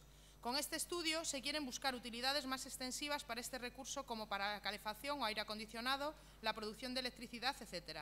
En los trabajos se analizarán los recursos geotérmicos disponibles, además de innovaciones para poder explotarlos. Se harán acciones informativas enfocadas a dirigentes políticos, consumidores, empresas, profesionales o asociaciones de vecinos. Otro aspecto es buscar el desarrollo de iniciativas empresariales relacionadas con la geotermia. Se llevará al mercado de nuevas tecnologías con servicios de apoyo a emprendedores y pymes. Llevamos meses trabajando en estos proyectos y nuestro compromiso es claro. Es cierto que tal y como hoy en día está estructurada la ley, no se permite establecer una bonificación en el impuesto del IBI a los edificios que tengan instalada este sistema de aprovechamiento técnico, ya que actualmente solo se circunscribe a la energía solar. Pero entendemos que su petición concuerda con nuestra idea de potenciar esta energía, por lo que vamos a apoyarla y hacer esa solicitud que nos piden. No apoyaremos así la enmienda presentada por el Grupo Socialista porque entendemos que con las inversiones y los proyectos que se están desarrollando se cumple todo lo exigido. Moitísimas grazas. Ten novamente a palabra. Comenzamos unha segunda quenda por parte do señor Vázquez Mato. Grazas, alcalde. Nada, eu simplemente decir que estupendo que se apoie a iniciativa. Nos apoyaremos a emenda do Grupo Socialista. Entendemos que ven a sumar e se sumáramos máis seríamos mellor. Moitísimas grazas. Señora Geitos, ten vostede a palabra. Gracias, señores de Ourense en Común, por apoyar nuestra enmienda. Es una enmienda de adición en la cual lo que hacíamos era aportar algo más para esta ciudad. Por favor. Pero se ve claro que el grupo de gobierno, pues, que tanto dice que incorporan, que están haciendo este estudio, pero yo también le quiero preguntar, ya están haciendo un estudio, ya han llevado a cabo proyectos, pero fíjense, el 5º Congreso de Energía Geotérmica en la Edificación y en la Industria y en la Administración, que aconteció en un salón de actos de la Comunidad Autónoma de Madrid, en el cual iban muchas administraciones de España y de Europa, ustedes no han ido. Yo, esto que nos están diciendo, que sí que están trabajando, pues será como todo, será a golpe de empujones en la espalda. Señora doña Ana Morenza, no lo digo yo, lo dice la Comisión Energética.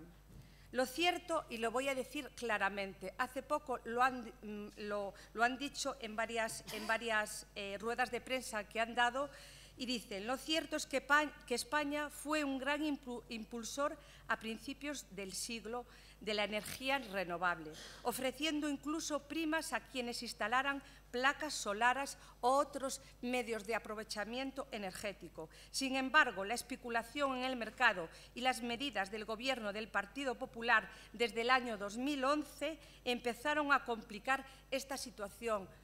No lo estoy diciendo yo, lo está diciendo la Comisión Europea, se lo está diciendo al comisario, al señor Arias Cañete. Por favor, empecemos a trabajar por esas energías renovables y dejemos de decir que vamos a ser un símbolo mundial cuando es una mentira. Moitísimas gracias, señora Ageitos. Ten a palabra agora o portavoz de Democracia Orensana. Denlle voz, por favor. Hola, sí, gracias.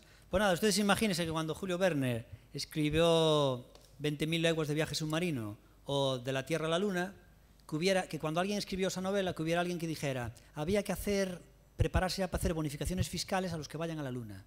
Bueno, pues esto es igual, o sea, estamos poniendo un poco el carro delante de los bueyes, ¿no? O sea, vamos a preparar una bonificación fiscal cuando venga la geotermia, pero si todavía no tenemos ni un parking en las termas, hombre. En cualquier caso, ya digo, votar a favor no hace daño ninguno y en el caso de la moción, votaremos a favor. Moitísimas grazas.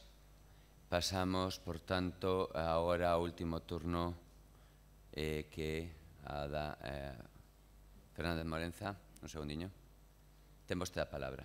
Simplemente hacer una pregunta. Entiendo que como ellos han aceptado la enmienda, la moción se va a votar con la enmienda, no se va a votar la enmienda independientemente. Entonces cambiaremos el sentido de voto para la abstención. Rematou, moitísimas grazas. Polo tanto, volvamos a retomar entonces a votación tal cual foi presentada coa emenda, se debatiría. Por tanto, é dada a partida e... Perdón, Espera, que a leo eu, si queres, fago lectura porque é importante, porque supón, a parte do primeiro punto que queda igual tal cual o plantexou Ourense en Común. O segundo punto do día era que o Concello de Ourense destine no orzamento partidas específicas para a instalación de enerxías renovables e medidas para o aforro enerxéticas nas dependencias, instalación, sinalización autónoma, alumeado público e infraestructuras municipais e a realización de campañas de información cidadá estudándose a exigencia de mínimos de abastecemento para renovables en futuras construccións. E o terceiro punto que se incorpora é que o Concello de Ourense promova coas entidades bancarias a concesión de microcréditos a baixo interese para fomentar a instalación de fontes de enerxía renovable e medidas para o aforro enerxético nos fogares do municipio. Isto é tal cual queda o primeiro punto máis 2. É unha emenda de sustitución, pero realmente de adición, en a medida en que se asumen ou se aportan 2 puntos máis, o segundo e o terceiro. É correcto, non? E isto é o que se vai a votar tal cual. Denlle a voz ao señor Pérez Jácome, ten vostede 5 segundos para... No, simplemente que con esta enmienda entonces cambiamos el voto e é un no rotundo. Virgen Santísima. Moitísimas grazas. Alguén quere aclarar máis o seu punto? Bueno. Pero solicitan a votación por puntos. Solicita por puntos vostede, permite? Votamos por puntos entonces.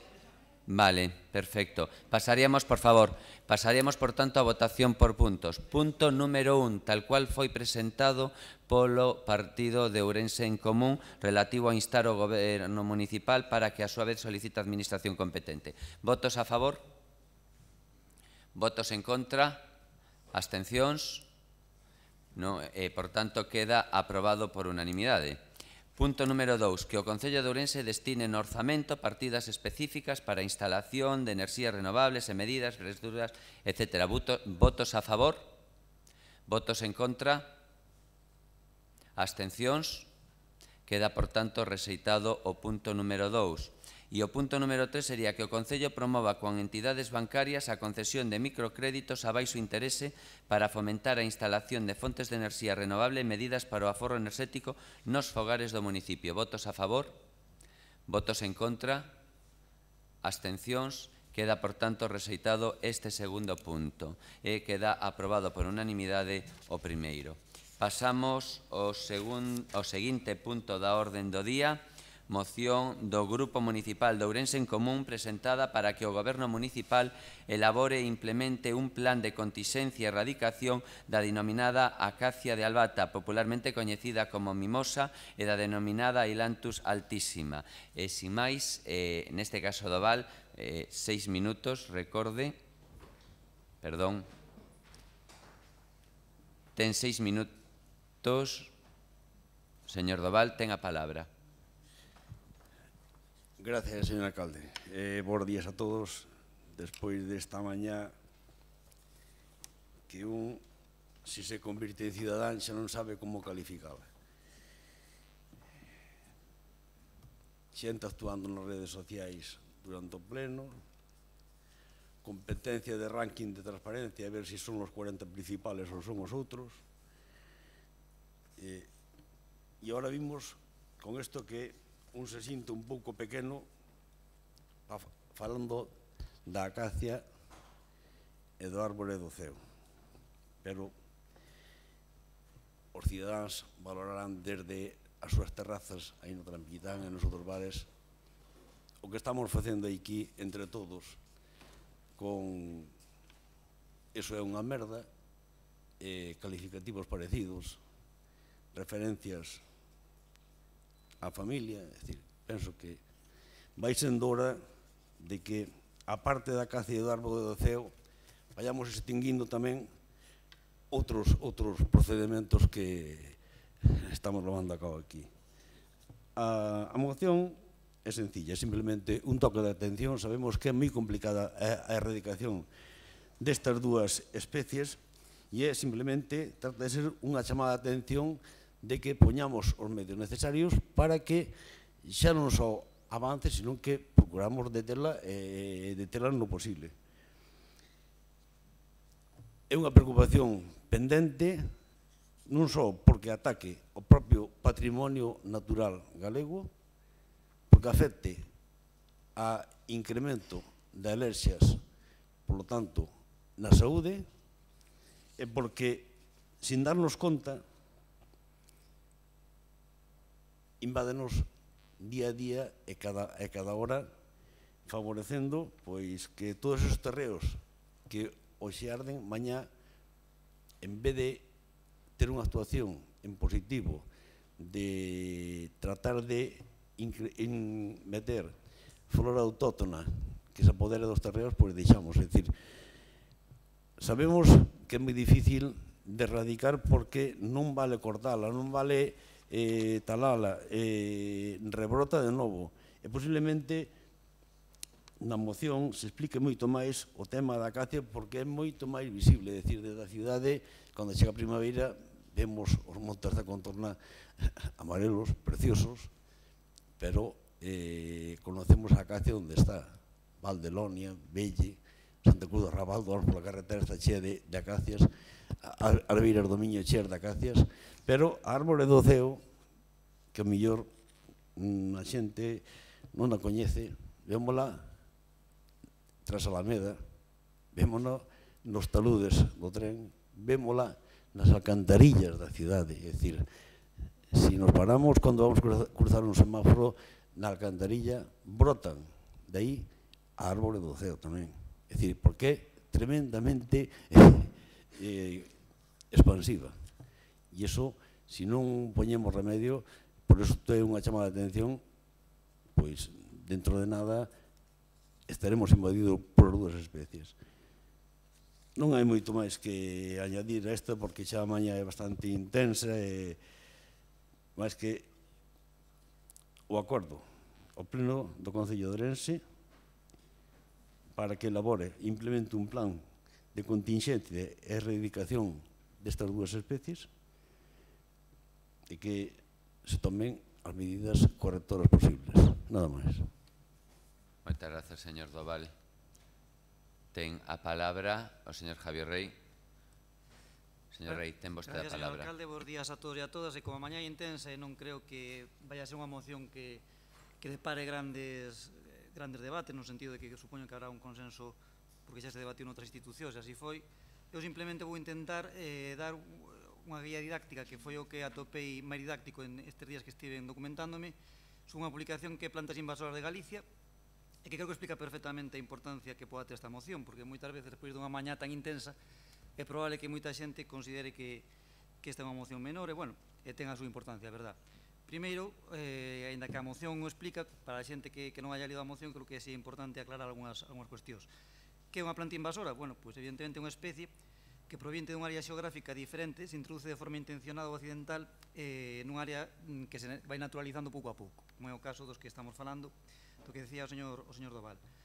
Hai tres fases básicas. Na primeira especie é transportada, de forma intencionada ou non, como decíamos.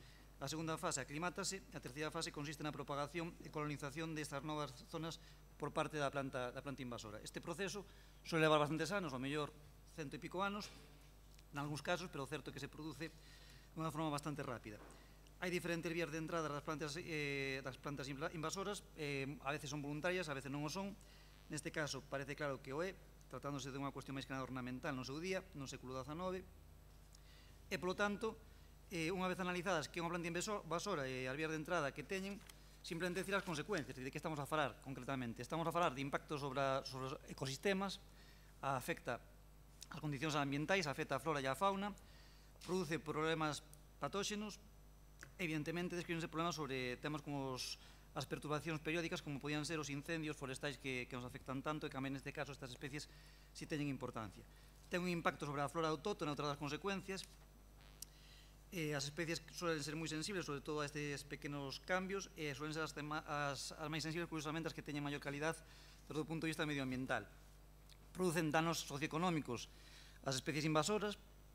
Algúnas especies son tóxicas ou lesivas para ahogando, chegando incluso a imposibilitar o desenvolvemento do pastoreo.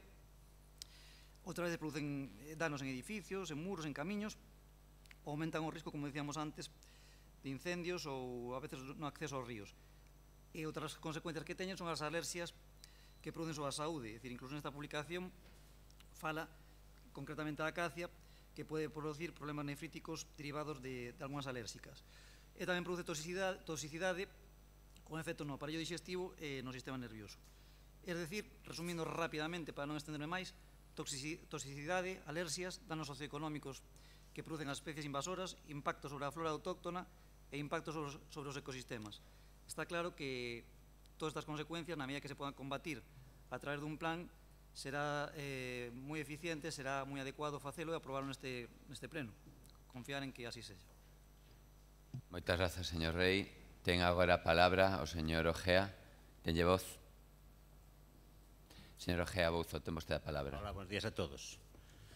Bueno, vense má cabeza aquel estribillo que decía sorpresas te dá la vida, ¿no?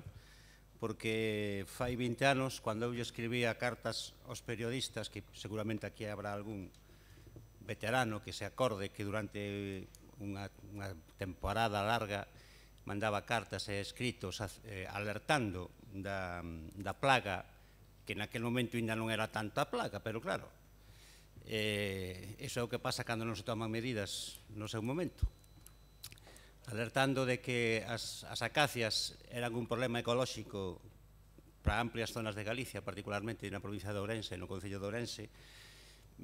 Escribí algunhas cartas á prensa, algunhas publicáronas, outras non.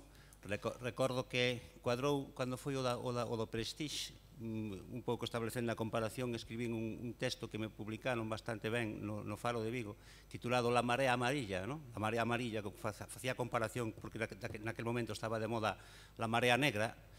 Entón eu establecía tamén esa comparación de que a Marea Amarilla tamén era un ataque á fermosa natureza de Galicia, que decía Fraga naquel momento. E como mellor tamén tería que chegar o día en que legións de voluntarios se tuveran que enfundar en monos de color blanco para arrancar unha a unha as acacias, inda que non é nada fácil. Bueno, entonces, eu agora digo, que me diría a min que 20 anos despois estaría falando deste tema que mesmo algúns periodistas se rían, pero a mesa non é unha cousa importante. Antes dicían os que me precederon a palabra de que despois do vivido esta mañá, ao mellor esta parece unha cuestión menor. Había aquel señor que decía a diferencia entre os estadistas e os políticos é que o estadista pensa na próxima xeneración e o político pensa como moito nas próximas eleccións, non? Ahora mismo, neste momento, pode parecer que é unha cuestión menor, pero realmente, cando estamos falando disto, estamos falando da próxima xeneración, non? É do que é o futuro ecolóxico do país, non? Xa se enumeraron, enumerou sobre todo Xavier bastante os problemas que causan, son bastante conocidos. Veu a cabeza cando dixeches o tema das construcións que afectan. Hai países nos que cando se compra unha parcela se exige unha garantía de que non ten raíces ou semillas ou algunha maneira de que non ten certas especies invasoras, porque precisamente pola dificultade que lle supondría o novo propietario ou arrancalas o que podría afectar o que tuvera que facer nelas, cultivos ou construcións, non? O sea, hasta ese punto chega a legislación en algúns países que se piden garantías contractuales de que non ten esas semillas. Pero, bueno, no caso concreto da mimosa, que é unha das especies invasoras, eu acórdome cando había poucas, e íbame fixando dun ano para outro, que onde salía unha, po seguinte ano xa había un redondel alrededor, e po seguinte ano xa había moito máis, o sea, é sabido que a natureza galega autóctona non ten defensa contra a expansión da acacia, non? Saben que teñen emiten unhas sustancias tóxicas que matan o resto da vegetación autóctona. É fácil ver que onde hai mimosas non hai nin siquiera erva, é chao pelao e nada máis. Iso ten unha serie de consecuencias ecolóxicas moi importantes, tanto na flora como na fauna, como en toda a pirámide ecolóxica, que non vamos a detallar aquí. Pero, bueno, cando os grupos ecoloxistas e algunhas persoas sensibilizadas como a min empezamos a escribir así na prensa daquela esta clase de problemas, empezou a dárselle certa importancia. Acórdome que houbera unha primeira página do periódico La Región e unha doble página despois en que salía con fotos e tratando o problema, e falouse uns anos despois, na Xunta de Galicia, de un plan a 50 anos para a erradicación desta especie. Debeu quedar en auga de fregar, porque eu particularmente casi nunca máis volvín a oír falar daquelo, non? Saliu incluso nas noticias da TVG de que a Xunta de Galicia habilitaría un plan a largo plazo, porque como moi ben dicía o Doval, non é un problema que se pode resolver dun día para outro, pero bueno, nunca máis se soupo daquelo.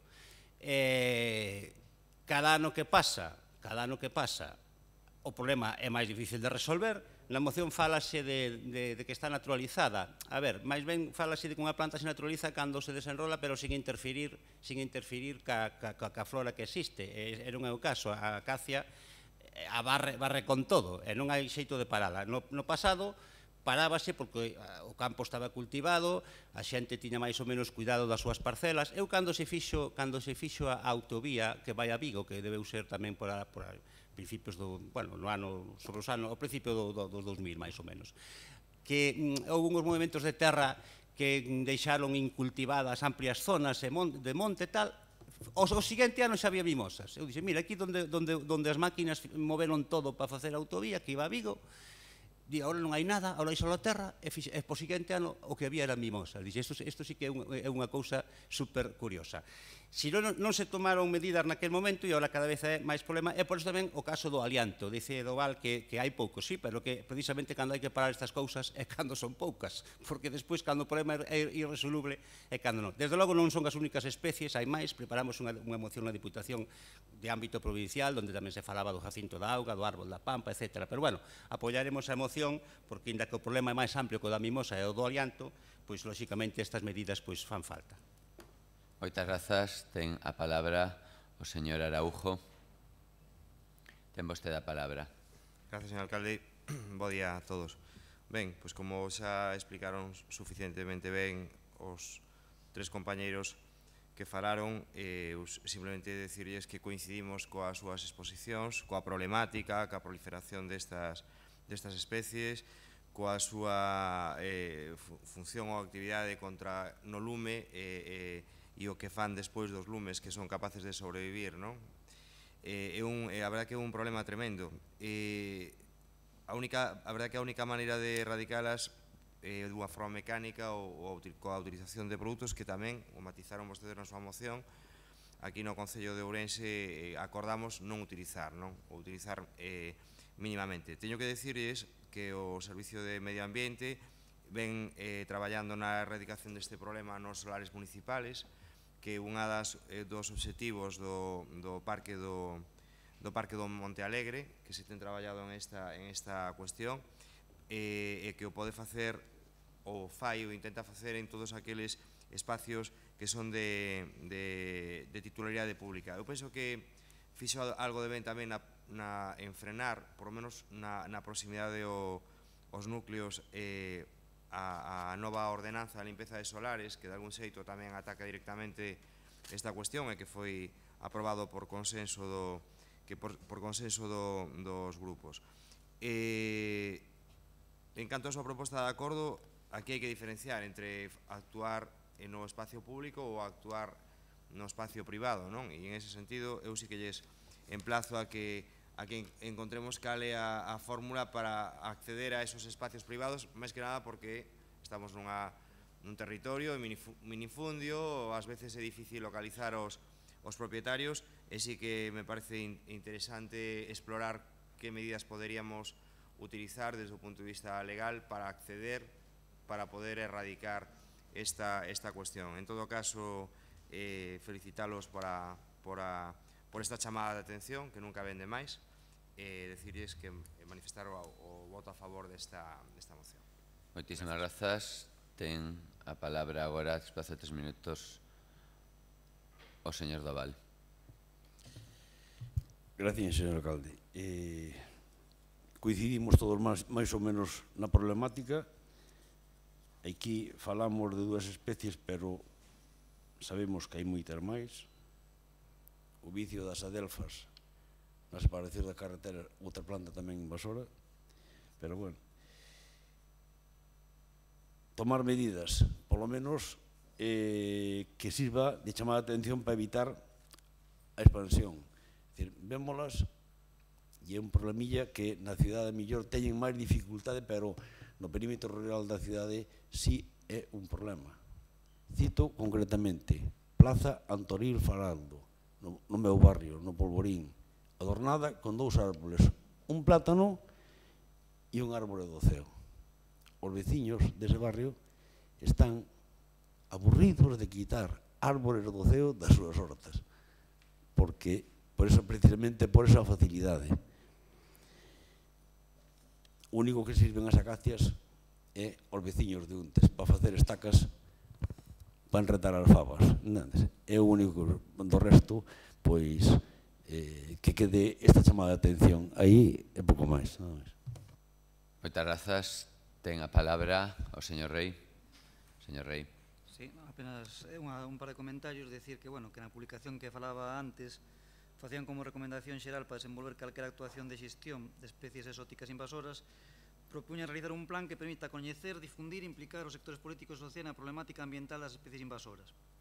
Este plan debería estruturarse nos principios básicos da análise previa, coñecemento do problema, prevención, mantemento das áreas naturais, sensibilización social, detención precoz, erradicación, control, seguimento, monitorización e extracción de conclusións. Eu que non sabía é que existía un programa mundial sobre especies invasoras da UICN que elaborou un manual técnico que describe de xeito xeral as mellores técnicas de loita e de prevención contra as especies invasoras, o cual tamén podría ser útil para o que estamos a falar aquí. Unha publicación que pasaba o meu compañero García Tejerina onte, decía que no ano 2011, un artigo que saiu na prensa, que decían que erradicar a plaga de mimosas do sur de Galicia, é dicir, en Ourense, requeriría unha costosa intervención a largo plazo que cando menos sería de 50 anos. Non sei se era oílo que decía antes Armando Gea, co cual estamos falando dun problema francamente serio. Basábanse este estudio, que según a experiencia da recuperación de 200 hectáreas do bosque autóctono en Ridemoas, en o Ribeiro, a comarca onde a acacia australiana supoña un problema de invasión completa. É dicir, que despois desa experiencia, sigue abundando o artigo, chegaron á conclusión de que en Galicia arranxar este problema serían máis ou menos sobre 50 anos.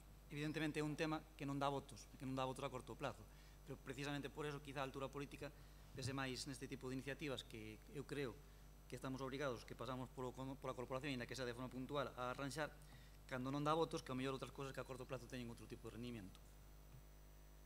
Moitísimas grazas, señor Rei. Ten a palabra o señor Armando Gea. Bueno, pouco máis que engadir, ao mellor, porque creo que estamos concienciados polo que vexo sobre a problemática do tema, non? Decía o señor Doval que valían para facer estacas. Bueno, sí, un dos primeiros usos que tuvo ao parecer foi aproveitando precisamente o seu carácter de crecemento rápido, empleábase cando se trouxo para facer a vía do tren, para sujetar os terramplenes, para que non houbera desplazamentos de terras, non? Porque precisamente aproveitando que rapidamente medraba, por iso hai tantas nas beiras das vías, non? Pero claro, non estaría mal se pudera controlar, pero ahora, como é invasora, como non hai nada que a pode frenar, algo está pasando tamén parecido co árbol da Pampa, que empezou poñéndose ou dividindo as medianas das autopistas e agora tamén xa está aquí no Concello de Ourense. Temos tamén, ainda que non nome a moción, pois tamén é un problema que seguramente é bo coñecedor delo señor Araujo, non? Fai poucos meses, ou igual xa fai un ano, pois frenaron unha invasión no Barbaña, me parece que foi no Barbaña onde se frenou máis ou menos a tempo, pero claro, tras o aviso dun grupo ecoloxista. E, bueno, efectivamente, como decía Javier, é un problema a largo plazo de 50 anos, pero sí, de 50 anos era cando se fixo ese estudio, porque se non se tomaron medidas naquele momento, o mellor agora xa é de 100 anos. Quer dicir que isto ten un crecemento exponencial fácil de comprobar. Eu penso que se unha máquina fotográfica houbera sacado unha fotografía desde unha certa altura, 2 fotografías ao ano, e despois se proyectasen como se foran fotogramas dunha película, se viría perfectamente como donde naceu a primeira mimosa, eso foi ampliándose como unha mancha de aceite hasta invadir, e canto máis tardemos, pois vai ser peor de erradicar. Falábase de, creo que alguén falou de Ridemoas, que o señor Pablo Oitabén falou tamén en algún momento nestes artigos da dificultade que intentaron facer no seu bosque ese que teñen controlado, é onde se ve a dificultade de de facer isto e que canto máis se tarde, máis difícil vai a ser. Bueno, eu penso que non hai moito máis que decir, máis que a ver se con esta nova chamada de atención, o problema das parcelas privadas que apuntaba o señor Araujo, efectivamente, tamén tuvemos este problema na Diputación cando tratamos o tema, que lo vamos nós precisamente nunha moción reciente. Eu razono un pouco como cando é nos incendios forestales. Nos incendios forestales non se pregunta se a parcela é pública ou privada. Se hai un lume, hai que apagalo e non importa que sea privado ou tal. Claro, salvando as comparacións, isto é unha especie de incendio a largo plazo, non? O sea, de alguna maneira habrá que facer de poder entrar tamén nas parcelas privadas porque é un problema xa general. Señor Ojea Bouzo, ten agora, se así o desea, a palabra non. Por tanto, pasamos directamente á votación da moción tal cual foi presentada por o Grupo Municipal de Ourense en Común. Votos a favor? Votos en contra? Abstencións?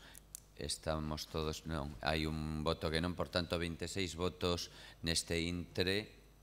Son 26 votos sí, 0 abstencións, 0 non. Pasamos á moción 7.10 do Grupo Municipal Socialista para solicitar con carácter urxente inversións que melloren os accesos ao complexo ambiental botánico de Montalegre que permita garantir a seguridade dos usuarios que se achegan a esta infraestructura, mellorar a accesibilidade para persoas con mobilidade reducida e acordar cantas medidas sexan necesarias para establecer servizos regulares de transporte público. Ten a palabra o señor Rei. Sí, señor Rei. Gracias, señor alcalde. Traemos a este pleno unha moción con todo espírito constructivo, como suele ser habitual cando falamos de temas de medio ambiente. Bueno, decir que se marca perfectamente no historial que levamos no Grupo Municipal Socialista destes 2 anos. Falamos de Xardín, falamos do Parque do Peco, falamos do Parque do Xardín do Posío, falamos do estado xeral que tiñan os parques e xardíns da nosa cidade. Tivemos ao principio da legislatura a oportunidade de falar do Camiño do Barbaña que vai polas traseiras da antiga cárcere e que se achega hasta máis ou menos o que ven ser a Praza de Abastos. No pleno pasado falamos do tema das Madornas tamén con maior espírito constructivo, co cual ademais pode ser que nos próximos semanas ou meses teñamos algún tipo de noticia positiva en este aspecto e, polo tanto, hoxe traemos aquí para falar de Montalegre, que, como todo o mundo pode entender, é unha obra que xa se empezou fai varios anos e que vai a requerir o traballo constante non solamente do goberno anterior, sino do goberno que está actualmente, que evidentemente xa ten tomado algún tipo de iniciativa, e dos futuros gobernos, porque Montalegre vai a ser un proxecto para todos os ourensás que se vai a extender no tempo e que vai a requerir esfuerzos económicos constantes sempre cando racionais e distribuído no tempo. Montalegre, basicamente, é parte da historia de Ourense, xa empezando pola simboloxía que tiña a cruz de madeira que ali existía, de que se decía que si un arrieiro que fora asesinado cando iba para Castela, outras falan de crimes pasionais, outros incluso que simplemente era un lugar pagán que fora cristianizado. Montalegre xa desde sempre foi vinculado á historia de Ourense por magostos e por moitas cousas máis. Este espacio recupérase a partir do ano 2008-2009 e inténtase por fin poñer sentido a un proxecto que era como a eterna promesa da política medioambiental de Ourense, que era recuperar este espacio para uso e disfrute dos ourensás en condicións. Había unha serie de obxectivos que era a creación dun gran parque periurbano de 150.000 metros cuadrados, fomentar a biodiversidade, creando, mediante a creación da figura do Botánico de Montalegre, a creación dun espacio de investigación vinculado á explotación do botánico e tamén xerar un gran espacio didáctico destinado a todos os segmentos da poboación. Todo isto, evidentemente, pode ser perfectamente encadrado nunha política global medioambiental, é dicir, onde incluya a aula da natureza de Oira, onde se fan actividades xa de fai tempo para nenos ou para outro tipo de usuarios, que pode ter perfectamente cabida as Madornas, como no seu momento tamén hemos falado, si é acompañada a recuperación dos ríos e do cuidado dos parques, xa non digamos, e se esta cidade estuvera desbrozada en condicións, xa non digamos moitísimo máis. E, por tanto, Montalegre pode ser perfectamente un espacio para o disfrute de todos os ourensás. Que é o que pasa? Que o mellor todavía non acabou de conectar del todo con toda a veciñanza de Ourense. Alguén podía pensar que podía ser en teoría, que queda a unha certa distancia do que é o núcleo urbano, pero, é evidente que ese debate sería absurdo en Madrid, coa Casa de Campo, co Retiro, ou en Barcelona, cos innumerables espacios naturales que existen, porque, entre outras cosas, calquer veciño de Madrid para acceder a estes sitios ten que tardar a mellor media hora en metro, no seu propio vehículo particular, ou como sea, e, sin embargo, non deixan de asistir ou pasar ali moitos días e disfrutar destes espacios verdes. Que sucede? Que, bueno, que posiblemente tamén unha intervención que haya que priorizar ou que haya que plantearse en serio a cometer nos próximos meses ou no próximo exercicio sería mellorar os accesos tanto que son as hortas como que é a carretera principal que sube hasta Montalegre. Porque, bueno, trouxen algunhas imaxes diapositivas, evidentemente a carretera estes últimos 2 anos, no que hai de legislatura, deteriorouse bastante, pero non creo que faga falta moitos comentarios. Bueno, isto serían os accesos ás hortas, non? Evidentemente é unha situación desastrosa, incluso o feito de conseguir xa ir a traballar unha horta e ainda por encima ter que ir en estas condicións é bastante lamentable. Podemos observarlo perfectamente, que non sería complicado ou mellor unha campa de hormigón que fora para poñer un poquinho en condicións este espacio. O que estamos vendo é o día a día. E pensar que estas fotos foron feitas fai uns días, non é que falemos de pleno inverno, nin tal, é dicir, isto imaginamos no mes de xaneiro ou por aí. Esta é a entrada principal, o que é a carretera, que como podemos observar, aparte de todo, ten certo perigo, porque, bueno, é estreita, ten baches, está bastante mal cuidada, e, por lo tanto, eu creo que requeriría unha actuación integral, porque son poucos kilómetros, pero eu creo que chegar hasta ese parque, non solamente para un veciño de Ourense, xa non digamos para un turista, sería bastante lamentable, non? É dicir, a imaxe que das polos accesos non é nada positiva. Esta é outra imaxe máis, non vou abundar moito máis porque non sería un tema que dé máis de sí en sí mismo, pero podemos observar que isto é todo acceso. Calquera que vaya a Montalegre dase conta que indo pola estrada principal a situación na que se atopa é moi mala. As hortas son mismo.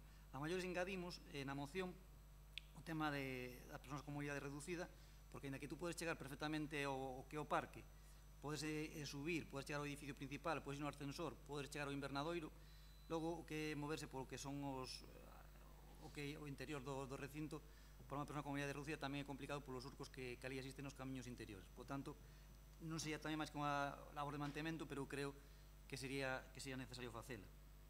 Eu creo que, bueno, que en fin, que neste tema o que faría falta é un plan integral, un plan director, un plan de que Montalegre podamos pensarlo a moitos anos vista, pero que, bueno, consideramos prioritario atender o problema dos accesos porque a situación na que se atopan, como creo que podemos demostrar de unha forma sencilla sin entrar en demasiada demagoxia ni nada polo estilo, é bastante lamentable.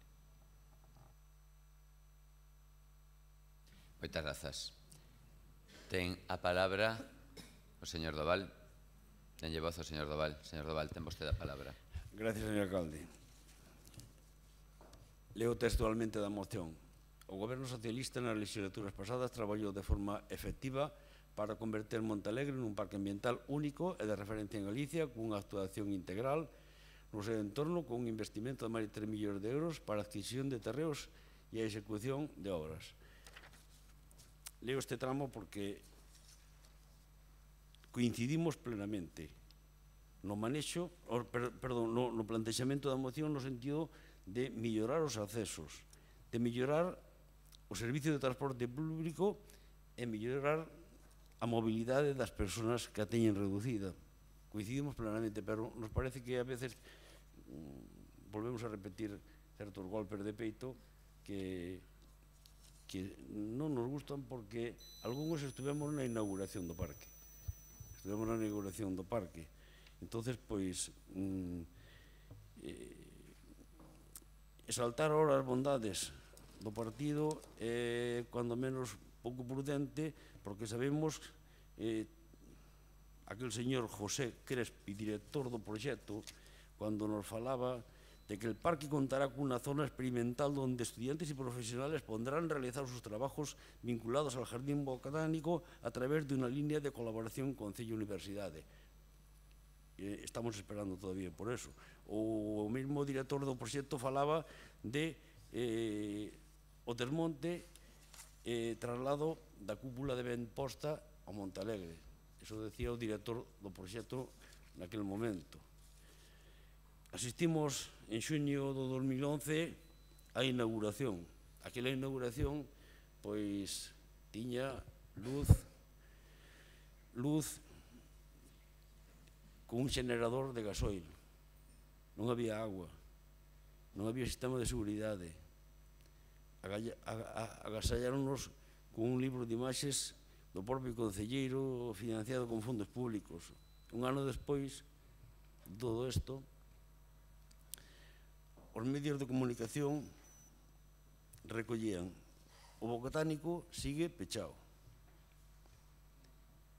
Aqueles centros de plantas que lucían na inauguración xa non existían, xa se habían secado. Aqueles ordenadores que a modo de puntos de información que existían polo parque habían desaparecido. Non sei se roubados ou simplemente desaparecidos. O feito é que xa non estaban.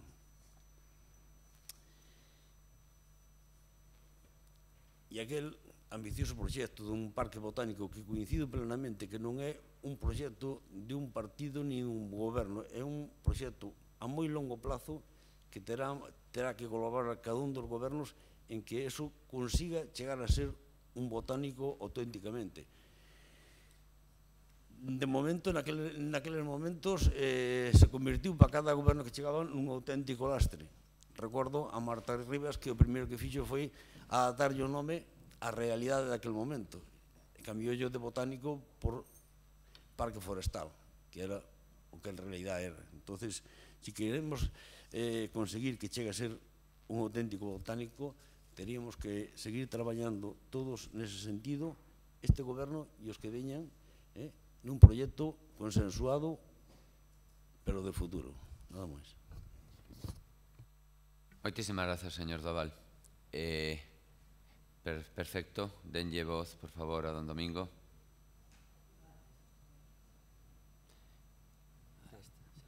Sí. Ten vostede a palabra. Buenos días a todos.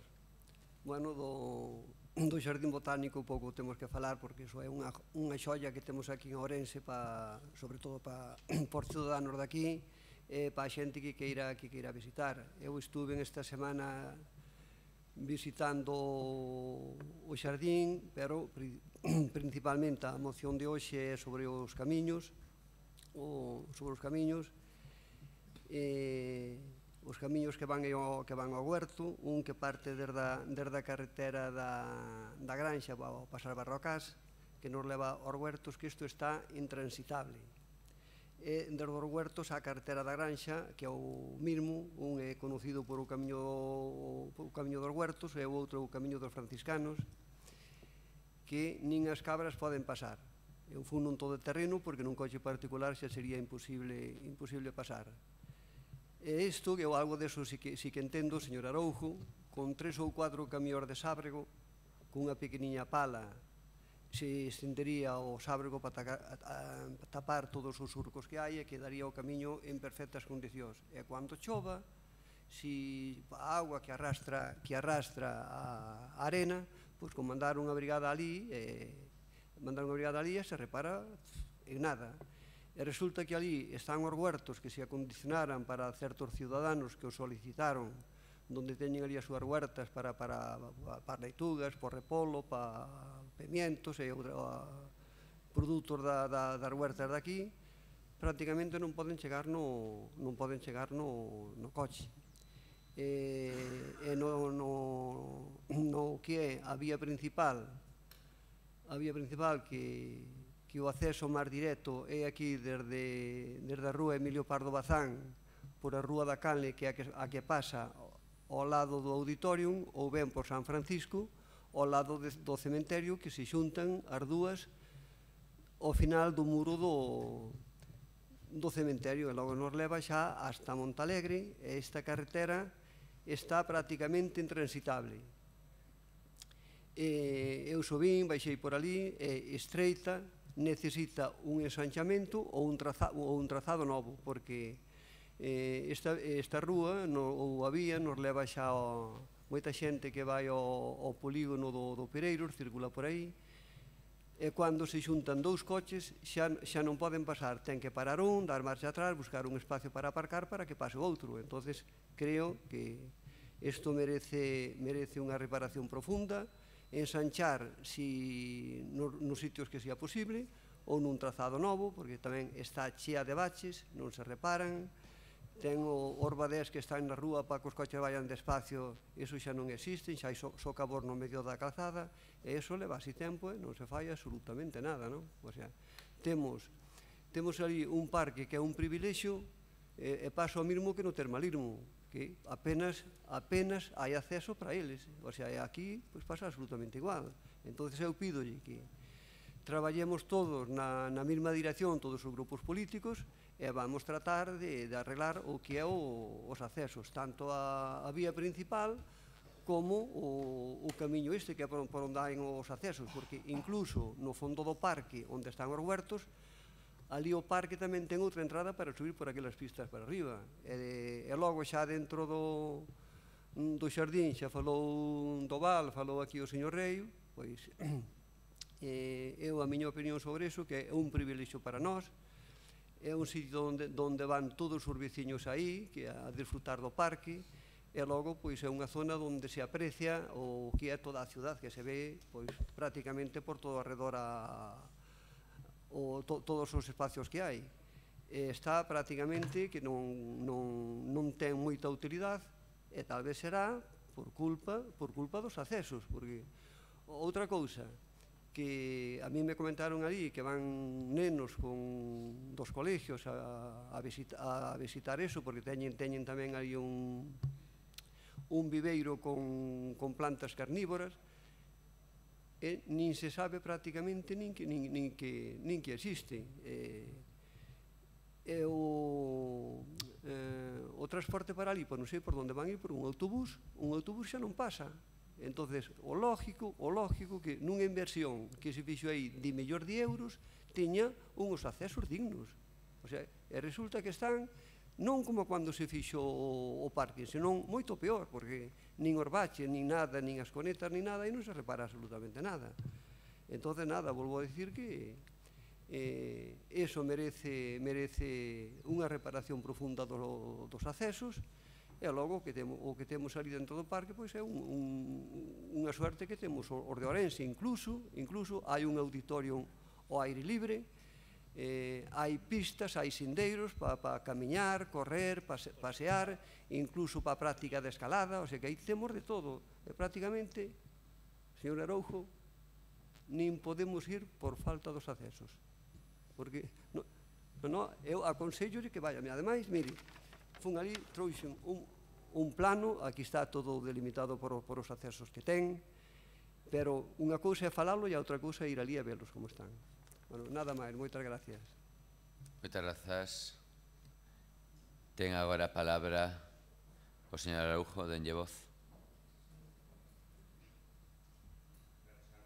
Espera un segundo. Agora sí. Bueno, eu vou evitar entrar na polémica sobre se o Grupo Socialista traballou de maneira efectiva ou non en convertir o Montalegre nun parque ambiental. Chama a atención que nesta moción se lle cambie o nome original de Parque Botánico.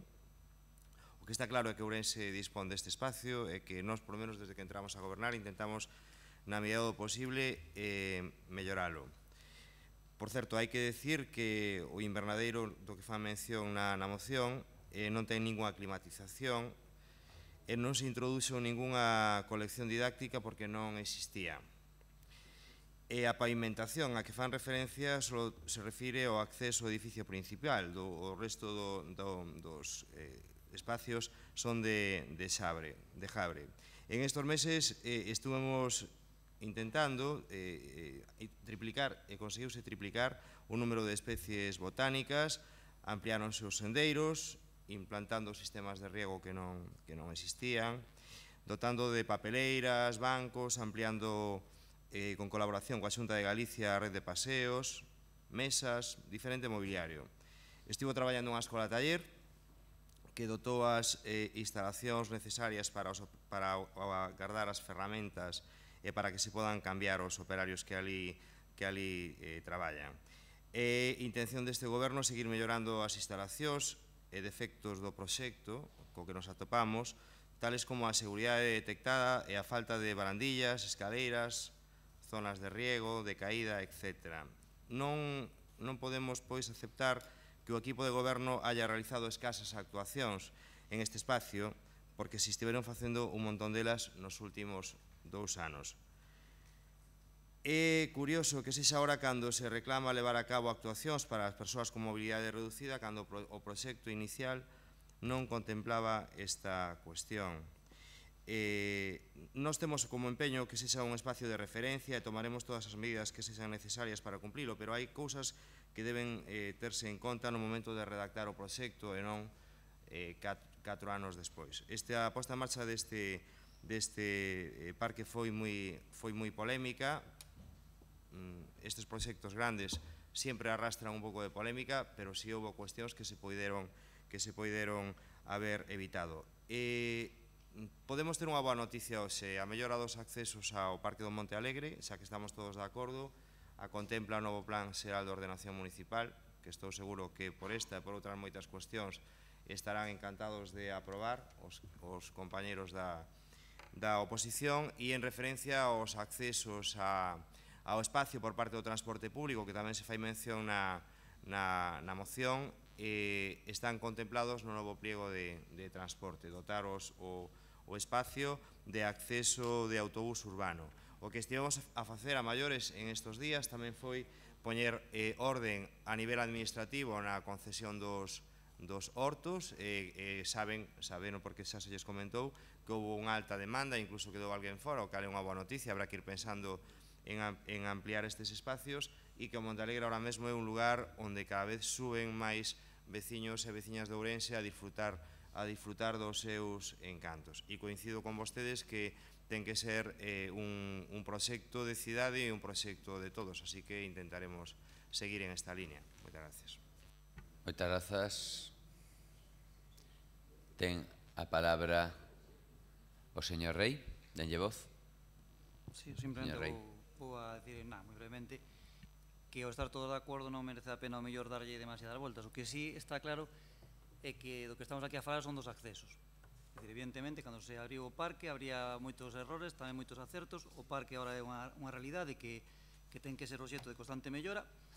O que sí é importante é que intentemos priorizar este tema, porque ao final, xa non solamente por un usuario de Ourense que teña que ir a disfrutar do parque, sino para un turista que quera mostrar Montalegre, que sí que pode ter esa capacidade de ser un sitio obligado de visita turística, xa que Ourense en concreto ten que vender este tipo de produtos, non é de recibo chegar en estas condicións ao parque de Montalegre, ao parque botánico. Entón, eu entendo que sempre está ben falar outras cousas, falar outro tipo de actuacións, pero o que pedimos concretamente é o que pedimos.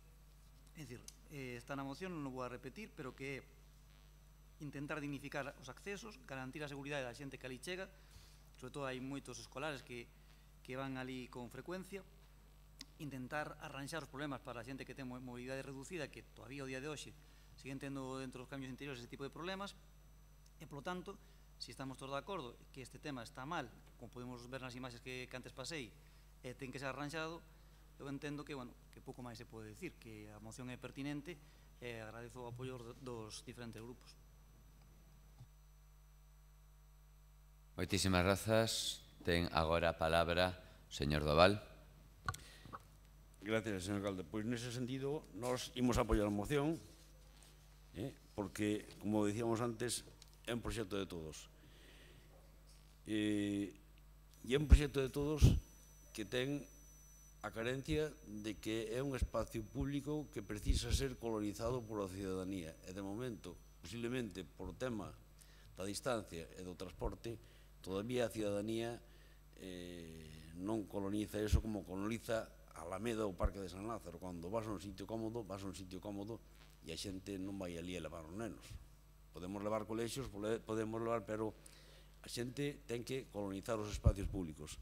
Por eso falábamos, e sei que o Parque do Montealegre está previsto no plan de ordenación a mellorar dos accesos ou a ampliación cara ao centro da cidade, co cual cada vez estará máis próximo ao centro, e logo iniciativas como as doacións. A veces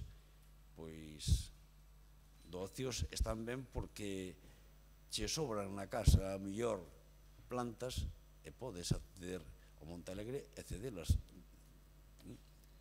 Planteámoslo nalgúna xunta de área e entón incentivar eso, porque a parte de non é a doación en sí, senón é o estímulo do propio do Monte Alegre é meu, porque ali puxen un arboliño. Entonces, esa educación é a que temos que fomentar para que ese parque sea de todos e sea de futuro. Nada máis. Moitas grazas, señor Doval. Señor Castro, ten vostede a palabra. Un segundiño. Agora sí ten. Nós vamos a votar tamén a favor desta colegios de Ourense, a provincia e de outras cidades que viñeran a coñecer este parque, non? Porque a parte de toda a vegetación e todas estas cousas que xa se falaron, ten fauna, que hai todo tipo de animales, desde ardillas, conejos e urbín, conejos, reptiles, algún xabarí que aparece tamén por ali, raposos, creo que valdría a pena que se fixera unha campaña publicitaria vendendo este parque. E pouco máis teño que dicir sobre isto, o sea, invitar a todos os colegios para que conozcan isto, e é unha forma tamén de promocionar esta zona que está prácticamente olvidada. Nada máis. Moitísimas grazas, señor Castro. E ten para rematar esta segunda quenda 3 minutos o concelleiro do Partido Popular, señor Araújo Fernández. Ten vostede a palabra. Bueno, gracias, señor alcalde. Moi brevemente, como nos últimos plenos sempre trouxemos aquí espacios verdes que non estaban nas óptimas condicións e tiven que recoñecerlo, si me apetece presumir hoxe, xa que falamos do Monte Alegre, do traballo que teñen feito os funcionarios que ali lle dedican o día a día, ademais dunha forma apasionada, non? E como é para o disfrute de todos e o mérito é deles, que non é meu, pero si me apetece poñelo en valor, porque ademais o fan desde o cariño e ademais fora moitas veces de horarios.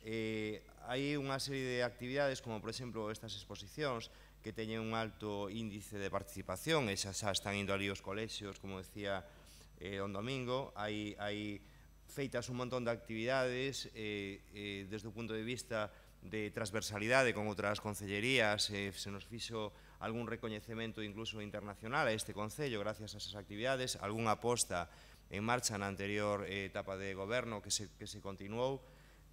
Hai ahora mesmo unha novidade no parque que me apetece comentarlles, que sai unha prensa que a familia Failde fixo un préstamo para o parque, que hoxe hai un toque de arte ourensán que aparece en diferentes esquinas con encanto deste lugar, non? Como é este caso, ou tamén este.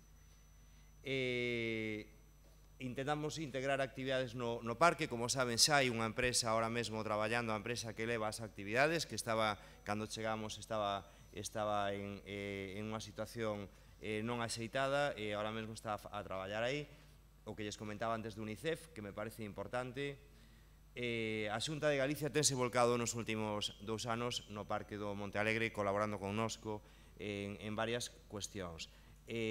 Aquí hai traballos feitos por escolas taller, se melloraron as señalizacións, se prepararon os taludes, se incrementou o mobiliario para o lecer dos veciños de Ourense ou de outros lugares que nos visiten, se ampliaron o número de barandillas, como poden ver hai máis mobiliario, bancos con encanto, hai un montón de bancos que a veces presumimos de lugares da costa e aquí é un sitio fantástico para ver a cidade. Se recuperaron fontes en diferentes rincóns. Como ven, se mellorou que papeleiras e demais. Houbo unha introducción do riego do que carecía o parque. Aquí se pode ver máis cierres que se fixeron porque había, entre outras cousas, un problema co jabalí que estaba permanentemente penetrando o parque. Este é a caseta que fixo a escola taller para as ferramentas e así se melloraron os camiños, sendeiros, máis kilómetros, quedan moitos por facer, pero ven que está en un estado maravilloso. Se mellorou a iluminación, se mellorou a seguridade e se colocaron cámaras para vigilar o espacio. Quero dicir, é un traballo que merece a pena presumir del esta corporación en xeral, quero dicir, non eu como concelleiro, senón, e felicitaros que ali traballan. As grazas, señor Araújo. Pasamos, por tanto, a votación desta moción tal cual foi presentada polo Grupo Municipal Socialista, non presentándose ningunha emenda. Por tanto, votos a favor, votos en contra, abstencións, 26 votos sí, 0 non, 0 abstencións.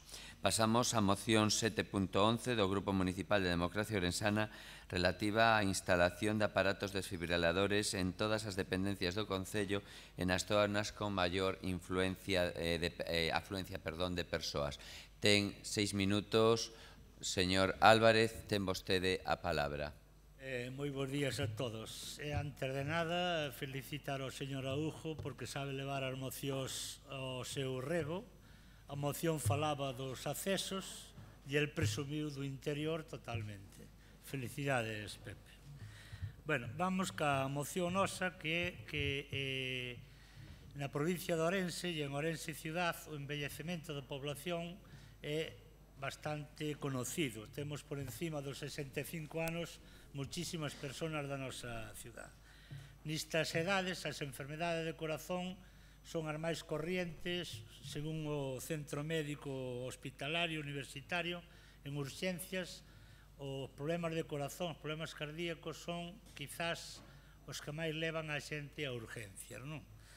Pois neste tipo de emergencias, unha rápida actuación, según tamén o Servicio de Medicina Interna do Complexo Hospitalario, chega usando estes aparatos desfibriladores DESA, semiautomáticos, lle chama ahora, moi fácil de usar, según as informacións que teño eu, chegan incluso a poder ter un punto de recuperación dun 90%, o sea que é moi importante. En Ourense, como en moitas cousas, pero nesta tamén, estamos á cola, digamos, destes aparatos. Realmente o Concello de Ourense, pola información que temos nós, só dispón de un que está instalado no pabellón de deportes. E tamén pola información que temos, parece que non se encontra en moi bo estado. É unha pena porque no País Vasco, por exemplo, no País Vasco hai unha media nas cidades, son un poquinho de habitantes máis grandes que as nosas, pero hai unha media de 150 aparatos deste tipo por cada cidade. Sin irnos máis lonxe, en Pontevedra hai, por os números que teño eu, 36 aparatos desfibriladores colocados en toda a cidade.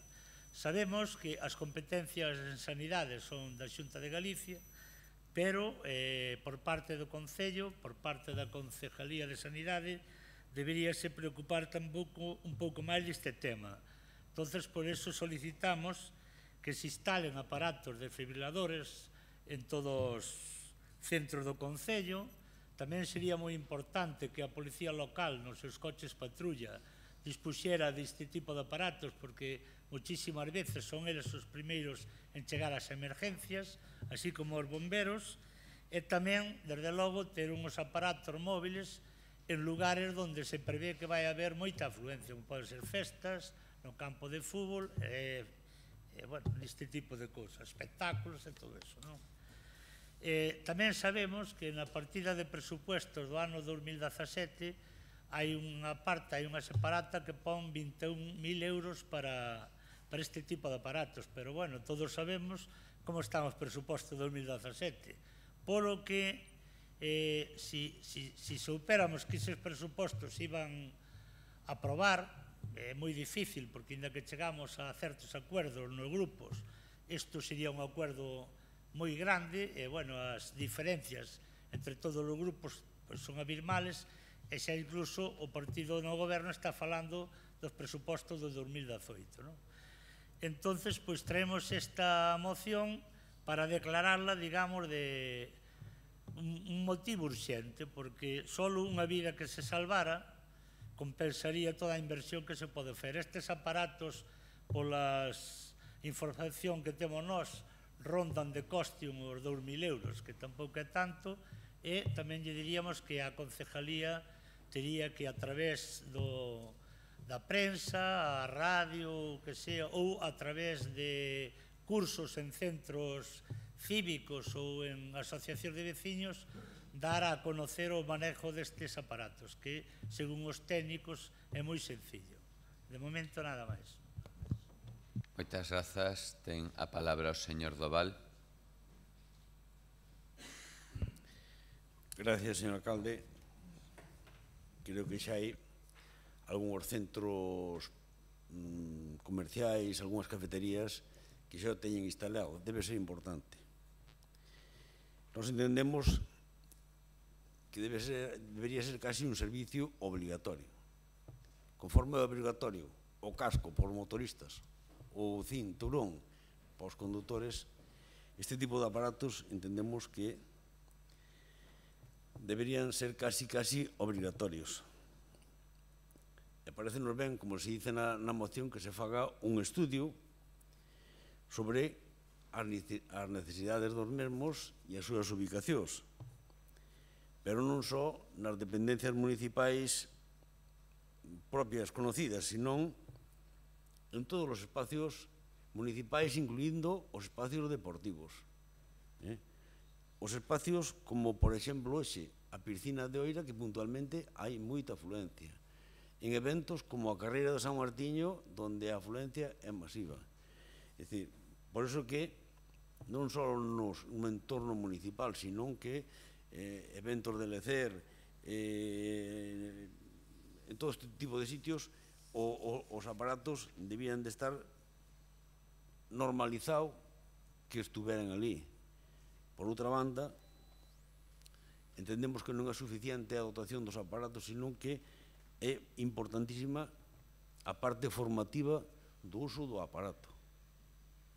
Inda que, aparentemente, por que teño entendido, son bastante sinxeros de usar, o que non teño é coñecemento sanitario para saber o momento en que o teño que usar.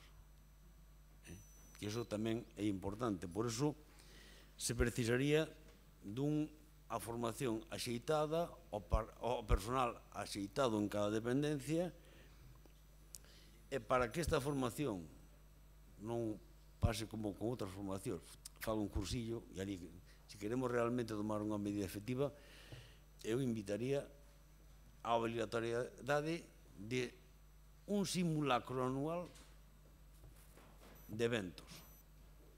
É dicir, como se fai en outros lugares, simulacros de unha historia para que esa formación este permanente ao día, primeiro porque estamos falando de vidas humanas e que é importante non só ter o aparato, sino saber usalo e salvar esa vida. Nada máis.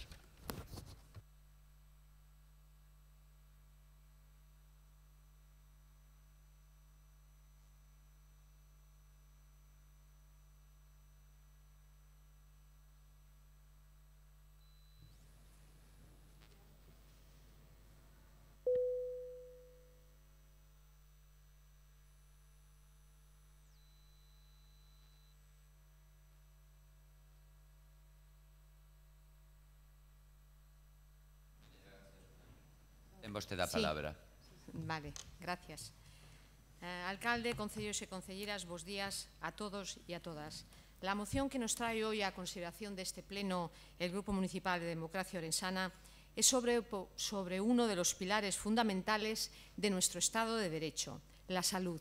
La salud es el área en la que no podemos tener dudas.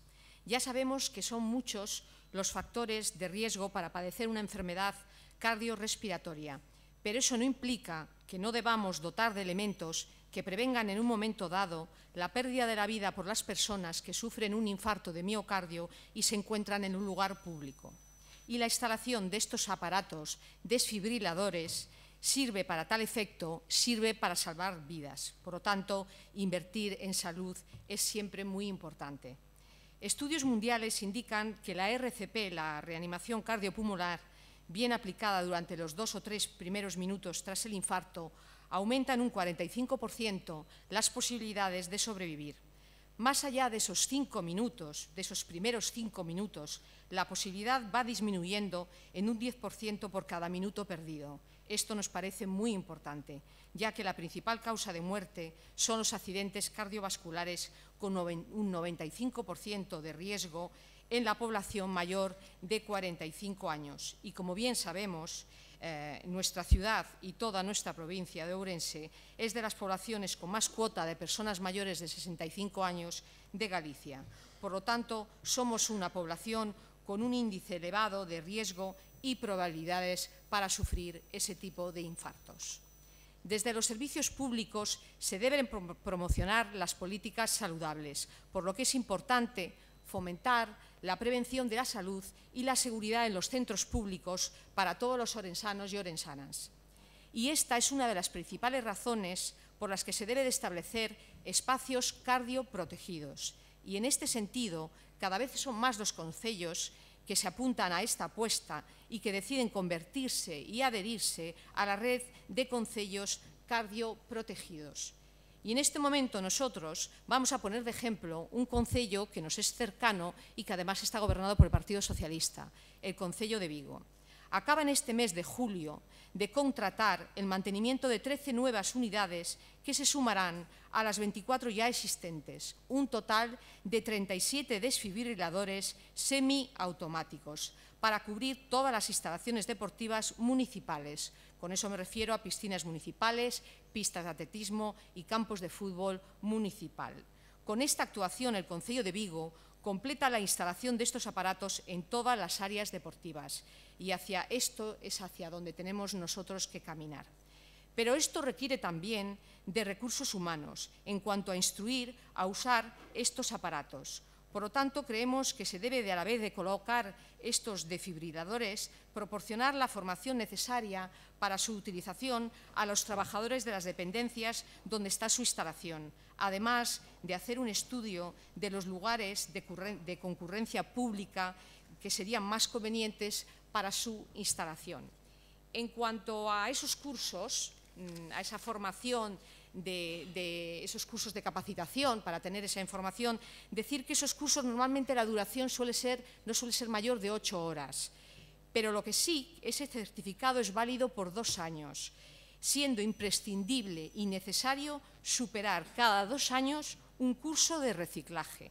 Y esto se hace para mantener frescos los conocimientos, ya que se debe hacer una correcta manipulación del desfibrilador y de toda la maniobra de RCP. Y nada más en mi primera intervención. Muchas gracias. Muchísimas gracias, señora García Lozano.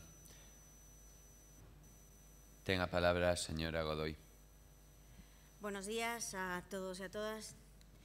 Quería aprovechar esta primera intervención para, al margen de esta moción, pues dar un agradecimiento, en este caso, a Democracia Orensana por el apoyo al mantenimiento de los programas sociales y, por encima de todo, al pago de pequeños proveedores, la mayoría de ellos microempresas, autónomos, locales y también ONGs.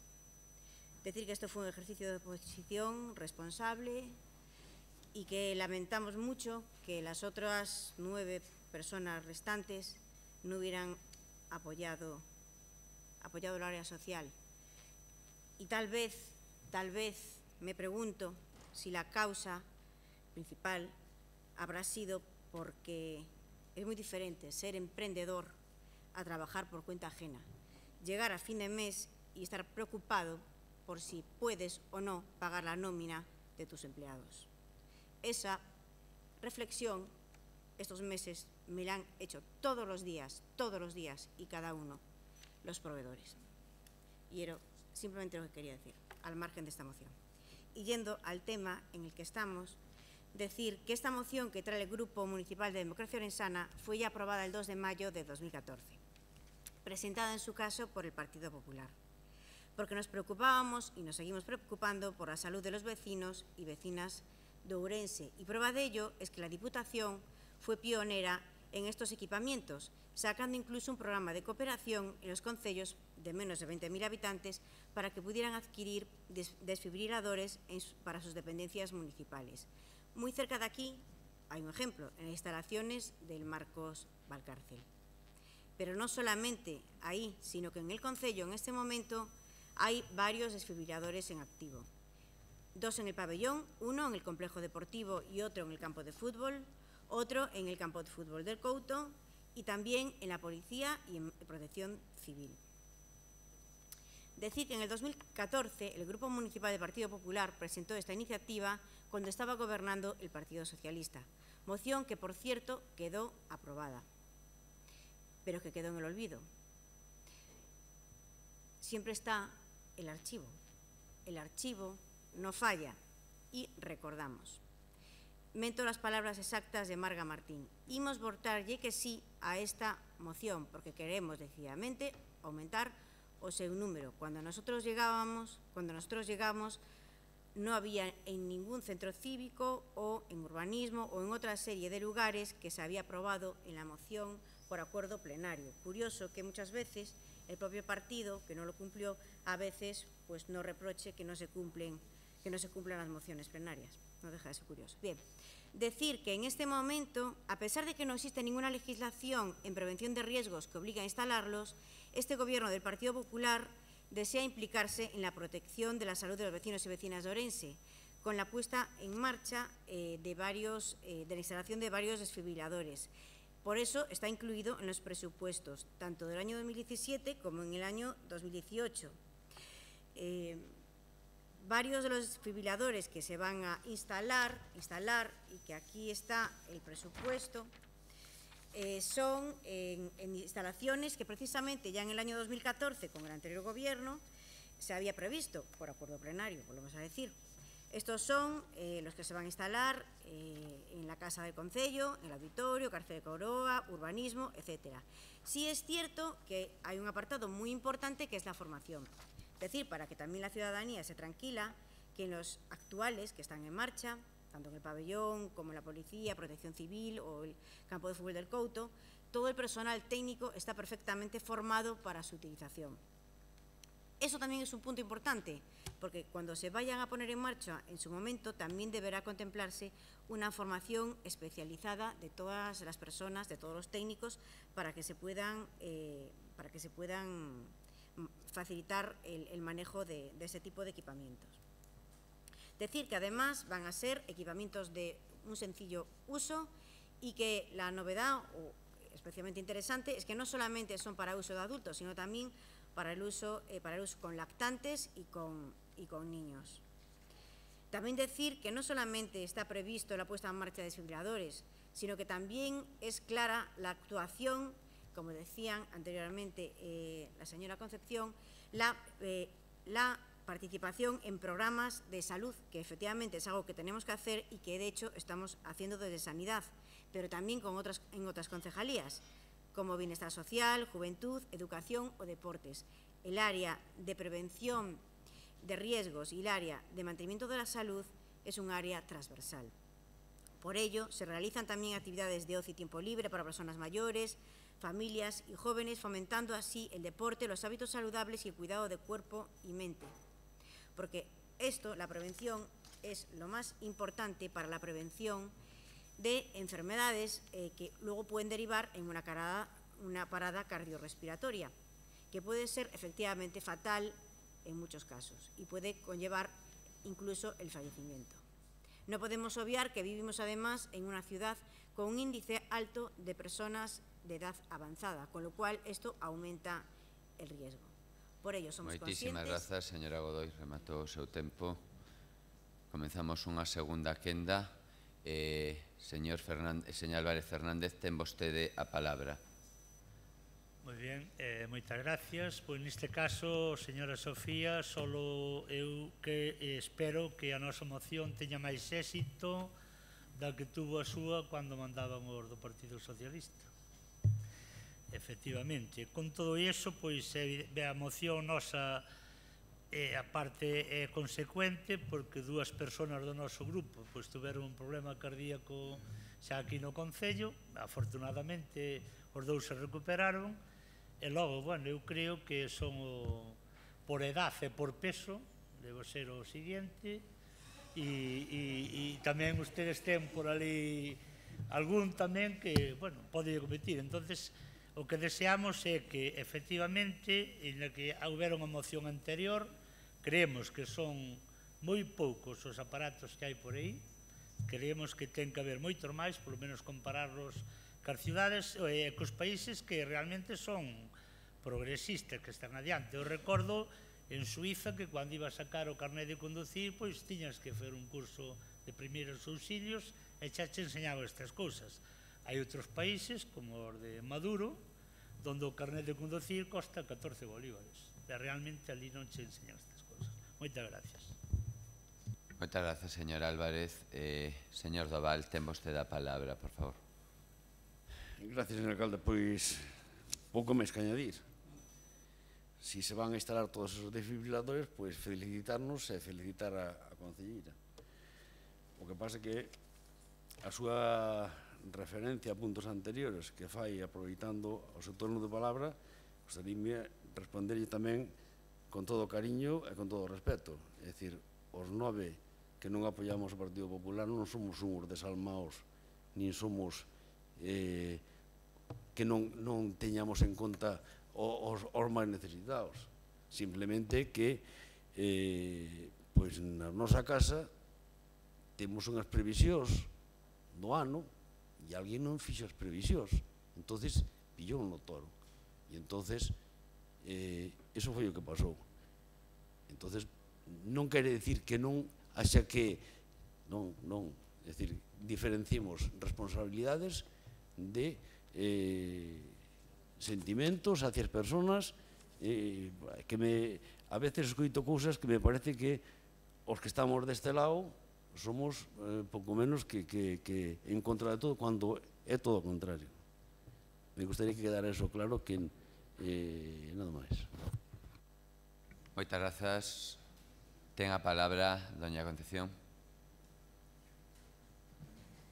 Gracias, alcalde. Lo primero de todo, decirle al Grupo Municipal de Democracia Orensana que apoyamos vuestra moción.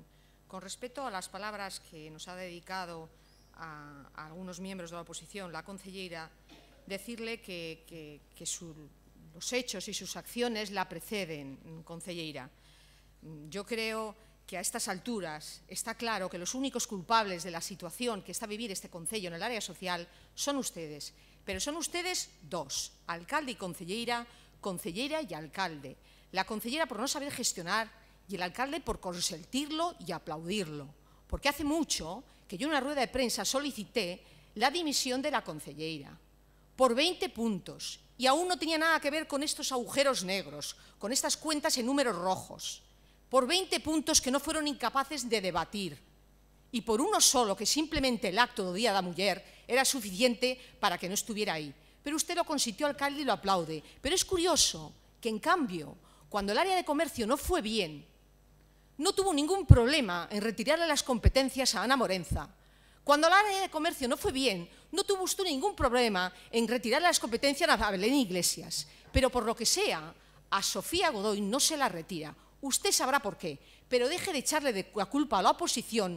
Nosotros trabajamos y nos dedicamos a fiscalizar la labor del Gobierno, que es lo que nos toca para esta legislatura. Y es lo que hacemos como lo harían ustedes o cualquiera otro de los que estamos aquí sentados. Y si tenemos muchos motivos para quejarnos, lo que tiene que hacer la consellera es no darlos. Dimos 20 motivos. Y siguen estando presentes esos motivos. Se siguen ustedes habiendo cargando el programa de familias monoparentales. El plan Integra sigue sin estar. El protocolo de refugiados es una mentira. Y en cuanto a la ordenanza de viviendas de emergencia social, recordarle que efectivamente se aprobaron tarde y mal, pero se aprobó para que usted no lo tenga puesto en práctica. Mucha letanía, mucha literatura, pero no lo ha puesto en práctica, porque hay una familia que no se le está haciendo el seguimiento que pone la propia ordenanza. Por lo tanto, esto todo es puro teatro. Y ustedes quieren hacernos responsables porque lo que quieren es que nos rindamos a ustedes y les ayudemos a tapar las vergüenzas. No estamos para tapar las vergüenzas. Estamos para hacer una oposición honorable. Y eso es en lo que está el Partido Socialista. Nada más y muchas gracias. Muchísimas gracias, señora García Lorzano. Non se entera vostede de nada, e sinto decirlle isto, de nada, Deus. Asegúrolle que vostede non ten Concepción, bueno, si Concepción ten o nome, pero debelle de quedar solo no nome, porque o que acaba de decir é que, vamos, é increíble. Pero siga vostede así, irrites así, non seguiremos tranquilo. Vostede necesitaba o seu minuto de gloria e tivo o seu minuto de gloria. Ten os últimos 3 minutos a señora Sofía Godoy.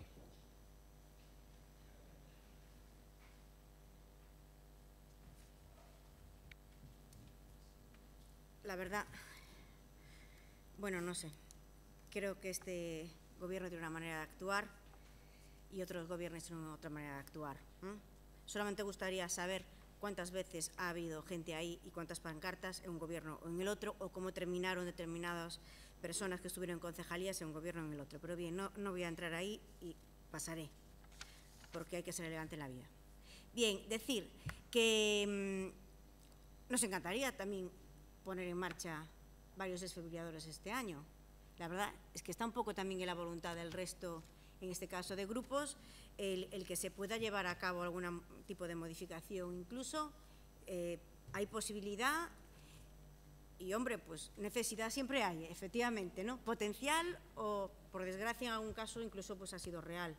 Somos sensibles con la situación, con el tema, y tanto pues desde la concejalía que, bueno, pues que dirige Jorge Pumar, como desde esta concejalía de Sanidad, pues ambas bueno, pues pensamos que sería una buena opción.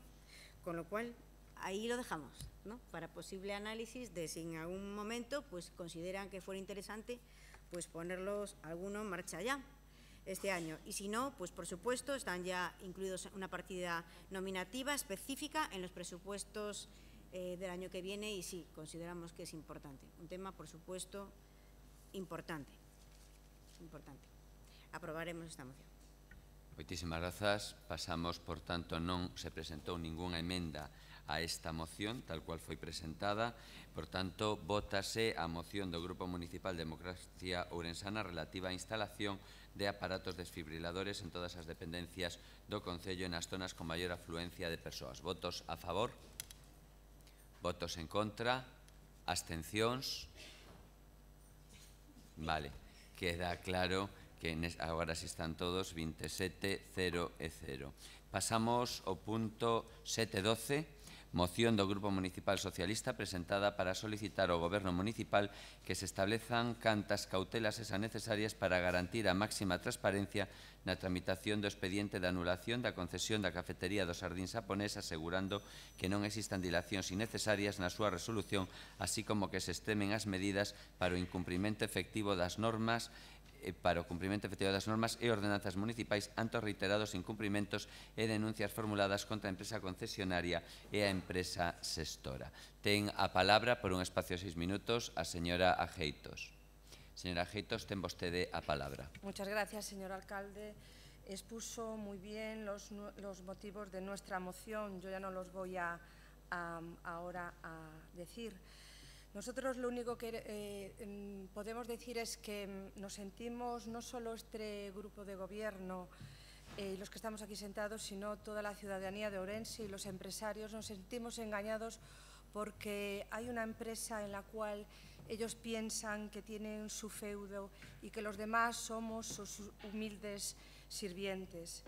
Nosotros, en esta moción, vamos a exigir al grupo de gobierno que establezcan cuantas cautelas sean necesarias para garantizar la máxima transparencia en la tramitación del expediente de anulación de la concesión, asegurando que no existan dilataciones en su resolución, así como se extremen las medidas para el cumplimiento efectivo de las diferentes normas y ordenanzas municipales ante los reiterados incumplimientos y denuncias formuladas contra la empresa concesionaria y la empresa gestora.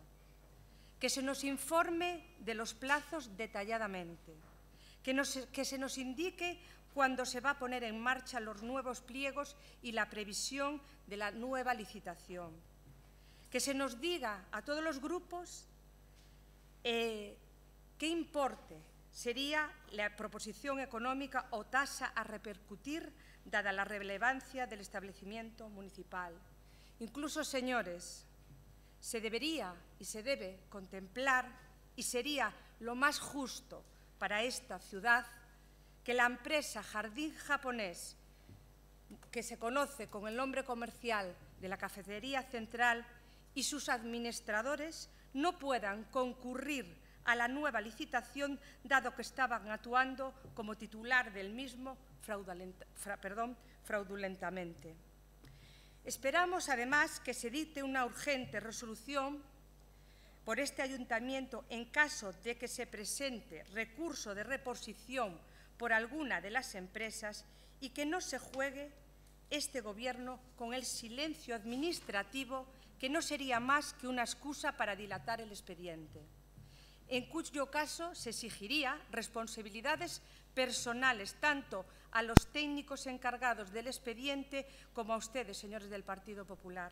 Y nombro a técnicos encargados de este expediente porque sabemos que la encargada o encargado de este expediente puede tener motivos suficientes para dilatarlo, por lo que vamos a estar especialmente vigilantes de que no se juegue con los tiempos del procedimiento administrativo, porque en ese caso, señor alcalde, señores del Gobierno, no dudaremos ni un minuto en acudir a los tribunales. Muchas gracias.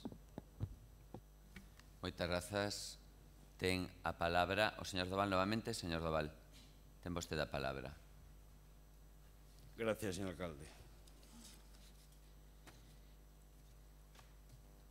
Fai casi un ano, novembro de 2016, o Partido Socialista presentaba unha moción onde se solicitaba a ordenanza de veladores conforme a súa copia originaria. Nos estudiamos esa ordenanza, nos parecía axeitada, apenas retoques, e non sei por qué esa ordenanza todavía non sae cando é tan fácil de chegar a acordos como se chega con Democracia Irensana, neste caso co Partido Socialista, e quitala dunha vez por todas para que o desorden ciudadá en terrazas de veladores ao menos teña un viso de solución que reclama o propio gremio de hostelería.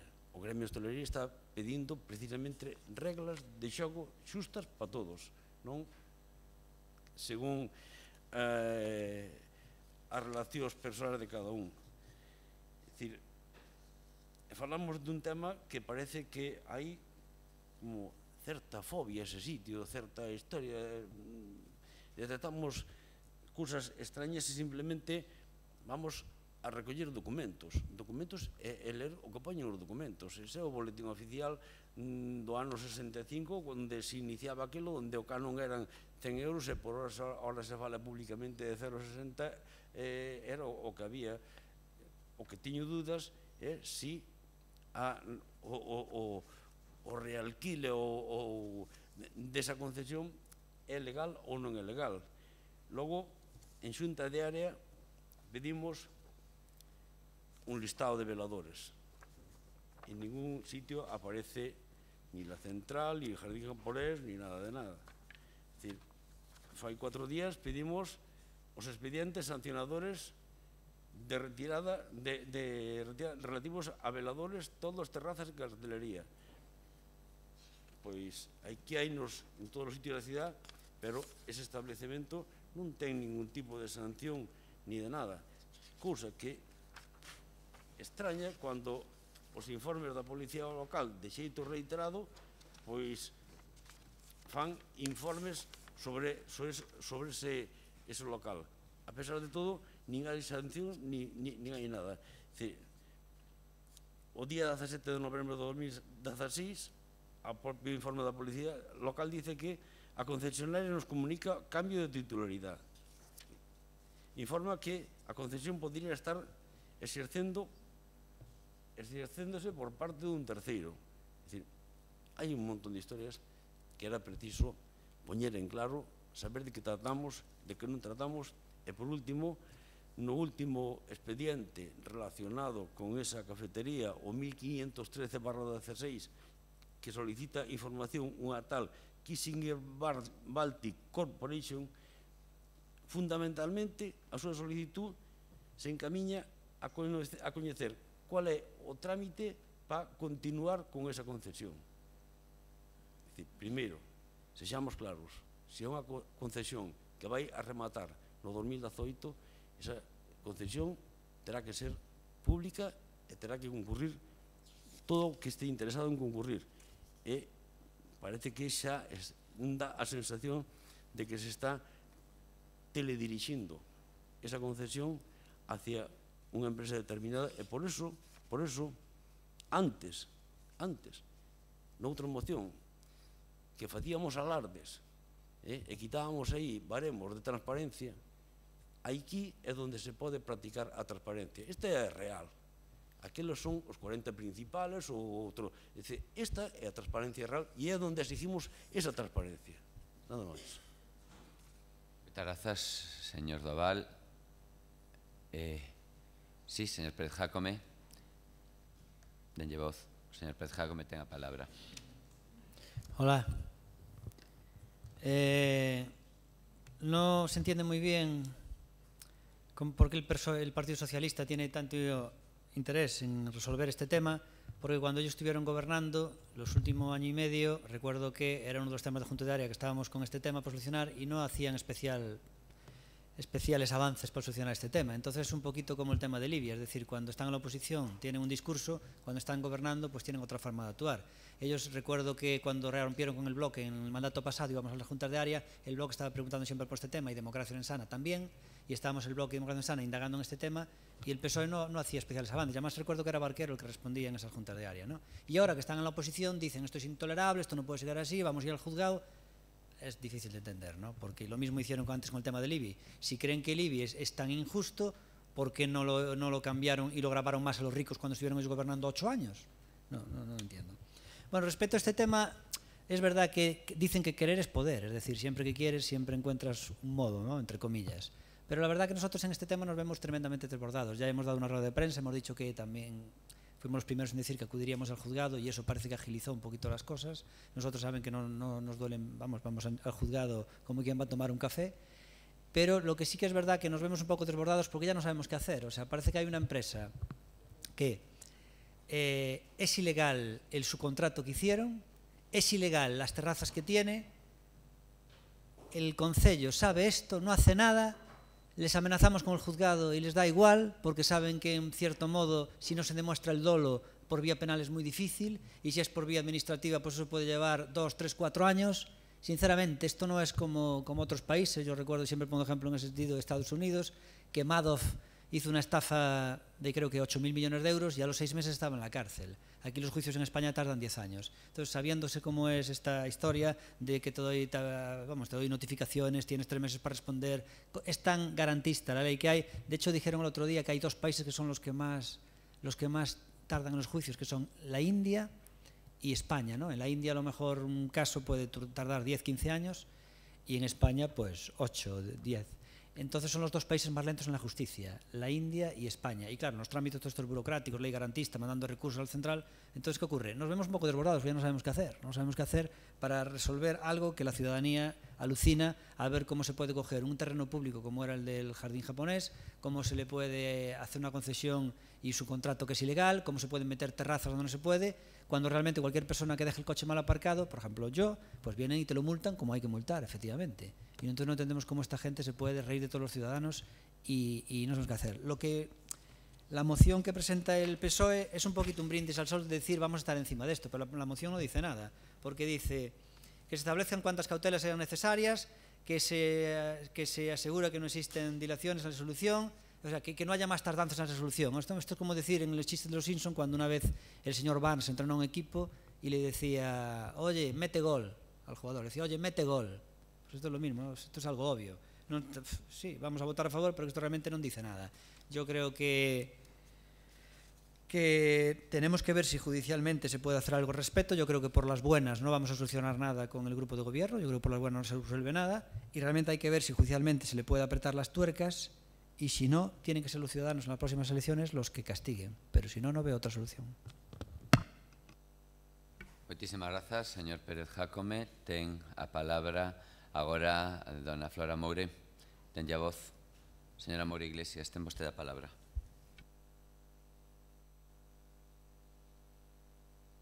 Sí. Ten vostede a palabra. Muchas gracias, señor alcalde. Buenos días de nuevo a todos. Bueno, en primer lugar quisiera ser breve, sobre todo, en primer lugar, por las horas en las que ya nos encontramos. En segundo lugar, yo estaba un poco extrañada, la verdad, al leer esta moción, porque en la Junta de Área del día 11 de julio del 2017 y así consta recogido en el acta, el señor Barquero hizo estas mismas consideraciones que se plasman en esta moción. Por lo tanto, entiendo, o no entendía, ahora sí lo entiendo, porque claro, veo que la señora Juana Geitos y el señor Barquero no han debido hablar mucho respecto a esto, porque la señora Juana Geitos debería saber que el señor Barquero ya hizo estas mismas consideraciones que vienen recogidas en el acta de la Junta de Área del 11 de julio del 2017. Bueno, pues para hacer reiteraciones innecesarias. Señora Geitos, por favor. Innecesarias. Salvo, claro, que en la Junta de Área no tenemos ni televisión ni medios de comunicación y en cambio aquí pues tenemos otro tipo de foro mucho más adecuado. Me gustaría decirle al señor Doval que yo no sé tan bien si se ha leído muy bien la moción, que ahora también me plantea muchas dudas. Primero, porque estamos mezclando una cosa con la otra. La moción es muy clara, la moción habla de transparencia en la resolución de la extinción de la concesión. No estamos hablando a mayores del cumplimiento de las ordenanzas de veladores, pero son dos expedientes totalmente diferenciados. Que yo sepa, usted no ha pedido vista y copia del expediente, como así lo ha hecho el Grupo Socialista, y por lo tanto dice usted que no sabe si vamos a hacer o vamos a dejar de hacer. No, mire, es que ya lo hemos hecho. Es decir, usted debe saber, y además lo pone en la moción, que el día 6 de julio de este año, hace escasos días, la Junta de Gobierno local adoptaba un acuerdo de la extinción de la concesión de la explotación. Y, lógicamente, como señala en la moción, existen unos recursos, pero bueno, vamos a ver, eso es lógico y está a la vista que tiene que ser así. Solo faltaría que ahora ustedes pretendieran que cualquier administrado no pudiera ejercitar sus derechos. Les anticipo ya que vamos a votar a favor de su moción, fundamentalmente porque este grupo ya ha tomado todas las cautelas que son necesarias. Repito, el Grupo Socialista ha pedido vista y copia del expediente el día 10 de julio, con carácter previo a la presentación de esta moción. Lo ha visto, no me consta que ningún otro grupo lo haya hecho, pero no tenemos ningún inconveniente que lo hagan tantas veces como sea necesario. Y repito, no solo en este expediente de la extinción de la concesión, sino en el expediente que usted señala, señor Doval, el 15-13 del año 2016, que es el relativo al incumplimiento que usted mantiene de veladores. Lo que sí le tengo que decir es que no hay reiteradas denuncias como ustedes manifiestan. La denuncia que aparece de la policía local es de noviembre del año 2016.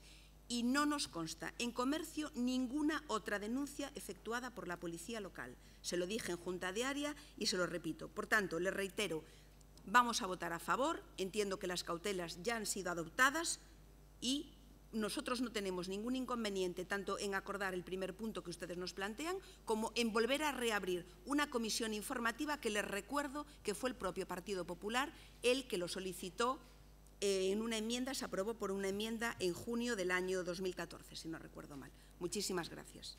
Muchas gracias, señora Flora. Ten 3 minutos a señora Geitos. Ten vostede a palabra, señora Geitos. Muchas gracias, señor alcalde. Voy a empezar con el señor Jácome.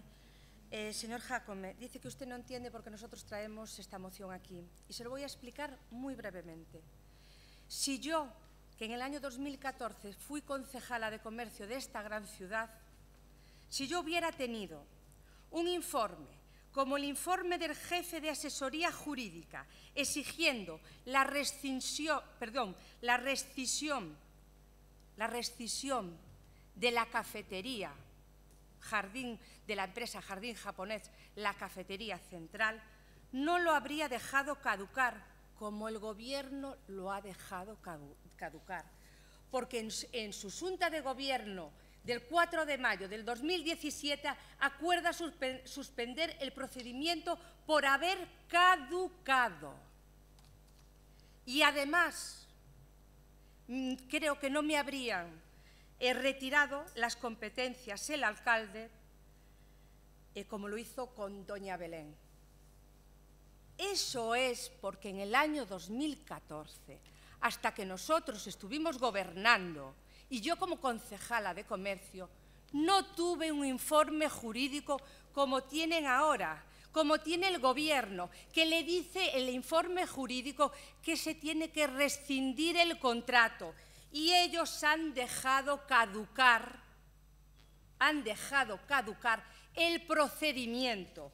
Y yo en mi exposición anteriormente, señor Jácome, dije, esperamos que se dicte una urgente resolución expresa por este ayuntamiento en caso de que se presente recurso de reposición por alguna de las empresas y que no juegue este gobierno con el silencio administrativo. Señor Jácome, usted es muy inteligente y sabe lo que le estoy diciendo.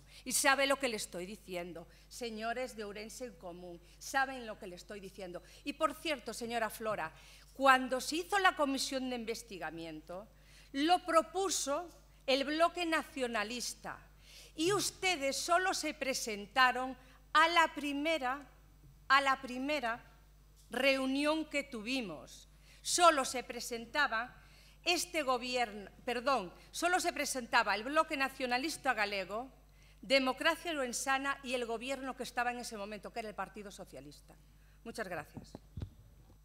Moitas grazas, señora Geitos. Ten a palabra o señor Doval.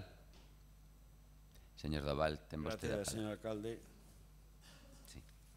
Pois, posiblemente, doña Flora e eu vayamos a xuntas de áreas diferentes, porque non fai moito solicitábamos información sobre licencia para un desfile.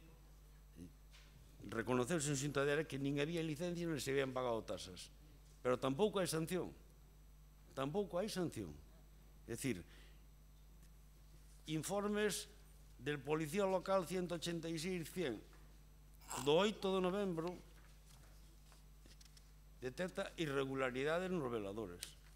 Informe do mismo Policía Local o día 15 de novembro sigue denunciando.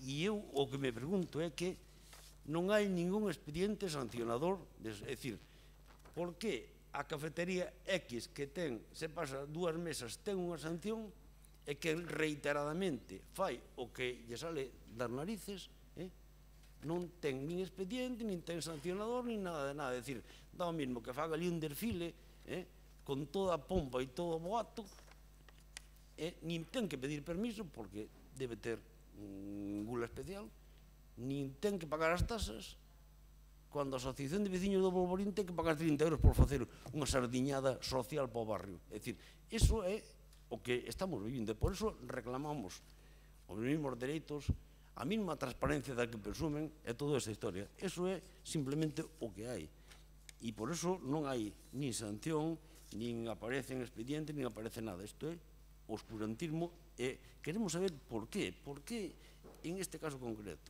nada máis. Moitas grazas, señor Doval. Ten a palabra o señor Pérez Jácome. Se a quere adoptar, si quere, sí? Un segundiño, que a veces agora sí ten a palabra. Antes dije que no sabemos qué hacer y ahora iba a decir que no sé qué decir más. No, decir que antes cuando dijiste, Juana, que yo era muy inteligente, voy a aprovechar para ponerlo en la televisión en bucle todo el rato, para hacer publicidad. Es una broma, es una broma. Es una broma. Bueno, por nada, simplemente decir que vamos a tener que simplemente delegar esto en los servicios jurídicos y ver cómo podemos abordar un tema que tiene difícil solución, porque lo que dije antes es totalmente retrasar y mientras se burlan de la ley. Estaremos encima con los servicios jurídicos y si hay que acudir al juzgado, acudir y nada más. Y hay que votar a favor, aunque nos parece más un brindis al sol esta medida, porque parece que es hacer lo que hay que hacer, pero que no se está haciendo. Entonces, en fin. Moitas grazas. Ten a palabra, denlle voz a señora Flora Moure. Ten vostede a palabra. Buenos días de nuevo. Señora Geitos, yo quería ser elegante para terminar este periodo y empezar las vacaciones con otro sentido, pero usted me lo ha puesto muy difícil, me lo ha puesto usted muy difícil. Mire, en su moción hay un lapsus temporal que va del 2010 al 2015. Milagrosamente, del 2010 al 2015, según ustedes, no ha pasado nada. Le voy a decir yo lo que ha pasado, que no quería hacerlo, pero usted me lo ha puesto a narices. Mire, son increíbles sus lapsus. Señora Geitos, por favor, ten unha chamada a orde, señora Geitos. Se acordó aprobar una enmienda del partido presentada por el Partido Popular relativa a la constitución de la Comisión Informativa. Mire, Un mes más tarde, el día 3 de julio del 2014, usted como concejala de Comercio tuvo que ponerse delante de los grupos de la oposición a reconocer que el expediente había desaparecido, pero tuvo que decir usted claramente, yo lo he visto, pero es que ahora ha desaparecido. El día 4 lo recoge toda la prensa. Saque usted de hemeroteca y lo ve usted claramente. Mire, el día 4 de julio hay dos muy importantes noticias en el periódico, que lo ve usted en Google fácilmente en cuanto salga usted de aquí, en la que ponen en su boca todo esto que yo le estoy diciendo, además de las actas del Pleno que tengo aquí. Y por si esto fuera poco, que perdieron ustedes el expediente, que hemos tenido que rescatar nosotros hemos tenido que rescatarlo, y cuando quiera usted pase junto a la asesoría jurídica para ver dónde estaba este expediente que ustedes perdieron, le voy a decir yo lo que dijo la señora Aurea Soto en el 20 de julio del 2014. Mire, el 20 de julio del año 2014, doña Aurea Soto sale en los medios, en concreto en La Voz de Galicia, explicando los pasos que se van a dar ahora desde el Gobierno local. Se solicitará a los servicios jurídicos que emitan un informe sobre la idoneidad de que se prescriba la concesión. Aurea Soto no supo contestar ni siquiera a la pregunta si de los responsables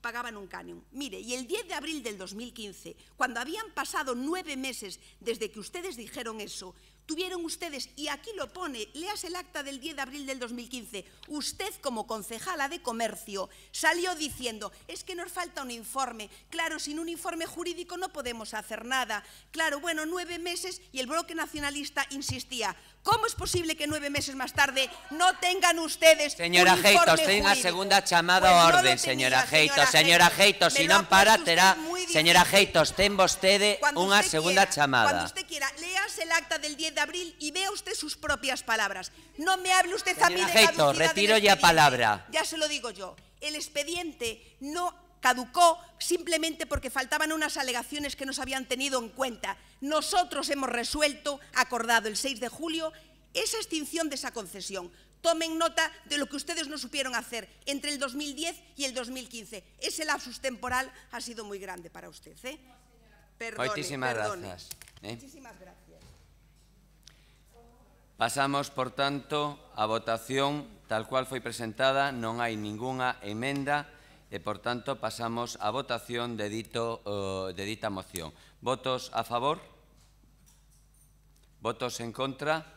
Abstencións? Queda aprobada por unanimidade. Pasamos ao punto 7.13, moción do Grupo Municipal Ourense en Común, presentada para que o Goberno Municipal, previamente a aprobación dunha modificación de crédito destinada ao arranxo dos colectores soterrados, proceda a presentar aos grupos municipais unha nova ordenanza municipal que defina o modelo de xestión de residuos. Ten a palabra o señor Doval, non, o señor Vázquez Mato. Vázquez Mato, ten vostede a palabra. Grazas, alcalde. O señor Doval xa traballou bastante. Nada, tentarei ser tremendamente rápido e breve na miña intervención, porque xa é ahora que esta moción ven presentada directamente porque entendemos que a competencia da recollida do lixo e do tratamento dos residuos é unha das maiores competencias que ten un concello, que ten esta administración local, e na Xunta de Portavoces convocada por a Alcaldía no mes de marzo de 2016 solicitábasenos por primeira vez unha posición aos grupos da corporación, ao resto de grupos da corporación, a propósito dun equipamento relacionado coa xestión do lixo, que é a solución dos colectores soterrados. Esta moción está orientada a visualizar o problema dos colectores soterrados non como estatuas, non é algo que ten que estar bonito, sino que é un equipamento para o tratamento de residuos. Eso creo que queremos que quede en riba da mesa e é o máis importante. A solución que se nos aportaba naquela xunta de portavoces viña derivada dunha consultora, teñen os datos aí en riba da mesa, e se nos propuñan varias solucións que iban entre os 225.000 euros da solución 1, que tiña máis ou menos características, cumpríase ou non se cumprían os problemas de seguridade, os problemas de mantemento, etc., ata solucións que estaban por enriba do 1.000.000 de euros que garantían todas as demandas. 9 meses despois daquela primeira reunión, ponse de novo outra vez en riba da mesa, o que pasa que agora xa non hai tantas solucións, sino que simplemente hai dúas. Unha, que é a posta en funcionamento e posta en norma de todos estes colectores soterrados por un valor de 367.000 euros, E nas condicións que aparecen nesta consultora aparece que non se altera o sistema de recollida, é dicir, seguimos apostando por ese modelo, non se resolve o problema de seguridade nin laboral nin para os viandantes e precisará dun mantemento continuado. Fálase de alrededor de 100.000 euros o ano polo mantemento. E vai incluído a posta en norma. Na solución 2 que se nos aporta nesa consultora é por arriba do 1.000.000 de euros e fálase de que non se altera o sistema de recollida, seguimos apostando por ese sistema de recollida do lixo, sí que resolve o problema de seguridade laboral e viandante e precisa dun mantemento continuado de menor importe que o anterior e tamén a posta en norma. Neste momento, cando se nos definen estas dúas solucións, xa se desbota unha terceira que era a da clausura. Ben, dende Ourense en Común sempre dixemos que a solución, ou alo menos esa era a nosa posición, tiña que ir, o problema dos colectores soterrados, tiña que garantir o cumprimento de toda a normativa vixente, nós non apoiaríamos nada que pusera en risco a seguridade laboral dos traballadores ou dos viandantes e, por outra banda, que aproveitáramos para facer un análise dende o punto de vista estructural. Estructural que quere decir que non vale de nada hoxe poñelos en funcionamento, que mañá os colectores soterrados estén en marcha e que teñan un elevado mantemento e un custe que supoña este Concello que dentro de 4 anos volvemos a estar na mesma teima, porque ademais isto xa é recurrente e os dous partidos que tiveron responsabilidades no goberno relacionados con este equipamento sábeno perfectamente. Entón, a proposta que traemos aquí é que centremos o debate en o modelo de recollida do lixo antes de pararnos a pensar sobre os colectores soterrados. Tivemos coñecemento de que o Partido Popular está preparando unha eventual modificación de decreto que será elevada a pleno e que o propio alcalde recoñeceu nos medios de comunicación que non é a opción que desea desde o goberno municipal. Ben, pois se non é a opción que dende o goberno municipal desexa, agarde un momento, vamos a presentar a Ordenanza Municipal de Tratamento de Residuos Urbanos, a Ordenanza Municipal de Limpeza, que é do ano 95, que entre outras lindeces, pois di que hai que limpar a porta das casas cada un. Vamos a definir unha das maiores políticas que ten que ter un concello, que é como xestiona os seus residuos, vamos a definilo entre todos, poñamos esa ordenanza arriba da mesa, e despois, fagamos unha modificación de decreto para definir que facemos os colectores soterrados. Porque igual estamos poñendo o carro diante dos bois, porque igual, daqui a 5 anos, se xa non é a día de hoxe, este modelo está obsoleto. O modelo de recollida igual está obsoleta. Igual hai que apostar por outros modelos, hai que reducir o pago a Sogama, hai que apostar pola porta a porta, hai que decidir que se fai coa planta de compostaxe, etc. Entón, o que pedimos é analizar o problema dos colectores soterrados como unha oportunidade para redefinir o modelo de xestión de lixo. Moitas grazas. Moitas grazas. Ten a palabra, señor Rei. Eu temo procurar ser breve. Co tema dos colectores soterrados, posiblemente un caso para min único de que levo de concelleiro, porque casi sempre, neste tempo aprendín bastante, fui unha persona que intentei en cada tema formarme o que posible, pero a mí daba má sensación que isto era como algo así como as oposicións. Cando estabas a punto de concurrir un examen, cambiabanche o temario por completo e o que valía nun momento xa deixaba de valer noutro momento que posterior. Por que digo isto? Vou intentar contar rapidamente o relatorio histórico de como se levou a cabo a xestión deste asunto. Primeiro, xa as cousas empezaban mal. Na anterior legislatura, cando se acababa o señor Rosendo, dicía que en 15 días tan pronto chegara ao goberno o Partido Popular iba a arranxar este problema. 15 días podía ser un planteamento demagóxico electoral que non tiña ningún sentido, pero eu esperaba que o goberno municipal do Partido Popular tivera un plan claro, con uns miembros máis ou menos detallados, que nos levaran a unha solución próxima, polo menos un intento de solución. 2 anos despois, estamos aquí sin ningún tipo de folla de ruta a que nos podamos ater. A primeiro intento serio de intentar arranxar este problema, ou polo menos un primeiro intento, foi 9 meses despois, como decía a moción, cando, recordo, nunha xunta de área, estábamos convocados os membros da xunta de área que estábamos en Medio Ambiente e Infraestructuras, todos os grupos. En esa reunión concurre, creo que o técnico municipal de Medio Ambiente, creo que era Carlos Carca, me parece. E nos di que o modelo que posiblemente se siga no futuro de tratamento de residuos non vai a ser o dos colectores soterrados. Pero evidentemente, porque o diga un técnico municipal, a pesar de que é unha opinión cualificada, non ten que ser unha verdade absoluta. E, polo tanto, o que procedería nese momento posiblemente sería haber traballado nese sentido, o que agora apuntades na moción. O certo é que non se fai, se presentan casi de modo concurrente o mantra de que, bueno, de que sea a oposición o que solucione o problema e que diga o que hai que facer, cando así que o goberno aporte ninguna solución concreta. Dice que hai que facer unha auditoría, faise unha auditoría polo tema dos soterrados e danse unha serie de solucións que a min particularmente o día de hoxe todavía sigo a entender como se pode chamar solución a algo que non cumpla a norma.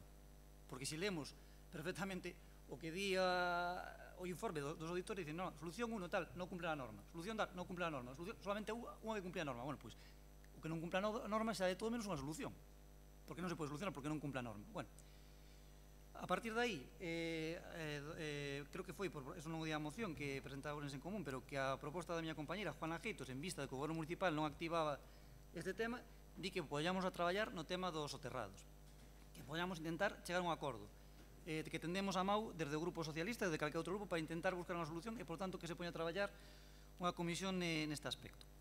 Poñémonos a traballar en esa comisión que, bueno, fai un poquinho mellor que a anterior, concurren unha serie de técnicos e tal, e tamén creo que a empresa, creo que se chama Formato Verde, non me acordo ahora mismo se é así, donde dá unha serie de explicacións. E o que antes eran unhas solucións, ahora van a ser outras completamente diferentes. O sea, se vemos as solucións segundas que aporta a auditoría, xa non se parecían as primeiras. Ou polo menos, bueno, non é que sean exactamente diferentes de todo, pero sí eran distintas. E o que antes non cumplía a norma, ahora chamanlle, non sei de forma semánticamente con trampa, vamos, semántica, si sería algo así como posta en norma, e de que ahora sí podería cumplir a norma. Entón, bueno, o que non valía antes, ahora vale. Entón, claro, chega un momento en que xa non sabe si o tema que antes te habían contado era verdad ou era mentira. Entón, bueno, enredamos todavía máis o asunto este. Bueno, que máis podo decir? Que a partir de aí parece ser que hai un principio de acordo político entre Democracia Orensana e o Partido Popular para solucionar o problema co coste de 300.000 euros, que é unha das posibles solucións que chaman posta en norma, que nós non compartimos. Ao meu entender, si hubiera sido adecuado haber empezado como que marcábamos naquela xunta de área dos 9 meses, empezando a estudiar cal era o futuro do tratamento de lixo en Ourense, porque, bueno, por visto en outras cidades europeas non se sigue así, non se fixo, 2 anos despois se pode intentar facer ben a través desta ordenanza, nos vamos a apoiar, polo tanto, a moción, pero é certo que isto teria que haberse feito fai xa tempo. Non creo que un problema que en teoría iba a arranxar en 15 días, resulta que 2 anos despois, bueno, en fin, parece ser que se vai a asumir a solución de Democracia Orensana, que outra cosa se poderá acusar, pero de claro non se lle pode acusar, era a solución que plantean desde o principio, co cual non haberíamos caído nestes enredos o día de hoxe. Por lo tanto, se van a asumir isto e non están dispostos a aceptar a moción, dan a sensación de que non vai ser aprobada, pero creo que sería o orden lógico de haber feito as cousas. Moitas grazas, señor Rey. Ten a palabra señor Pérez Jácome. Muchas gracias. Bueno, hay que aclarar, porque si no las verdades a medias o malos entendidos, pues la gente pudiera entenderlo, ¿no? Cuando Javier Rey habla de lo que es la norma, parece que no se está cumpliendo la normativa legal, y no es así. O sea, la norma es como, por ejemplo, un folio. Un folio puede haber el folio o el A4, ¿no? Entonces son, digamos, normas, no quiere decir que sean ilegales un folio u otro, ¿no? Entonces hay que diferenciar entre lo que es de obligado cumplimiento por seguridad y lo que es la norma de unos estándares que a veces tiene que ver también con un poco lo que antes decíamos de la transparencia de los concellos, de ver cómo hacen los temas de transparencia política y todo eso, que son, bueno, recomendaciones muchas veces. O sea, que no es así. Bien, yo hoy no voy a hablar de los contenedores soterrados, porque supongo que ese es un debate que hablaremos cuando llegue ese debate de los contenedores soterrados y de si se debe acometer la opción que hemos tomado o no. Hoy aquí lo que vamos a hablar, en este punto, por cierto, que es el punto 7.13, que hoy podríamos llamarle 7.7.12 más 1, en honor a Ángel Nieto, que falleció ayer. Bueno, pues decir que esto me encanta, esta moción, de verdad, es una moción fascinante, porque a mí son las que políticamente me gustan mucho, porque son estas mociones de picaresca, la típica ideología enrevesada y retorcida de Ourense en Común. No es la primera vez que lo hacen, pero nosotros los hemos cachado.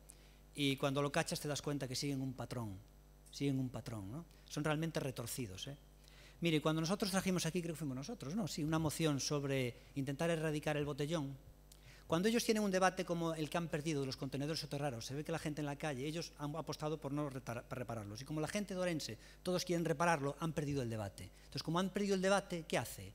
Lo elevan a otro plano superior y lo intentan desviar y que quede camuflado. Pero no es la primera vez que lo hacen, ¿eh? No es la primera vez que lo hacen. Cuando nosotros trajimos aquí una moción sobre el botellón, ellos hicieron creo que una enmienda. No, Lo que hay que hacer es resolver el problema del alcoholismo. Así que no hablemos del botellón, vamos a hablar del alcoholismo. ¿Qué haces? Te llevan a su terreno, te dejan totalmente desvalorado el tema del botellón, tu moción es una atrapallada y lo elevan a un plano superior. Es como, por ejemplo, en la vida cualquier cosa, si hablas de Dios, una persona que tenga una enfermedad, ¿qué le hace mucha gente? Pues le hablas de Dios, lo elevas a otro plano superior y ya queda lo otro un poco diluido. Pues es lo que hace Ourense en Común. Cuando nosotros hablamos de que había que hacer un tema a la cruz alta de unas escaleras mecánicas, ellos decían que no, lo que hay que hacer es mirar cómo está la flota de autobuses y cómo había que hacer con los itinerarios, que era mejor. Así que no hablemos de un sistema de escaleras mecánicas en la cruz alta, hablemos de los autobuses. Cuando hablamos de un sistema mecanizado para el barrio de la Carballeira, trajeron una enmienda en la que decía que no, vamos a ver las necesidades globales de Ourense, las necesidades del tráfico y de los peatones, vamos a hablar de eso. Siempre lo llevan a un plano superior para desvirtuar el tema. Cuando hablamos de, por ejemplo, el tema del Castro de Oira, no, hagamos un expediente, un informe en la universidad, cómo se puede realmente abordar el problema de todos los castros de Ourense, no solo el tema del Castro de Oira. Cuando hablamos de la banda de música, lo mismo, abordemos el problema de la banda, el tema cultural y todo eso. Siempre los traen otro tema, ¿para qué? Para intentarte romper la moción, ¿no? Y ahora que en esto nosotros, cuando hicimos la moción de censura, que queríamos hacer moción de censura, no, ¿qué dijeron? No hablemos de moción de censura. Vamos primero a ver se hai mimbres e despois xa veremos quen é o mimbreiro, a frase dil. Entón, os mimbres é un acordo programático. Vamos falar do programa. Te meten 2 3 semanas hablando del programa tal, e te diluyen el tema. Es su táctica. Y entonces, ahora que tenemos los contenedores soterrados solucionado, que por fin se va a hacer una solución que está garantizada por ley, aparecen estos fenómenos con ese patrón recurrente que ya tienen y te dicen, no solucionemos el problema de los contenedores soterrados de momento. Lo que tenemos que hacer es definir el sistema de recollida de lixo municipal. Y para eso, ¿qué hay que hacer? El pleno del Concello acuerda instar al Gobierno municipal para que antes de la modificación de crédito destinada a los contenedores soterrados se proceda a presentar al Gobierno municipal una nueva ordenanza municipal en lo que vamos a hablar de la limpieza globalmente. Lo llevan a su terreno, te queda el otro totalmente desnaturalizado y despreciado, y ya está. Es lo que hacen para no hacer nada, que lo hemos visto aquí con los servicios sociales. Pueden estar 10 años hablando de que hay que ayudar a la gente necesitada y a la hora de la verdad votan que no. Por eso son Ourense en Común. Mira, lo que ellos pretenden hacer básicamente es lo que acaba de decir él, frases textuales de Martiño. Centremos el debate en el tema del lixo, no de los contenedores. Desviar siempre la atención a su terreno. Estos al final lo que hacen que es, quieren una ordenanza que llevaría, tal como vamos a este ritmo, más tiempo que el de las terrazas. Llevamos 3 años para una ordenanza nueva de terrazas. Bueno, pues tú imagínate, llevamos 3 años sin arreglar los contenedores soterrados y ahora Martiño propone unha ordenanza previa de la limpieza, outros 3 anos, e despois se verá se se vai hacer. Vamos, si teñen razón unha cousa, dentro de 9 10 anos, igual xa o sistema é un tubo de aspiración con drones que vai limpiando por as calles. Xa non fai falta contenedores soterrados. Sabíos como será a limpieza no ano 2025. Aquí lo que hay que hacer es hacer las cosas, que es para que realmente los ciudadanos nos ponen aquí para resolver problemas. Por eso con esta gente es imposible sacar adelante algo. Y voy a volver a decir una frase que dije aquí en un pleno hace años. Hace años no, creo que fue hace un año así. Lo había dicho un general del ejército republicano, que además era de Vigo. Y lo vi en un documental y era un general de Vigo, del ejército republicano. Dijo el general del ejército republicano en la guerra civil: era imposible combatir contra Franco. Cuando empezaron a llegar los apoyos de Alemania y los apoyos de Italia, yo no le podía hacer frente al ejército de Franco, con un ejército que cada vez que le daba una orden se tenían que reunir en asamblea para ver si acataban mi orden. Y ya sabemos lo que pasó. Muchas gracias. Ten a palabra o señor Araujo Fernández, por favor. Bueno, ten a palabra. Sen intentar quentar moito o ambiente, que se quenta con facilidade. Eu teño unha curiosidade que preguntarlle a doña Juana e ao señor Barquero por que sempre interrumpen os que están falando, porque o resto da corporación non ten ese hábito, pero eles os dous sempre están aí alterándose, non? Vou intentar non alteralos moito, pero este tema, continuando un pouco co discurso de don Gonzalo Pérez Jácome, a verdade é que me enche de curiosidade, porque o tema da nova ordenanza de limpieza, a proposta para modificar a nova ordenanza de limpieza, levámola a unha xunta de área, propuxen eu aos compañeros da xunta de área, que teño que decir que son do máis constructivos, fai como 2 semanas, non? Ou 3 semanas. Entregamos unha copia do borrador da ordenanza de limpeza actual, a do ano 95, non? E a semana seguinte viñeron e comentarme, mira, se che parece, en vez de traballar nesta do 95, encomendámosche, prepara un borrador de ordenanza de limpeza e logo xa miraremos de facer as aportacións e tal. Recollín ese guante e traballamos en ese sentido. E isto pasou, bueno, pues fai 2 semanas ou 3 semanas, e o tema dos contenedores soterrados é algo que levamos falando desde que entramos no goberno municipal, non? E eu un día, por suxerencia de doña Juana Geitos, decidí provocar esa reunión para empezar a traballar no tema dos contenedores soterrados, e eu a día de hoxe, por exemplo, no caso do goberno socialista, do Grupo Socialista, aínda non conseguín que me dixeran cal é a solución que eles queren para solucionar o tema dos contenedores soterrados. No caso de Ourense en Común, dispersos. Ainda que vostede di que o ten claro, dispersos. En todo caso, desgraciadamente, os nosos votos e os seus votos, se temos en contra os outros grupos, non chegan para solucionar o tema dos contenedores soterrados. Entonces, además que vostedes van da man ahora, que son a parte esquerda desta corporación, o Partido Socialista, Ourense en Común, podían poñerse de acordo e dicir cal era o xeito de solucionar o tema dos contenedores soterrados. Ainda que hoxe se mandaron uns cuantos zascas, sobre todo Ourense Común mandoulles uns cuantos zascas, pero digo que poderían vostedes poñerse de acordo, pero que non definiron cal era a solución. Lévanos mareando co tema dos contenedores soterrados despois de convocar decenas de reunións, traer técnicos, traer profesionales do sector e tal. Ainda non nos dixeron hoxe. E hoxe, e onte, antes de onte, fai días, por menos hai un grupo como Democracia Orensana que dixo claramente o que quería. E iso é o que queren os cidadáns, que nos poñamos de acordo no fundamental. Entonces, virnos agora con estudiar o modelo de recollida do lixo, nos parece, vamos, enredar por enredar. Pero é que conseguimos ahora mesmo con estudiar o modelo de recollida de lixo cando realmente da igual que o lixo o recollas en superficie, que o recollas soterrado, se realmente o que temos é que pensar na clasificación do lixo e o faz igual dun xeito ou do outro. Por certo, hai unha cousa que intentan introducir no debate e por repetición, eu por lo menos véseme na obriga de levarlles a contraria, porque os feitos son así. Tanto a recollida do lixo de forma soterrada como en superficie ten costes por a recollida. O mantemento dos contenedores soterrados ten coste tamén en superficie. Hai que limpialos, hai que reparalos, teñen un coste alto. Un contenedor pode costar entre 1.200 e 1.700 euros e ten un 10% de coste de mantemento ano, un de superficie, pero que cada vez que se limpa, ao mellor son 10 ou 12 euros o que costa limpar ese contenedor. Entón, non estén intentando trasladar, ao mellor, porque non queren que arreglemos os contenedores soterrados, que o feito de manter o sistema de superficie é mellor porque non ten coste, porque iso é outra mentira. Na súa moción falan de varias cuestións que falsean a verdade. E vostede, Martiño, non está na xunta de área, non?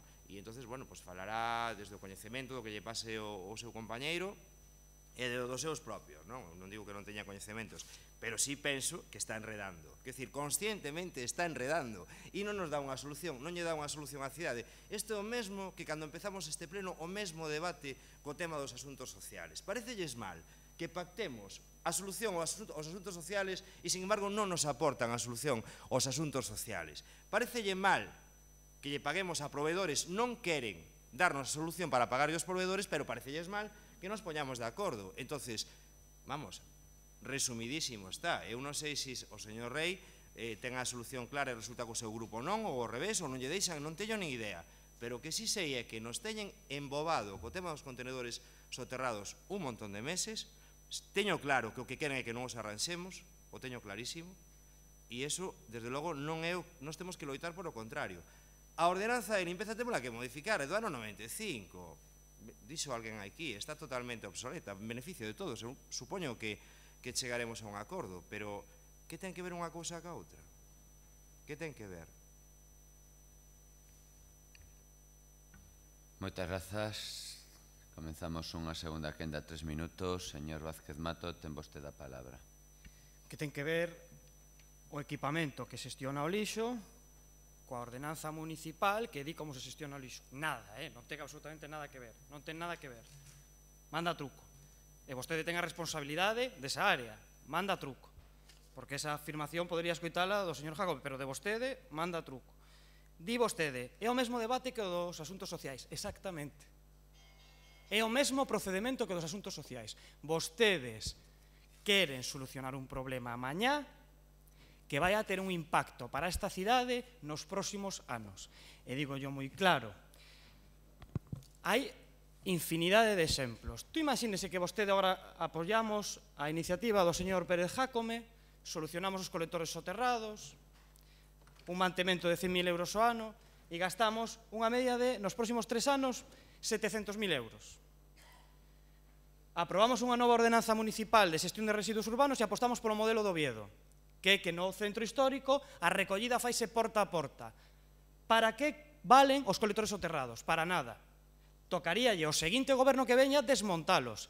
E segundo os seus datos, ademais de falar con Miguel, por suposto que é o meu compañeiro, eu leo as auditorías que nos presentan. E nesas auditorías falábase de que o clausurado costaba €500.000. Entón, agora nos gastamos €500.000 máis o mantemento, en poñelos en uso, depois traballamos sobre a ordenanza municipal de residuos e apostamos polo que se está facendo nos lugares máis civilizados que Ourense, na súa xestión de residuos, apostamos pola porta a porta, apostamos pola compostaxe, o que xa se está facendo noutras cidades. E entonces chegará o seguinte goberno e dirá, pois agora hai que quitar os colectores soterrados. E entonces nos gastamos €500.000 a maiores.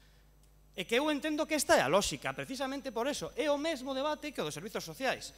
Vostedes, para solucionar un problema puntual, deixan de ingresar para ter menos recursos para eses servizos sociais. Teñen a foto dos colectores soterrados brillando, como se foran estatuas, pero non se paran a pensar en que eso son contedores de lixo, e que o debate ten que centrarse no recollido de lixo, non no equipamento en sí. Despois, ao señor Pérez Jácome, cando nos falamos de norma porque con este sistema morreu xente. Con este sistema de recollida do lixo morreron operarios. E cando nos falamos de que non aceptaremos e non poremos a nosa asignatura, e pareceme tremendo que o Partido Popular o este a facer, non poremos a nosa asignatura nunha modificación de crédito que pon en risco a vida de traballadores e a vida de viandantes. E aparece na auditoría que ten aí. Consúlteo. E cando nos falamos de estes detalles, fala vostede de elevalo a outros puntos, nos falamos de política de altura, de problemas estructurais, non a foto de recoller e ter o colector soterrado para sair na prensa, non, problemas estructurais. Moitísimas grazas, señor Rei, ten vostede a palabra. Moi brevemente, o señor Araujo decía que nos non tiñamos unha solución clara ao tema dos soterrados, non sempre falamos dunha solución estrutural, o que realmente increíble, máis que a oposición teña unha solución clara aos problemas soterrados, o que nunca tuvo unha solución clara aos problemas soterrados foi o goberno que iba en 15 días a resolver o problema. Non escoitei, nin de vostede, nin ningún membro do seu goberno, cal era a solución ideal para o seu equipo de goberno. O sea, usted que é unha persona bastante lista, bastante inteligente, xa que vamos a tal, sabía perfectamente que daba igual. O problema era, diga usted as solucións que nosotros la firmamos. Sin ningún tipo de conciencia ni ideología, de ningún tipo. Es decir, daba igual que fuera la solución que apuntaba a Democracia Orensana, que fuera otra solución, que fuera la que fuera. El problema era sacar o tema de encima, sin ningún tipo, exactamente lo mismo con los orzamentos. Es decir, los orzamentos, mira, nosotros les firmamos lo que ustedes quieran. No se preocupen, para adelante, o sea, é igual. Claro, o problema que tens que facer, digo eu, primeiro como goberno, é aportar unha solución, a súa solución de goberno, e a partir de aí empezamos a discutir. Nas súas propias verbas, que é o que vou a rematar a miña intervención, feitas fai poucos meses, decía: la auditoría que encargó el gobierno del Partido Popular ofrece otras 3 alternativas que han sido descartadas por los populares al objetar que no cumplían la normativa europea. Eso decían ustedes. Repito, que han sido descartadas por los populares al objetar que no cumplían la normativa europea. No lo decíamos nosotros, decíamos ustedes. O había problemas de homologación de los equipos. La primera opción sería una simple reparación que permite su inmediata puesta en funcionamiento, pero con las mismas condiciones que han llevado a su clausura. Su coste estimado era tal, bueno, en fin, e así sucesivamente. Claro, curiosamente, na segunda auditoría aparecen 2 solucións que non aparecían na primeira, o cual a mí, francamente, me sorprende, porque non apareceron xa na primeira. É dicir, cal foi o motivo? É dicir, por que motivo de repente aparecen 2 solucións que antes non aparecían, se hai unha empresa máis a que fixo o estudio? En definitiva, que eu creo que o que se demostrou neste asunto foi que o Partido Popular en 15 días non iba a arreglar isto en ningún caso, porque non tiñan solución ao respecto. E ustedes son os que gobernan, non nos.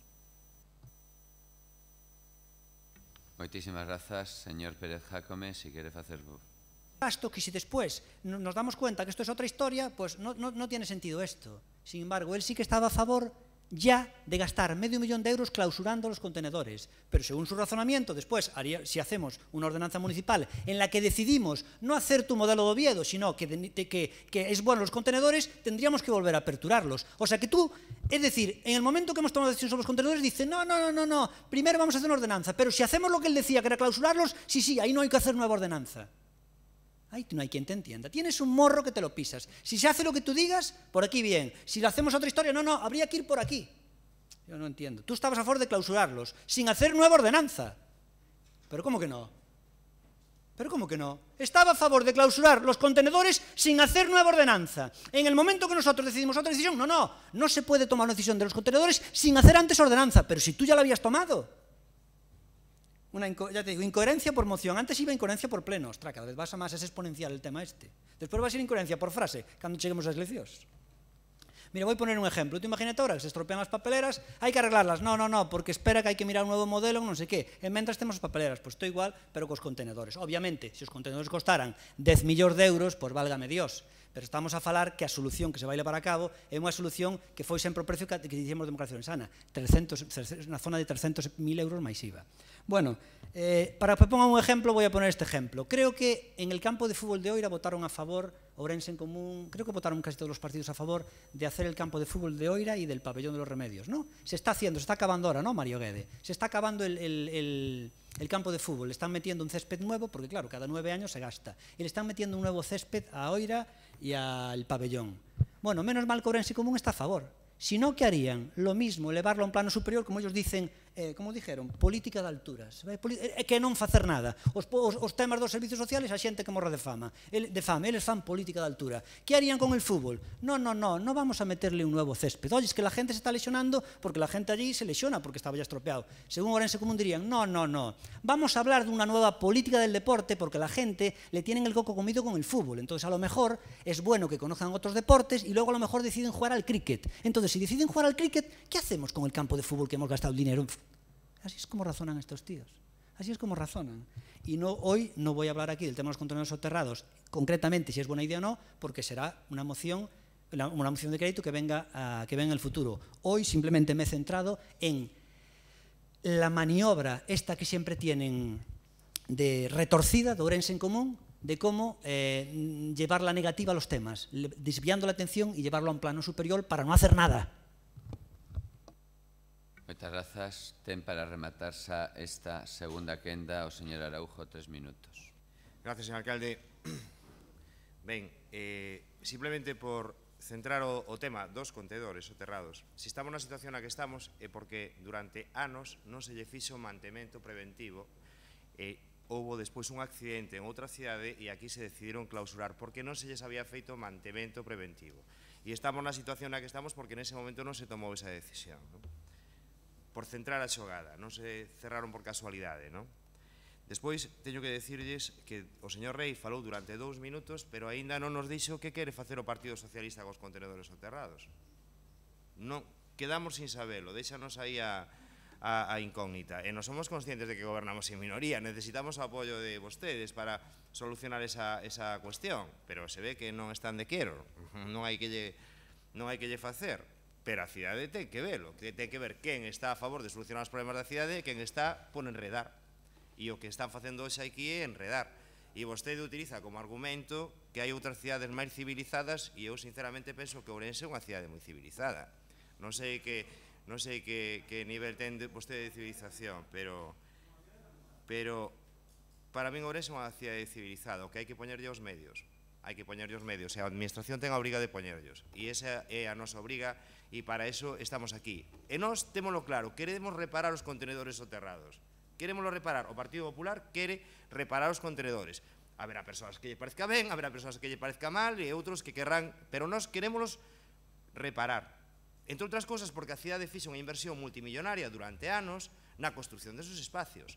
E nós ahora mesmo queremoslo reparar, porque consideramos que poden darlle un servicio fantástico á cidade. Temos a postura clara. Se ve que hai outro grupo que ten a postura clara tamén, se ve que vostedes teñen unha postura para enredar un pouco e o Partido Socialista non ten postura. E entonces eu propoñolle fai uns días modificar a ordenanza de limpieza e vostede presenta unha moción cando o tema dos contenedores xa levamos falando del desde fai un montón de meses. Nós queremos reparar os contenedores aterrados.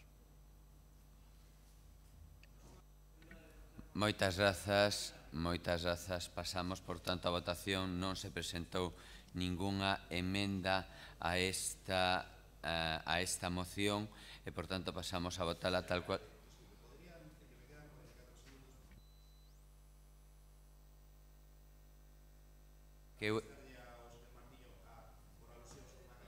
Que non escoitei a alusión. Pedenlle a voz a señor Pepe Araujo, por favor. Que non escoitei a verdade a alusión. Probablemente xa que sae tan tarde. Señor Martiño, para non xogar ca vida das persoas, eu non vou a responder do que lle pasa a ninguén. Deso vai a responder unha empresa que fai certificacións e certificará se está ben ese traballo feito. A mí non me vai pasar vostede ninguna morte, porque se non está certificado o traballo, desde logo non se vai a recibir. Entonces, cuidado con esos temas. Moitísimas grazas. Queda aclarado. Pasamos, por tanto, a votación tal cual foi presentada a moción. Votos a favor? Votos en contra? Abstencións? Queda, por tanto, rexeitada por 18 votos, non 9 sí e 0 abstencións. Pasamos ao punto 8, mocións de urxencias. Non hai ninguna moción de urxencia e pasaríamos, por favor, a parte de información, impulso e control, rogos e preguntas. E, como sempre, comenzaremos por Ourense en Común para pasar por todos os grupos. Sí, Ourense en Común, sí? Denlle voz a dona Ledicia, por favor. Denlle voz a doña Ledicia. Ten vostede. Ben, querolle preguntar ao alcalde como é posible que valoriza que a empresa que leva a atención á dependencia leve meses incumprindo os pregos e non se lle sancionara aínda no momento de hoxe. Quero preguntar tamén se son suficientes os recursos de salvamento e socorrismo do Concello de Ourense, nomeadamente nas zonas fluviais, posto que se contaba cunha convocatoria da Xunta de Galicia de fomento do emprego para contratar socorristas e, polo menos hasta este martes, esa subvención ou ese proxecto non estaba aínda resolto. Entón, quero saber se aínda sen esos socorristas que se iban a contratar por este fomento do emprego da Xunta, se aínda así os recursos son suficientes do Concello ou no medio do verán estamos sen socorristas suficientes. Darelle a correspondente resposta, pois non teño os datos aquí. Sí, señor Vázquez Mato, un segundo. Sí, eu quería facer un rogo que en verdade xa o fixemos chegar por rexistro. Queremos que o alcalde, no exercicio das súas competencias, faga cumprir a lei de transparencia e o regulamento orgánico deste Concello e inicie un expediente sancionador para aquelas persoas que incumpriron a súa obriga de presentar a súa declaración de bens. Por outra banda, quería preguntar por que sabemos e temos coñecemento e agradecemos a vontade por parte do equipo de goberno de levar cara adiante a iniciativa, a moción presentada no pleno para variar o nome das prazas, visibilizar a mulleres que están invisibilizadas no noso Concello. Sabemos que hai un acordo que xa está cara adiante, que é o nome de Asunción González. Queríamos preguntar por que non se implementa o segundo acordo e, ademais, aproveitando, hai pouco que Chus Pato acaba de ser nomeada dentro da Real Academia, podría ser un deses nomes que se propoñan. Entendíamos que era unha proposta que debería ser participada, que a xente pudera facer as súas achegas. Entón, queremos preguntar por que ese segundo acordo non se cumple. Gracias. Perfecto. Sí, primeiro señora Geitos e despois darenlle voz ao señor Barquero. Gracias, señor alcalde. Sería una pregunta para usted, ¿sí? Que sería por qué aún no se le ha sancionado a la empresa que se le adjudicó el mobiliario urbano publicitario, ya que están incumpliendo el contrato. Muchas gracias. Moitas gracias. Sí, un segundo, señor Vázquez Barquero. Sí, un rogo de algúns veciños do Casco Vello, que se axilice o mecanismo administrativo para propiciar a limpeza da finca sita na esquina entre a Rúa Pelaio e a Rúa Padre Feixó. O motivo, porque calquer día pode ocurrir unha desgracia. Tomamos nota da pregunta, pero tamén do rogo. Sí, o señor Rei. Señor Rei. Unha pregunta do rogo rápidos, unha pregunta que sería que na baixada de Marcelo Macías hasta o Paseo do Barbañica, que se chama Fonte do Picho, esta semana limpiaron esa zona, pero deixaron 20 metros sin limpiar, non se sabe se hai algún motivo ou non. Entón sería a pregunta se hai algún motivo para que deixaran que limpiaran toda a zona e que esos 20 metros quedaran sin limpiar. E dous rogos, que serían que, bueno, estas semanas chegou nos o malestar dos veciños tanto da Rúa do Progreso como da Rúa Arnolla, que non teñen nada que ver entre elas, por as baldosas rotas que ali se atopan e que afectan a diferentes tramos de ambas rúas, e que piden que se acometan actuacións. E outro rogo, neste caso da Plaza de San Antonio, que na zona de xogos, para nenos, o pavimento de caucho sofre un profundo deterioro, que máis aí poden velo in situ, está roto e xa fai tempo que non está pegado o chan, a nada. E o nivel de suciedade que se está por debaixo é enorme, é bestial. Por lo tanto, que deberían tomarse medidas urxentes neste sentido para, primeiro, arranxalo e, en todo caso, tamén limpiar o que hai por debaixo. Ben, moitísimas grazas, tomamos nota tanto das preguntas como dos rogos. Con respecto a un dos rogos, sí que vostede ten que ser coñecedor que moitos dos casos se están producindo en zonas, perdón, porque debe de ser ahora, en zonas de vados. E nós o que estamos facendo é tratando de obrigar a cumplir as distintas comunidades, e así se lles manifesta e así se lles enviou carta, a obrigación de manter todo. De feito, na Rúa do Progreso, no día de onte, podíase ver en varios vados como as comunidades de veciños estaban actuando xa ante distintos requerimentos da obriga. En ese sentido, pode ver que ao mellor se dá un caso nun sitio que non é o vado, pero, reitero, comprobaremos in situ para pasar a súa vez si é que depende, nese caso, por exemplo, na Rúa Progreso, de outra administración que tamén está pendente de distintas melloras en esa rúa. Sí, sí. Tenlle voz a dona Concepción. Mi pregunta es cuándo se va a poner en práctica la ordenanza de viviendas de emergencia social, ya que sabemos que hay una familia en una de las viviendas que no se está haciendo ni el seguimiento ni el plan que decía la literatura de la propia ordenanza. Sí. Refírese vostede ao plan de vivendas das vivendas que se puseron en man dunha bolsa, non? Estoy hablando de la ordenanza de viviendas de emergencia social. Deremos resposta e cotexaremos os datos porque nos manifestan distintas opinións. Entonces, antes de dar unha opinión os aquí, para evitar unha discusión, vamos a confirmar si realmente hai unha familia e se hai unha familia daremoslle debidamente resposta de que pasos están dando, ou que si se cumplen os requisitos que pasos están dando, vale? Antes de poder decir algo a V. Pasamos, perfecto, denlle voz a señora Fernández Dibuja. Non, a ver, sí, señor Corval, delle aí, perfecto, e agora xa salta e xa ten vostede a voz.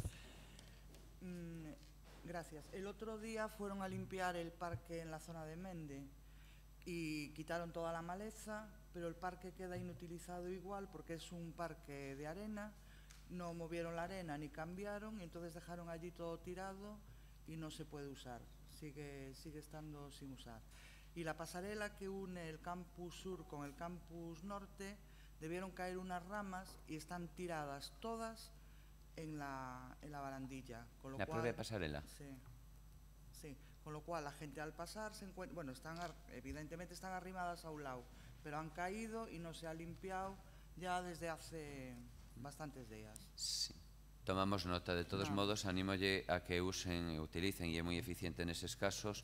Ourense colabora con unha foto dúas que a indicación concreta aparece e na inmensa maioría dos casos o departamento quero agradecerlle a todos os funcionarios e compañeiros porque en algúns casos están actuando prácticamente si durante a semana no mesmo día para cuestións de esas e para evitar riscos. Pero tomamos nota. Sí, o señor Fernández, neste caso Álvarez Fernández. Vamos falar despacio porque o Pepe está escribindo aí todo apurado. Mira, en Marcelo Macías, frente ao número 3, onde está parado o autobús, hai unha salida de vehículos do edificio, non? E o estado desa acera está lamentable. A parte, había 4 volardos desos de pé, protectores, e romperon. Están os 4, non están os volardos, pero quedaron as bases onde estaban enganchados. Co riesgo que hai para que cualquera tropeza ali, aparte están oxidados todos. É xusto onde está a parada do autobús. Algúna pregunta máis? Non? Levantamos entonces a sesión sendo as 3 horas e 32 minutos. Moitísimas grazas.